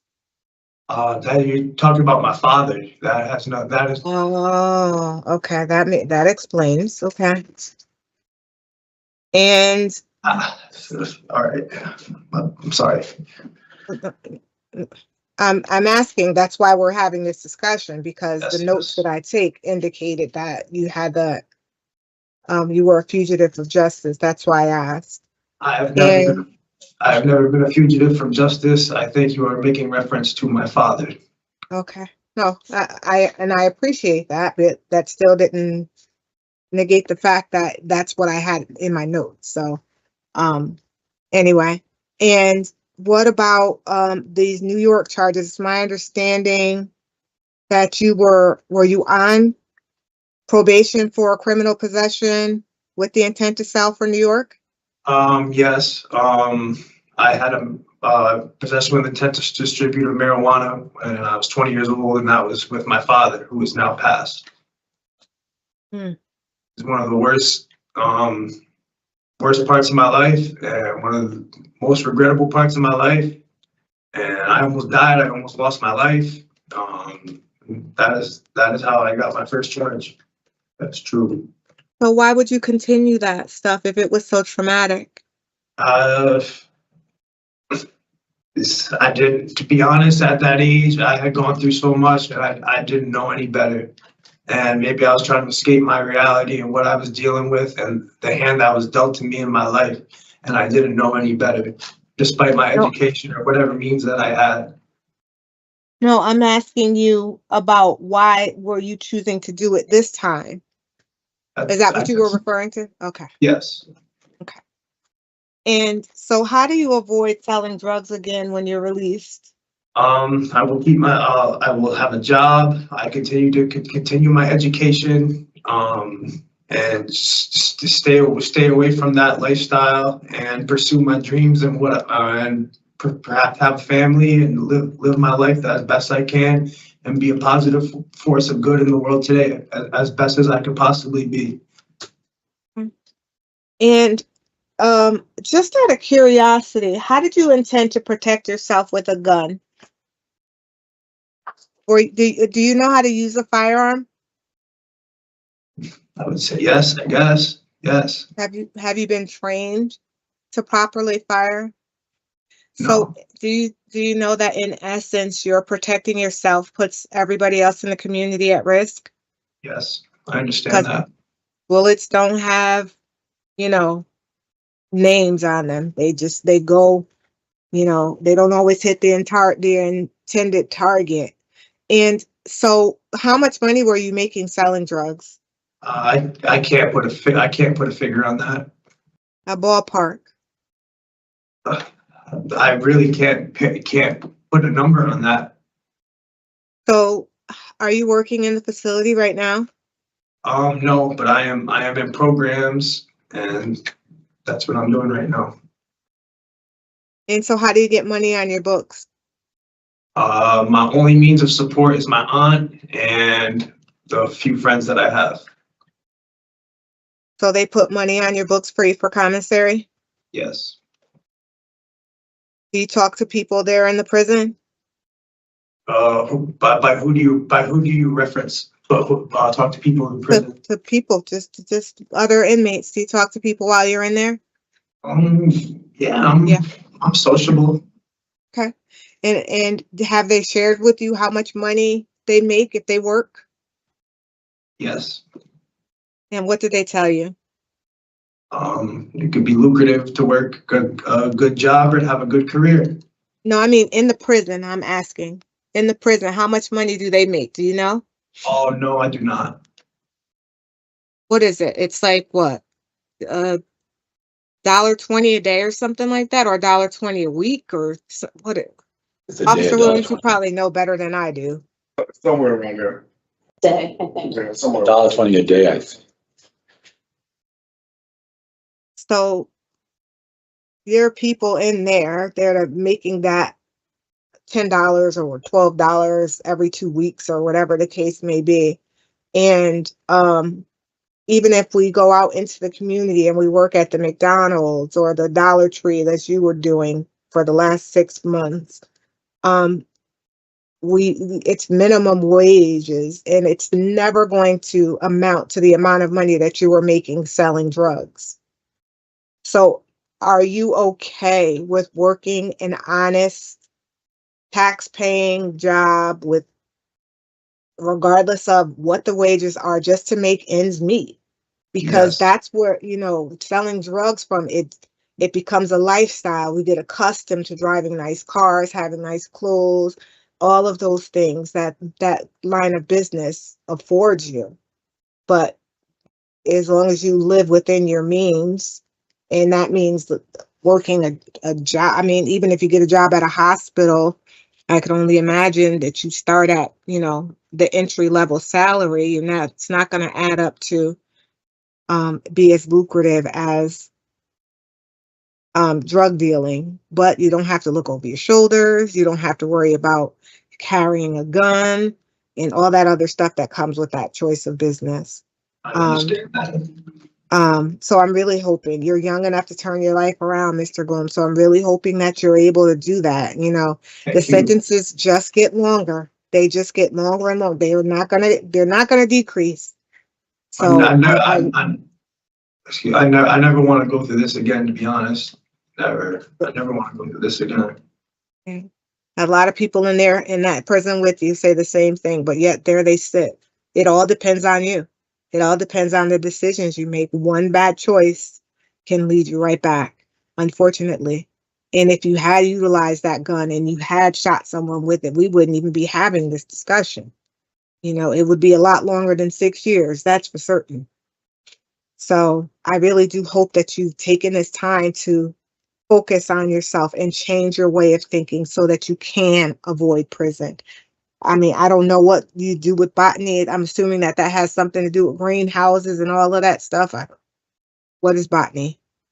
The study of plants and to use that to fix future food supply, stuff like that. I feel that is a thing of the future, and it will be it is a wave that needs to be tapped into. Yeah, but you're selling food too. Everybody wants to eat. We have to. We don't eat, we don't survive. Sure. So that's definitely something that you should look into. We didn't even really talk about your disciplinary infractions, but I'm glad to see that you haven't received any additional. And you do realize that as a result of your charges, you now have to appear on the Dangerous Weapons Offender Registry. I do or do not? You do. You do. Of course, I know that. Okay. All right. Mr. Rodriguez? Ma'am, I don't have any questions, Madam Chair. Thank you. Ms. Zappo? Have one. Mr. Gomes, it's always interesting to me to hear how you got involved with drugs and guns. It's not often a crime that occurs by itself. So who were the people that you were hanging around with and what brought you to this point? To be honest, what brought me to that point, I had a very turbulent childhood, and you know it comes with the territory so much. You think that there's sometimes this might be your only viable option, and that's how you get into that life. So That's have you? The true matter of it. The true matter of it. You know what I mean? You know, I've heard that a lot in terms of the entry point, but have you dealt with some of those underlying issues in terms of the trauma that you suffered and come to terms with some of that? Yes, I've definitely taken some of this time to reflect and think back as to a lot of my traumas and where they come from and reoccurring things and things of the like. And how are you processing that in order to leave it behind and move forward in a positive direction without that weighing you down? I think that what you put out into the world is what you get, and I really want to be a positive force in the world. I've always tried to be. You know what I mean? Yeah. So in terms of people, places, and things, if you were to be released, where are you going? In a perfect world, I would like to move back to New York City. I have a job lined up out there. If not, in the meantime, I will be out here. And I have a job lined up. And in the meantime, yes, until I can have the means or do whatever, I will be here. If not, try to move back to New York. If you were to move back to New York, is there some place where you would be able to stay? No, I would have to have some sort of capital, probably from working, and then I would move out there. I probably have a friend who would probably sign a lease with me, and so it wouldn't be that hard of a transition. Thank you. Thank you. Thank Thank you, you very Ms. much. Zappo. All right, so give us a few minutes to talk about your case, Mr. Gomes. So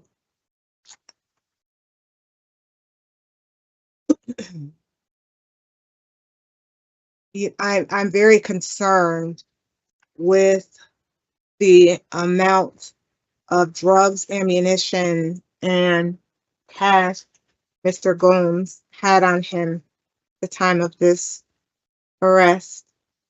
The good thing is that he does not really struggle with substance abuse. So he doesn't have that hurdle. I think he does struggle though with making poor decisions.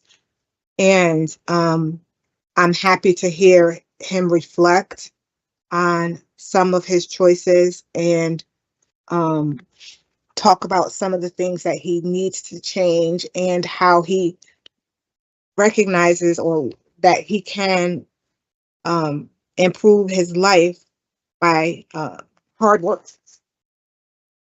I'm concerned that he has no community support, really. I see an aunt, he doesn't have any children.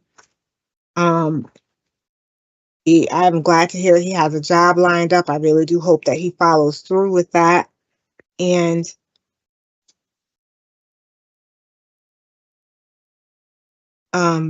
he has taken, when does the Voices program end, Mr. Gomes?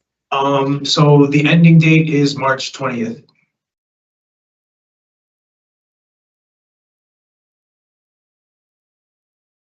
Hopefully now he understands the impact that his crimes have had on his community, and he doesn't want to have any other victims, even though his crime could be considered one without a direct victim, but we all know that there are hundreds of victims.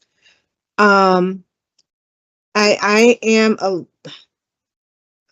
guess I'm a little ambivalent about discretionary parole for him, just based on the amount of drugs that he had on him.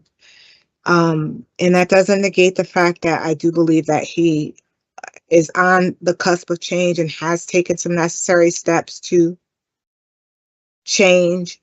It's just that this is just an ongoing cycle in our communities, and so many people are dying. So I'm interested to hear what you all think. I agree, Madam Chair, that the offenses of weapons, we have such a serious problem out on the streets today with weapons and young people getting killed, basically for no reason. So when I read this case, this also concerned me, the large capacity magazines, which are always very dangerous in our communities. They provide even more destruction in the community. The fact that there were drugs involved concerned me as well. I mean, I came in, really being on the fence with this case. But having heard Mr. Gomes, he sounds like he's, trying to make some improvement. And the second issue to add to this, even though he's making these improvements, is that the support in the community. That's such a critical piece of someone being successful on the outside, is having that support. I mean, I don't know. I'm stuck with this too. I mean, yeah, I think I would move to probably grant him his discretionary parole, to give him an opportunity to have some supervision on the outside, to be able to pull himself together on this and give him that chance. Yeah, I think I'm leaning towards that as well. And I'm really hoping that Mr. Gomes utilizes his parole officer, and he has 5 years of probation to follow his sentence. Correct. As resources in the community, because it's going to be difficult to finish all that time under a watchful eye.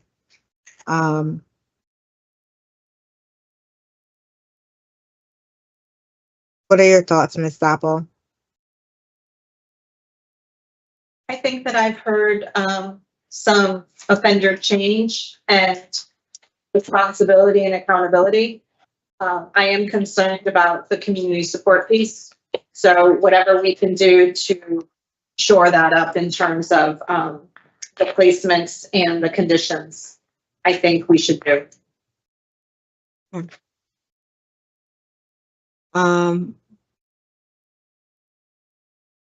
I don't know why I had no alcohol. I have a halfway house as well. And, do you have a valid license, sir? Driver's license, no, expired the year, I was, incarcerated. Any other conditions? I can see he scores low in mental health. Mhm. I don't see any of that, so. But that's not to say that I do believe that Mr. Gomes has made some progress with processing some of what's happened to him and some of the reasons for his behavior. And it should not preclude him from seeking additional help while in the community, whether in the halfway house or outside of. Mental health is almost, I think, as important as physical health. Right. Okay, so with regard to Scott Gomes 439603, I move to grant discretionary parole on or after his earliest eligibility date. Officer Williams, please, I do apologize. 3/30/25. 3/30/25, that's correct. Thank you. With the following conditions, in addition to the standard parole conditions. You'll consume no alcoholic beverages. You will, do we want to put the alcohol or no? We can use that as a graduated sanction. Put it, You put it? yeah, So no alcohol, no driving without the parole officer's permission, and you'll be released to a halfway house for residential placement. Is there a second? second. All in favor? Aye. All right, so Mr. Gomes, we voted you to parole, and you'll receive this in writing. We wish you the best, sir. Again, utilize your parole officer and your probation officer as a resource, sir. Thank you so much. Good luck. This includes a hearing for Scott Gomes 439603. It's also, Thank- and it's also. Thank you. My excuse? Hearing. You're all set. Thank you, sir. Thank you. Thank you for your help. Thank you, Thank you. guys. Madam Chair, I'll see you tomorrow morning. Okay.